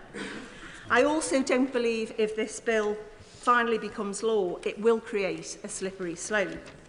As the Right Honourable Member for Sutton Coldfield eloquently said, In Oregon, terminally ill adults have had a legal option for assisted dying for more than 25 years, and not once has it been expanded to include other groups. No, I'm sorry, I won't. Every year, around 650 terminally ill people take their own lives. Countless others who are more affluent make the choice of the long, arduous journey to Switzerland, all without any protections in place. I don't want choice to only be available to those who can afford to pay. That is not just or equitable. Finally, Madam Deputy Speaker, just like many other private members' bills that have gone before, that have looked to bring about social reform, such as abortion, divorce, and the decriminalisation of homosexuality, this is an historic moment and an opportunity, if taken, to give real dignity to those who have reached the end of life and want a choice, while also respecting the views who don't want to take that choice. Thank you, Madam Deputy Speaker. This is a really humbling subject to speak in. I'd like to put on record my thanks to the member from Spen Valley for bringing this important issue before the House today. I've witnessed firsthand the cruelty that a terminal diagnosis brings. The son of a single mother, my grandparents were like second parents to me. Each struggled with their own incurable cancer diagnosis. At Christmas dinner in 2019, my nan, who could no longer eat and was clearly in a great deal of pain, turned to me and said, "She's ready to go. It's time now," she added. It was that night that I reflected on how, as a society, we shy away from discussing death. We park it away, prioritise more immediate, palatable subjects, but it is impacting members of our communities day in, day out, from terminal diagnoses to medical treatment, and ultimately their final days. This really matters to me. In my maiden speech, I pledged to campaign for greater control in those final days and to afford those with terminal diagnoses the right to end their lives in dignity. This is not an argument against palliative care. Some wonderful Macmillan nurses made my nan's final months as comfortable as possible. And I agree absolutely with many members that have raised the issue today, that we need to be doing more to support our palliative care sector. But good palliative care and a dignified end of life are not mutually exclusive. Nor do I seek to control those who have strong religious beliefs. Those who believe that only God can take life have the complete freedom to wait for that moment, but that is their choice. Many have legitimate... I'm not taking any interventions. Many have legitimate concerns about safeguarding. Of course, the most vulnerable should not be coerced into making a decision, but this bill introduces specific offences for this. Indeed, this combined with sign-off by 2 independent doctors, judicial oversight and a period of reflection means that there are robust mechanisms in place to protect the most vulnerable. I'm not giving way. These details are vital, but so is our humanity. Being with my nan in the warmth of her own home, surrounded by a loving family, after months of excruciating pain and no hope, I knew there and then that she should be able to choose her time to say goodbye to her family. She, like so many others, had had enough. An understanding and compassionate society should not stand in the way of her right to choose. You can see the profound impact this has had on me and my belief in the importance of end-of-life care and choice, and it's enabled me to understand a crucial distinction that is at the heart of this emotive debate. This isn't about shortening life. This is about shortening death. For those members who support the principle of this bill, but who are concerned about the specifics of the safeguards, I would urge you to support it today at second reading. Further debate can be had during committee stage if honourable members feel that changes are required. This bill provides the choice to shorten death, a right that an empathetic and considerate society should afford its citizens. Dawn Butler. Deputy Speaker, and I thank the member for Spen Valley and the way this debate's being conducted. Yesterday we buried Tony Waugh, GMB officer, a really good friend. He was diagnosed with prostate cancer. He beat it once, but it took him in the end. Early this week, the cancer community lost Nina Lopez. Nina Lopez had stage 4 triple-negative breast cancer. She was given 6 months to live in 2018. 6 months to 6 years, and she taught us how to dance through her fro days. As we've heard, it's not an exact science when somebody's given a 6 month to live diagnosis. As a patron of Black Women Rising, a cancer charity that deals with Black women and minoritized women through their cancer journey, recently somebody said to me, they was given 6 months to live, and they said to me, I'm ready to go. They said, I've had a good life and I'm ready to go. 6 weeks later, they're now fighting to live. Now, the thing is, if we'd focused on just the fact that she was ready to go and wanted to die, it would have all been very different. So there are parts of the law, and we've heard in the debate today, that needs changing around coercion, around doctors being able to help people with their end-of-life treatment. But I think those safeguards and those discussions can be separated from assisted dying and assisted suicide. I don't see why we have to have that as a combined discussion. Everybody has the right to die with dignity and compassion. Whether this bill passes or not today, I hope that those conversations will continue. After all, we are legislators. We have the ability to do that.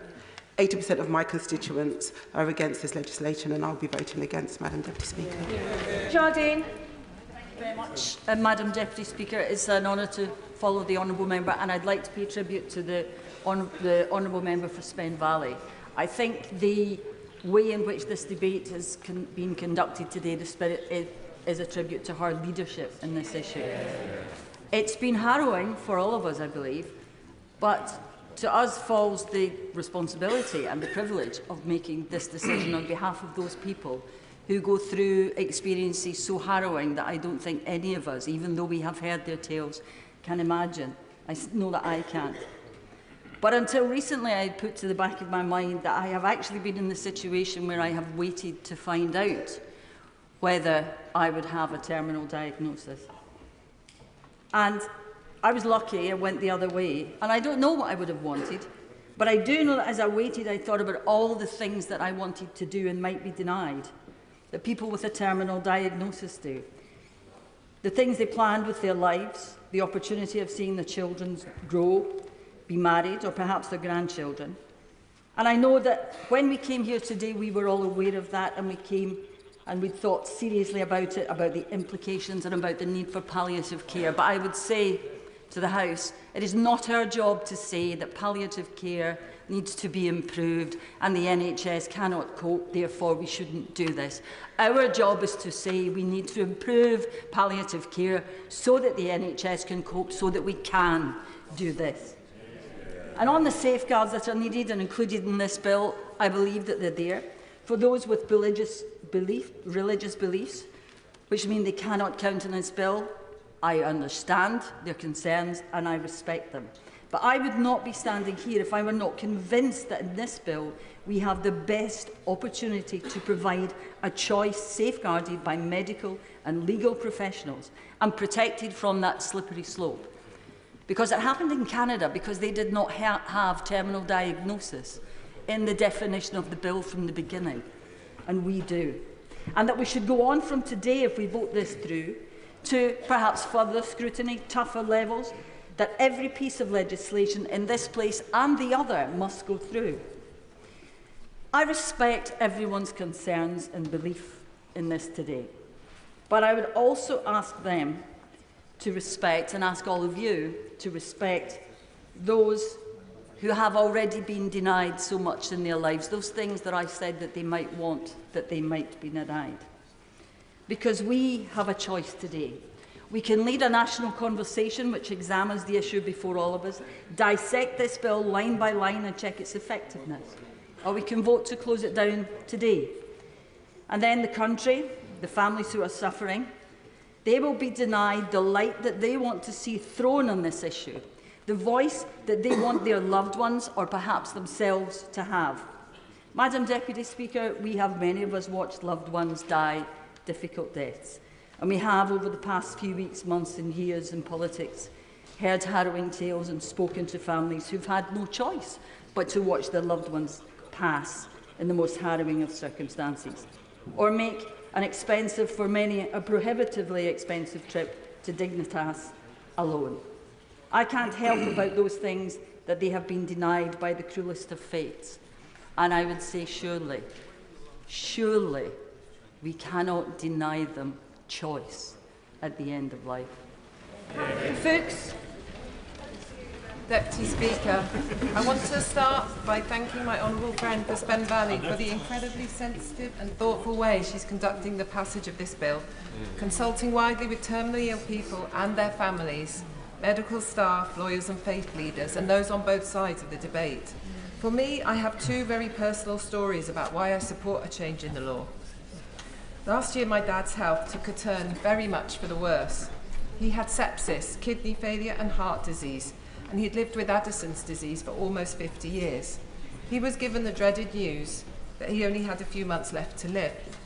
His last few weeks I would not have wished upon anyone.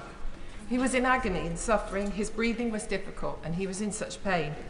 I struggled to see him suffer so much. But the nurses, doctors, carers, and my incredible stepmum were all without fault, and his palliative care was excellent, thankfully. He was able to die at home with me, my sister and my stepmum by his side. But seeing him suffer so terribly convinced me we had to have a change in the law so that people who are terminally ill have a choice. My second story is from Australia, where my brother lives. My wonderful sister-in-law, Kelly, sadly died of liver cancer that developed into bone cancer. She had a fractured left arm, fractured pelvis, fractured sacrum, cancer in her spine. At 54, Kelly was far too young to die. Her cancer was particularly painful and unforgiving. As she lived in Victoria, she was able to register for assisted dying. For her, that was incredibly comforting. To know that if she needed to, and only if, she could stop the suffering. She didn't need it in the end, but she did have the option. And in her darkest days and her fearful days, that brought her and my brother incredible peace of mind. I've heard similar stories of suffering in the hundreds of emails sent to me by constituents over the course of the last few months. People want and deserve access to both the best palliative care as well as a choice if they are terminally ill. The protections in the bill are strong. The evidence underpinning the bill is strong. I was there for my dad's final week when he was in so much pain, and I was there right at the end holding his hand. What a privilege to be with him at the end and see him through. So in memory of my dad and of Kelly, I support this bill, and I urge all those across the House to support it too. Jim Allister. Thank you, Madam Deputy Speaker. This is not an easy subject, nor should it be, because this is a matter of the taking of human life. The taking of human life sanctioned by the state. Our nation, through many wonderful charities, through government itself, reaches out compassionately to those who are threatening suicide. They are urged to use the services of the Samaritans and to get all the help they can. Mr. Speaker, I cannot square the circle where the state would then move to itself sanction suicide, indeed to facilitate suicide, in fact to promote suicide, and to do it in respect of those who are intrinsically the most vulnerable in our society. Anyone who gets a diagnosis of terminal illness by reason of that is obviously vulnerable, and many in consequence suffer depression and other difficulties. So they are amongst the most vulnerable in our society. And being vulnerable, they are amongst those most liable to fall under the foul influence of coercion.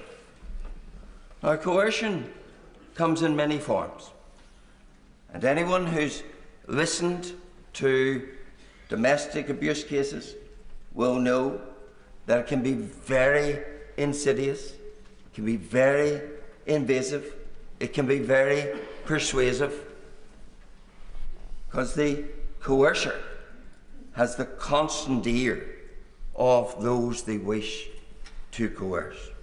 Add into that mix the fact that that person might feel a burden. We've all heard old people say, I'm a burden on society, I'm a burden on my family. And even when they're told, no, caring for you is not a chore, it's a privilege, they still think they're a burden.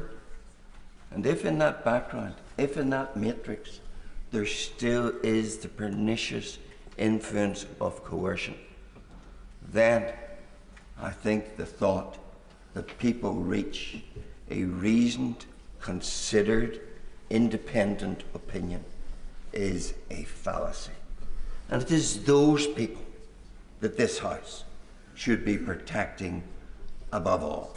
And this bill does not protect people in that situation. Oh, we're told 2 doctors, a judge.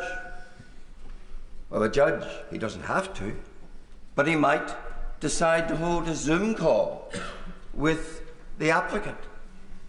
He's not to know if sitting in the corner of the room, out of camera, is the coercer. So where is the protection in that? So I do say to this House, this is an issue that cuts to the very quick of our fundamental duty to be the protectors of the most vulnerable. And it is no part of the state's function to be promoting, assisting the end of life for people who could be in that condition, and you'll never know how many are in that condition. So, for me, Mr. Speaker, I can't, I won't vote for this bill. Ruth Jones. Thank you, Mr. Speaker. And it is an honour and a privilege to speak in this debate and to follow so many honourable colleagues who've made such powerful contributions. And I especially want to thank the honourable member for Spen Valley, who's no longer in her place, for all the work that she's done on this bill. All the colleagues across the House who've been working together so collegiately, and all my constituents from Newport West and Eastline who have written to me in their hundreds. And the experts as well who've shared their views with us. Everybody here in this room, in this chamber, wants a good death. But we do know at the moment palliative care across the UK is chronically underfunded, mostly charity raised, and certainly it's very much a postcode lottery. I want to pay tribute to all the hospices that are working around the clock. They do an amazing job on very, very stringent budgets, and especially mine, St David's Hospice and the Hospice of the Valleys, who do amazing work there. But we have to remember that although we're talking about people here who have very, very powerful stories who are in the chamber today, we legislate for all, and that means making sure our legislation is safe and proof for the future, future-proofed. So things like presuming consent, I do have some concerns with the bill. When the door is opened in this bill, my worry is it will be widened, as it has been in other places like the Netherlands, like Belgium, like Canada. These things will happen. Over 65 private members' bills were passed in the last Parliament. No bill had more than one session in committee. The average length of debate in the committee was 35 minutes. Just over a quarter had any amendments made in it at all. And I know the Honourable Member for Spen Valley has said she's willing to extend it, and I welcome that, and I will be pressing her for that to make sure it is safe. Because if we are going to vote, and I'm going to personally vote against, if the vote is going to be to carry it forward, scrutiny is crucial at all points of the bill coming forward. I know that others we've talked about terminal illness today, but intractable pain is something that people live with every day, and that's an issue. And certainly in my 30 years as a physiotherapist, I've seen good deaths and I've seen bad deaths, and we all want to make sure we get the best for our constituents. We need to make sure end-of-life care is sorted, and this debate has been good in that we have talked. I've certainly talked to my family, and I know my lovely mum of 89, who's disabled, housebound, widowed, has said, yes, it's all very well talking about assisted dying. We need to talk about assisted living as well, because that's most important. Quality of life is crucial here. We need to make sure that we are here to legislate for all. That's why I'm voting against the bill today, but I thank you for the opportunity to explain. Thank you, Mr. Speaker. I just want to start by first of all acknowledging not just the importance of the debate, but thank the member for Valley for bringing this debate forward, because I think it is an important debate. I'm going to be voting against the bill today, but I still think it's an important discussion to be having, not least because there are many, many of my constituents who believe that this is the right thing to do, and there are of course many who feel that this is not the right thing to do, and I think that's why we've shown the very best of what Parliament can do here today. But for me, when I came to my conclusion, it wasn't because of some sort of zealotry or evangelism. I completely acknowledge there are those people who go through some very difficult situations where they lose the normal faculties that they have, and or they can be in immense pain. But I also think we need to be clear about what we're talking about here today. We are talking about the wholesale change of how the state deals with death.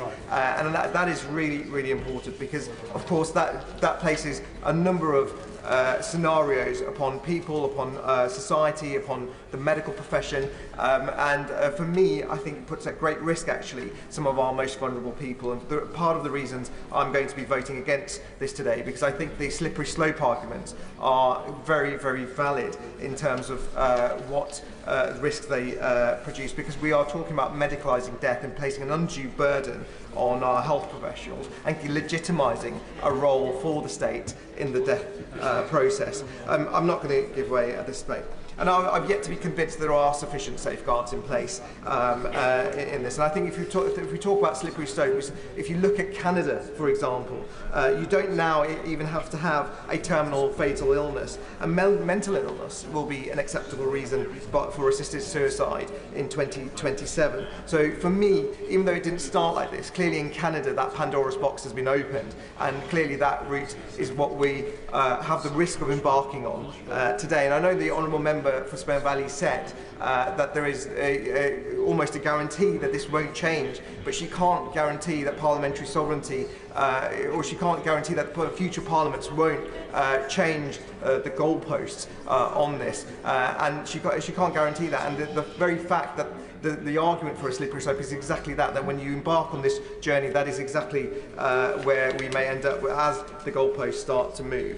I also think that there's been lots of conversation around the PMB process, and I'm conscious of time, so I'm going to end my comments very shortly. But lots of comments about the PMB process. The Honourable Member cannot guarantee that there will be sufficient scrutiny and those safeguards work. There's not been enough impact assessment, not been enough public consultation. There's been very limited time to look at this piece of legislation, and we are at serious risk of presenting something or passing something that will do immense harm. And I worry that in the future we will look back at this where there has been abuse or there's been coercion, and some of our most vulnerable people will be coming back to this House to discuss the damage that we've caused today.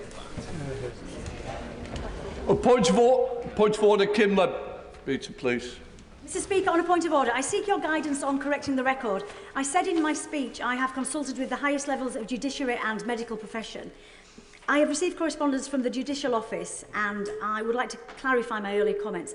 Whilst I have spoken to lawyers and judges, I should not have implied that the serving judiciary has in some way indicated their agreement to the bill, which they have not. The serving judiciary have been very clear to ensure that they have made no public comments about the bill one way or the other.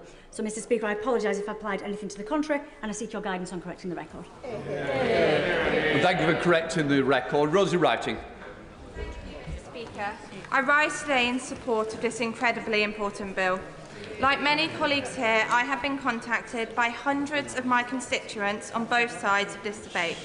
I have been moved by their personal stories that bring home the impact of this legislation could have on them and their families, and I want to put on record thanks to everyone who's contacted me. I fundamentally believe in the right to choose at end of life, and that's what this bill is about, giving dying people a choice on how they die. anyone who doesn't want an assisted death can choose not to have one. And anyone who wants the reassurance of an option has it. Mr. Speaker, my constituents' stories and stories shared today by colleagues across the House have shown me that it is truly unacceptable to maintain the status quo. Without a change in the law, terminally ill people will continue to face the end of their life with a very limited range of options. Some travel abroad to help to die, but it is only an option with those with the financial means to do so. Choice at end of life shouldn't only be an option for those who are financially stable or the desperate. Death should be peaceful and pain-free, and this bill gives the opportunity to make that a reality. There is no doubt in my mind that this bill, so carefully considered by my honourable friend for Spen Valley, would be an improvement to the lives and liberties of my constituents and those across the UK who are terminally ill, and I urge members across this House to vote for it at a second reading. Mr. Speaker, I want to end with the words of one of my constituents who said, "We have some of the most amazing caregivers in this country who provide compassionate care in the most difficult of circumstances, and that gives comfort. But I feel no one should be forced to know how the book ends when they were only part way through it, without having the choice to put the book down and choose one with a better ending." Idle speech, Vicky Slade. Thank you, Mr. Speaker. We do not need to choose between palliative care and supporting those who want to make their deaths better.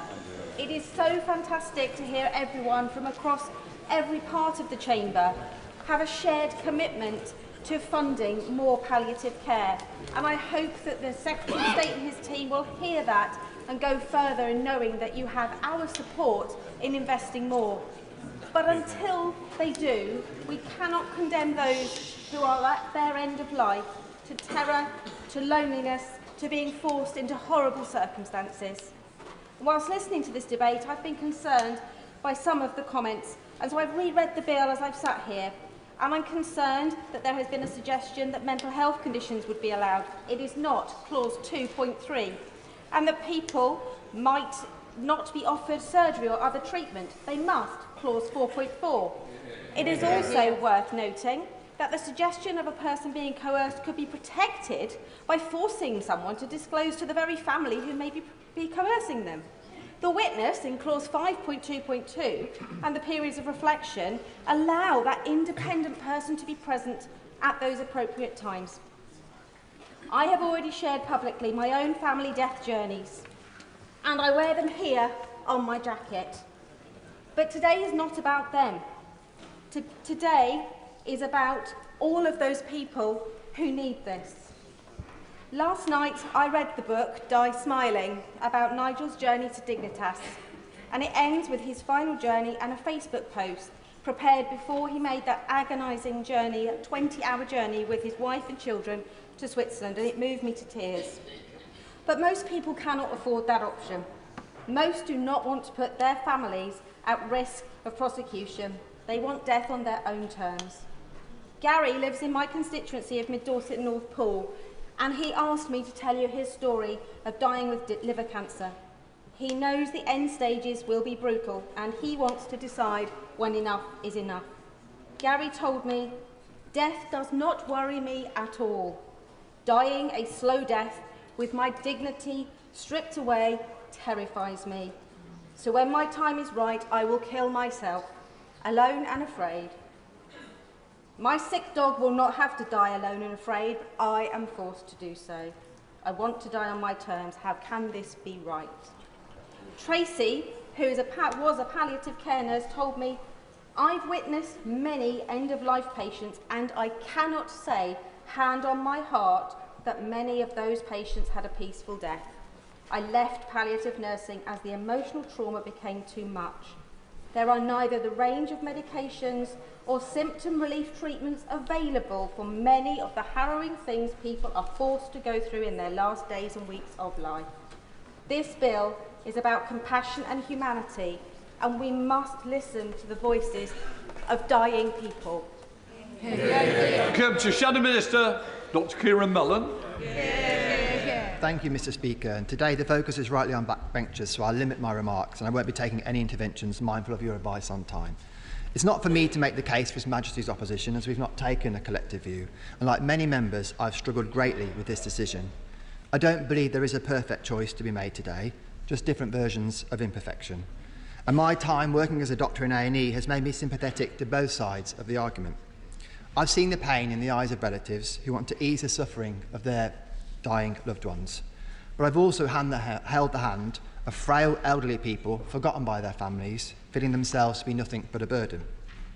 Reduced to its core, we're facing a difficult dilemma, Mr. Speaker. Access to assisted dying could reduce suffering for the terminally ill, and that is a choice some people would like to have, and some people would make that choice without any undue pressure. If we vote against this bill today, they won't have that choice. I caution against avoiding facing up to that hard moral reality by arguing that whatever people may fear about dying can always be managed by modern medicine. For all it can achieve, modern medicine cannot achieve everything. We've heard examples today of the worst illnesses that do more than cause pain. The member for Bury St Edmunds and the member for Hinckley and Bosworth described dying from a catastrophic bleed that takes your life in a panicked final moment.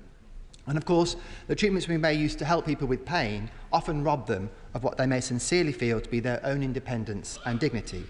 Some people may not want to spend their final days in a drug-induced state of semi-consciousness to manage their pain. Those minded to vote against this bill should give this the greatest possible consideration. And I don't think opponents of this bill can deny this, any more than proponents of the bill can deny that if this law is passed, it would represent the crossing of a significant legal, societal and moral Rubicon. Every other expectation we have of the state is for it to help extend and protect life. We would instead be asking the state to procure the medicines, provide the staff and sign off through the courts, a process that is designed to and will lead to someone's death.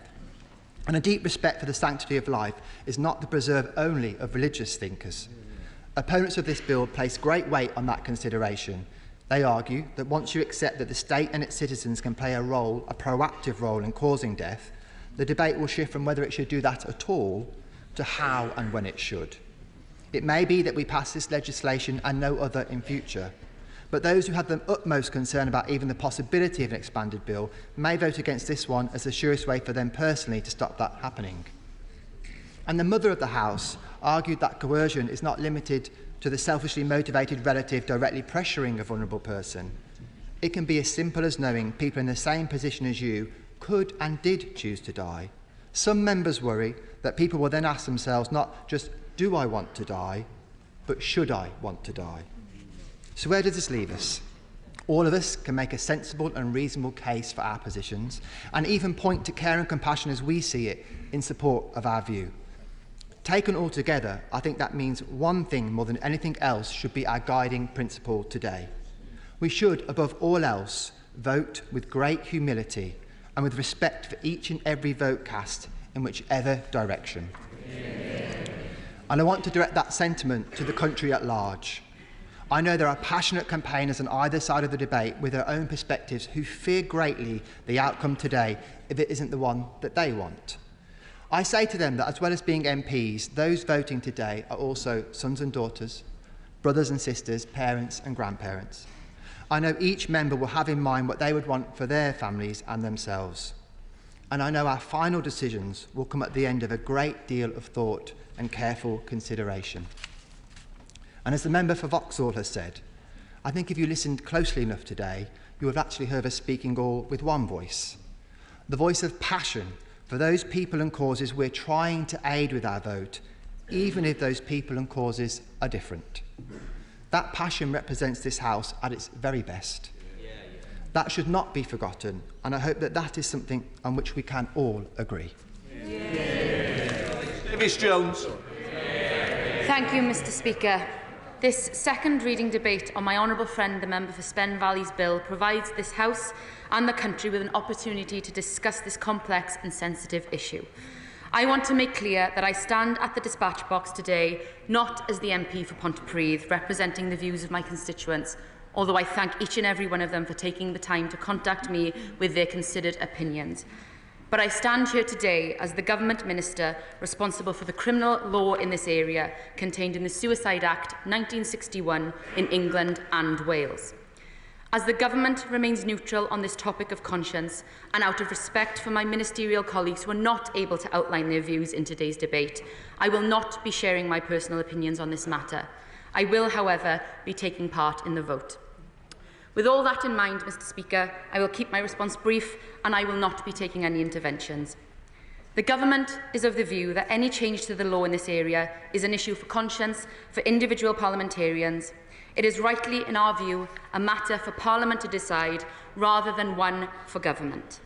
Accordingly, these benches will have a free vote should the views of the House be tested today. If the will of Parliament is that the law in this area should change, the Government will, of course, respect its duty to the statute book and ensure that any bill is effective and that its provisions can be enforced.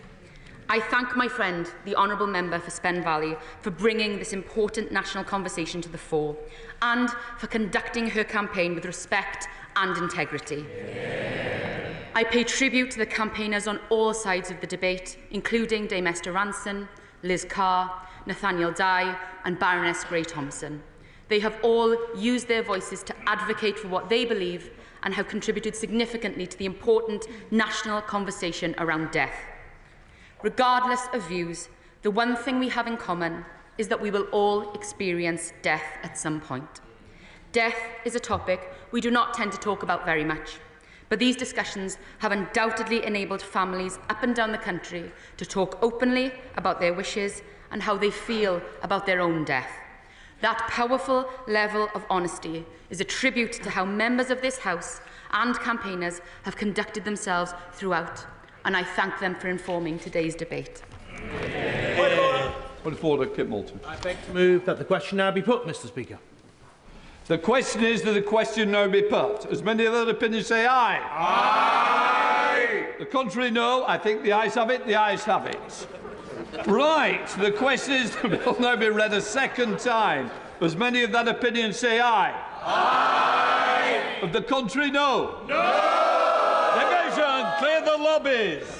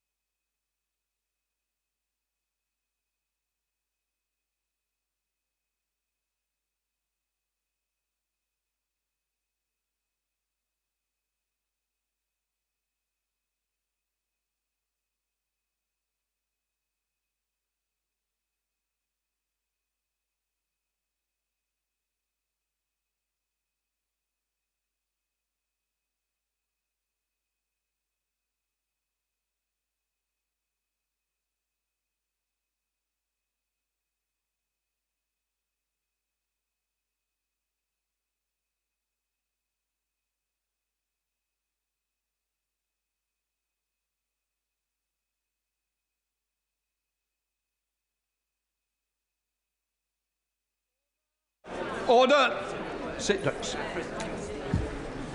The question is that the bill now be read a second time, as none of the opinions say aye. Aye. The contrary, no. No. Tell us for the aye, Sir Owen and Bambos Chorlombos. For the noes, Dame Harriet Baldwin and Florence Session-Lomé.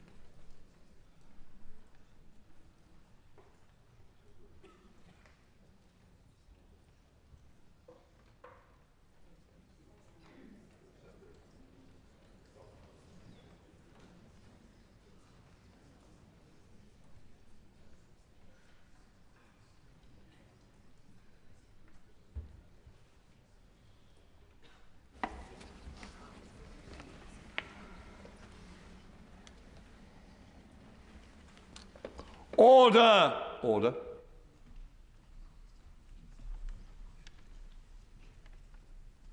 The ayes to the right, 330. The noes to the left, 275.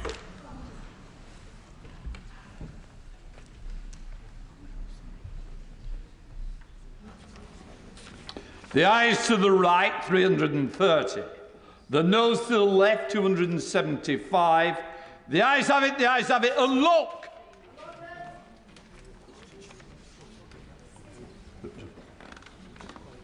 Right, does the member in charge of the bill wish to move the motion number 2, Kim Leadbeater?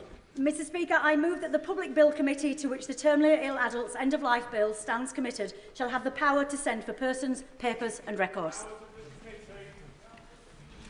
Under Standing Order number 63 brackets 2, I must now put the question forthwith. The question is that the Public Bill Committee, to which the Terminally Ill End-of-Life Bill stands committed, shall have the power to send for persons, papers and records.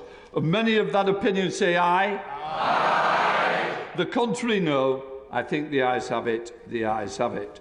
Under Standing Order number 632, only one motion relating to the committal of the bill may be moved, and that has been done. Right. Thank you, everybody. We're going to move on to the Ferrets Bill first, if people wish to leave. Thank you, Mr. Speaker.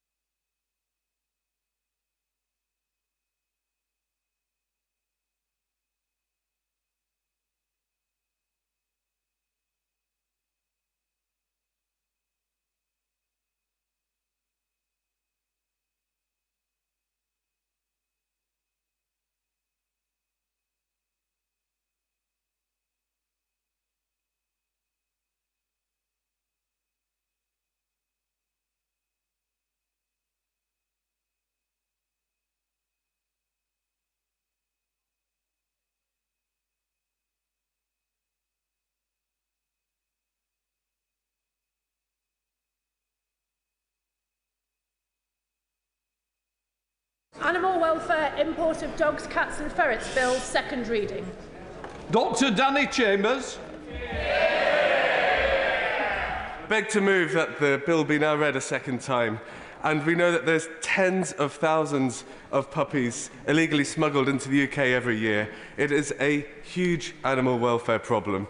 This bill will help close the issue of having mutilations in dogs. As a veterinary surgeon, we see many dogs that have got cropped ears, we've got dock tails. This is illegal to perform in the UK, and we know, and people are performing it in the UK and then claiming that the puppies have been brought in from abroad. So if we ban puppies coming in from abroad with these mutilations, it'll be a huge benefit to animal welfare.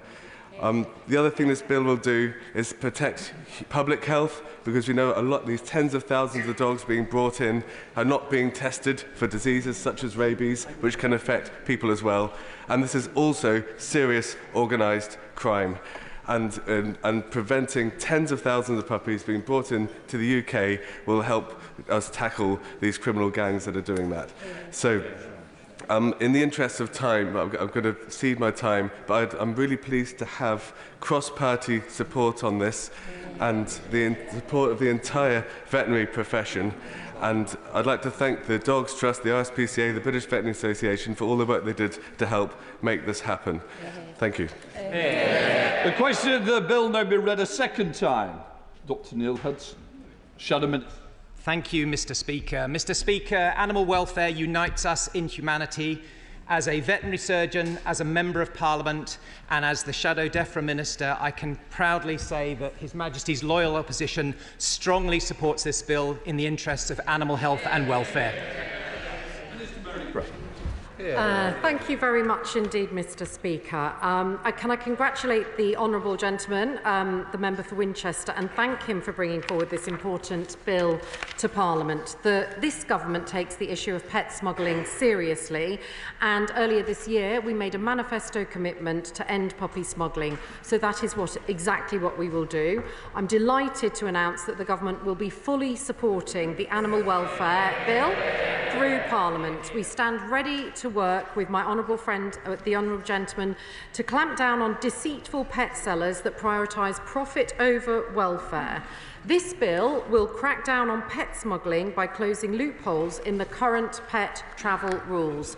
At present, illegal importers of dogs, cats and ferrets often exploit loopholes to bring in animals under the guise of genuine owners travelling with their pets.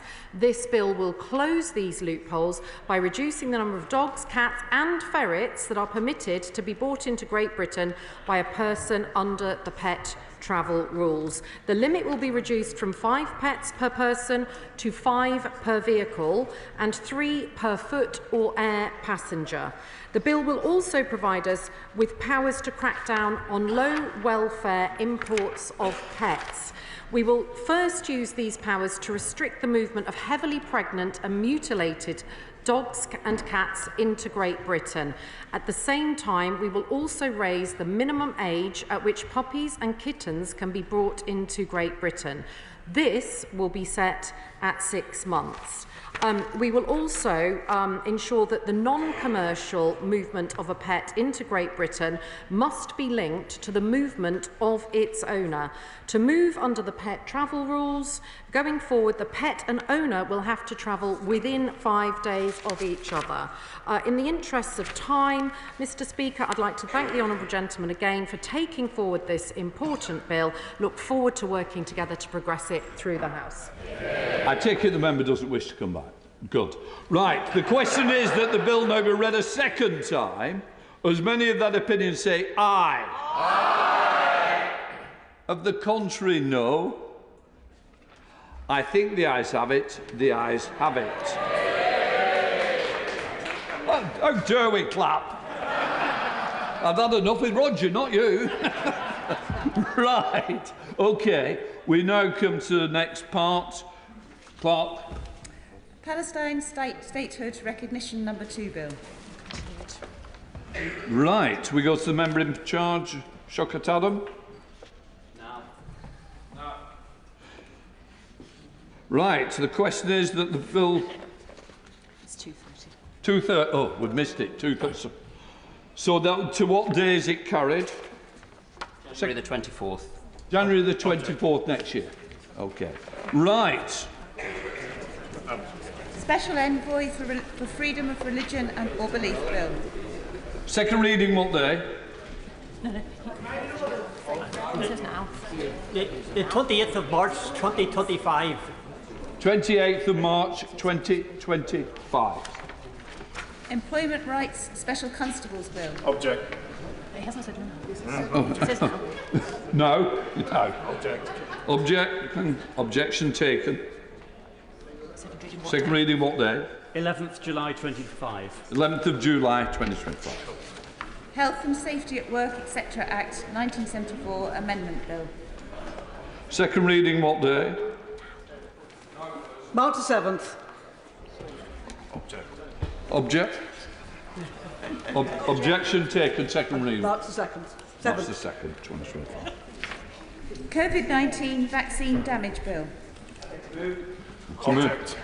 Objection taken. Second reading what day? Friday the 6th of December, sir. Friday the 6th of December. Dogs Protection of Livestock Amendment Bill.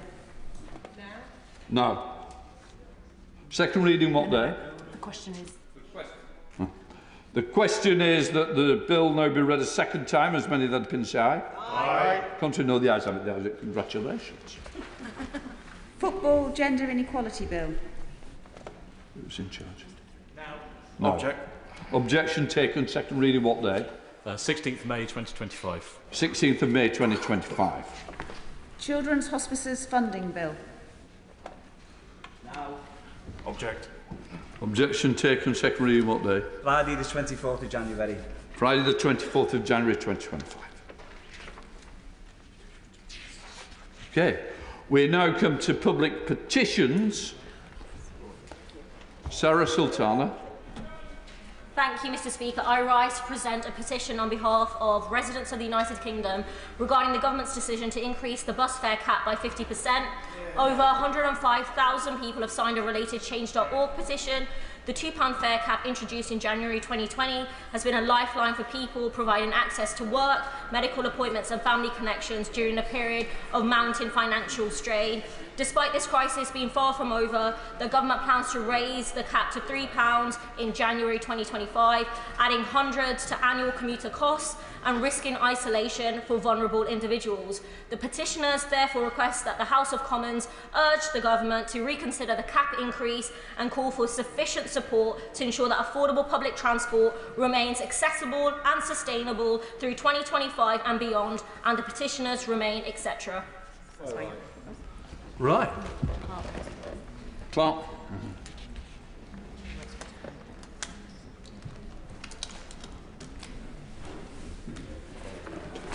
Petition National Bus Fare Cap. Right. We now come to the next petition. Jess Assatel. I rise on the 5th day of the UN's 16 days of activism against gender-based violence to present a petition on behalf of my Lowestoft constituents on commercial sexual exploitation. Pimping websites facilitate the trafficking and exploitation of women and yet remain readily accessible. These companies make millions of pounds out of extremely vulnerable women and are a core part of the business model of sex trafficking in the UK. The petitioners therefore request that the House of Commons urges the government to outlaw pimping websites and paying for sex and provide support, not sanctions, to victims of sexual exploitation.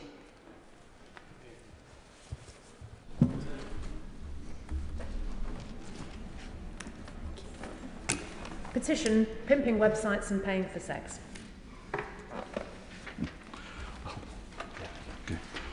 A point of order, Jim Shannon. Further to the debate that, in the chamber beforehand about assisted dying bill, the honourable lady who introduced the bill assured the House that there would be cross-party support in relation to the make-up of that committee. Can Mr. Speaker confirm for Hansard and for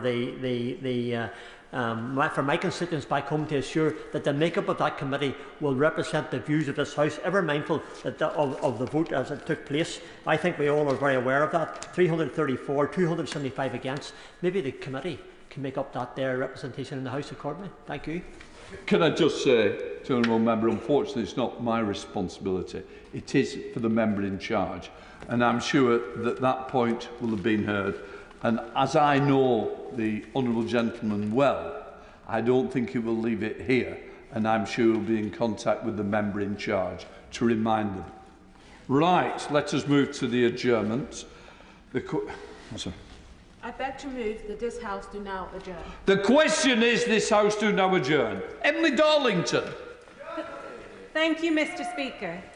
In January, T.S. Simons was killed by her husband her body hidden in a storage area in the loft of her home, lying face downwards, covered in clothing and bedding. In March, Wendy Francis was stabbed to death by her daughter's boyfriend, who also tried to kill her daughter.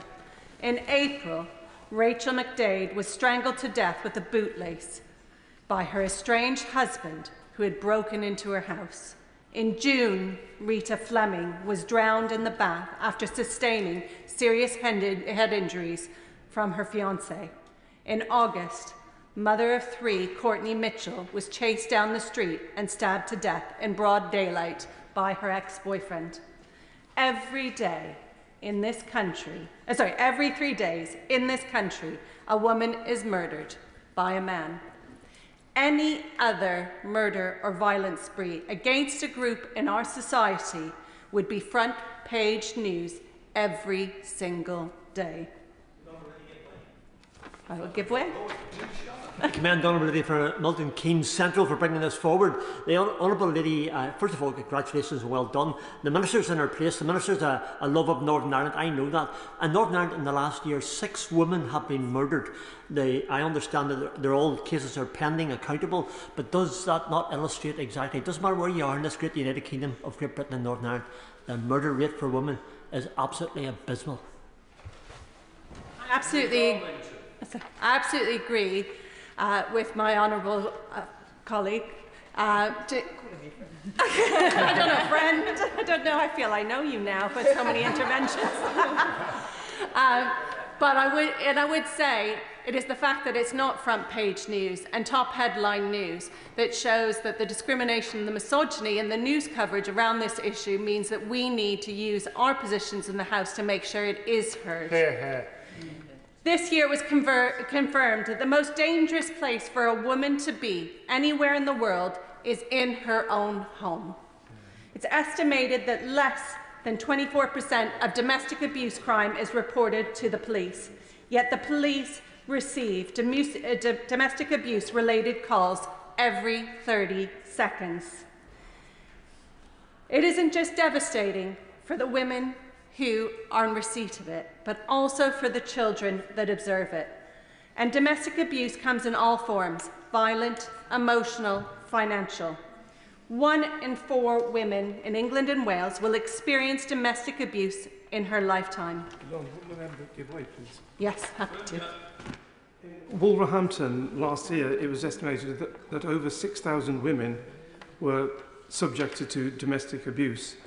Would my honourable friend please give commendation to the Orange Wolverhampton campaign that runs from the 25th of November to 10th December every year, whereby the campaign involves Wolverhampton Safeguarding Team, the Safer Wolverhampton Partnership and the City of Wolverhampton Council to work together in order to highlight the issues of men's violence against women, and this also includes domestic abuse and violence against young women that's sadly so prevalent these days. I'd like to thank my honourable friend for that intervention. I know Wolverhampton has been doing many community campaigns to change the tide of this violence against women and girls, and I know that that's been happening in cities and towns across our country. But we need to be there to support these campaigns for them to have a true impact. I want to take this opportunity to thank an organisation in my own constituency, Milton Keynes MK Act. They have done enormous work, including running a refuge and perpetrator programs in order to support those who've been victims of domestic abuse, but also those that perpetrate it. And it's work like this that has been trying to stem the tide of abuse in our communities. With my honourable friend, does my honourable friend and the Minister agree with me that we need to ensure the ongoing funding for the critical organisations in our communities that are supporting women and girls, like the Emily Davison Centre, which was the first centre for ending violence against women and girls that was established in the UK, in Accrington?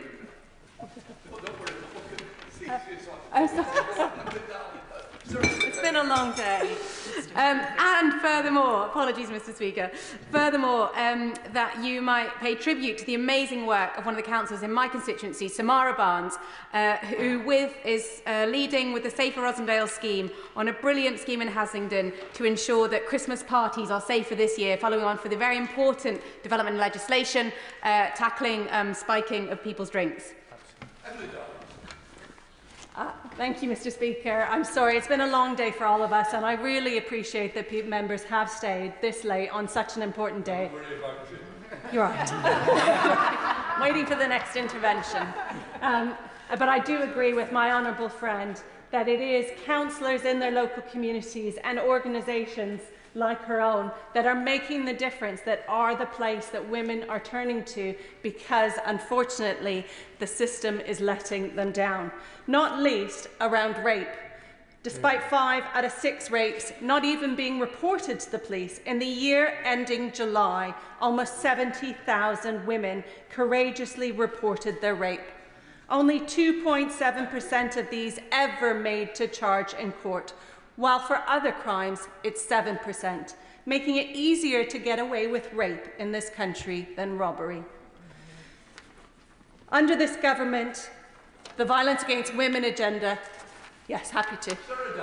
I thank the honourable member for giving way and securing this really important debate. Now, there are around 3,000 reports of violence against women reported in Somerset every month, and at least 1 in 12 women experience violence against them each year.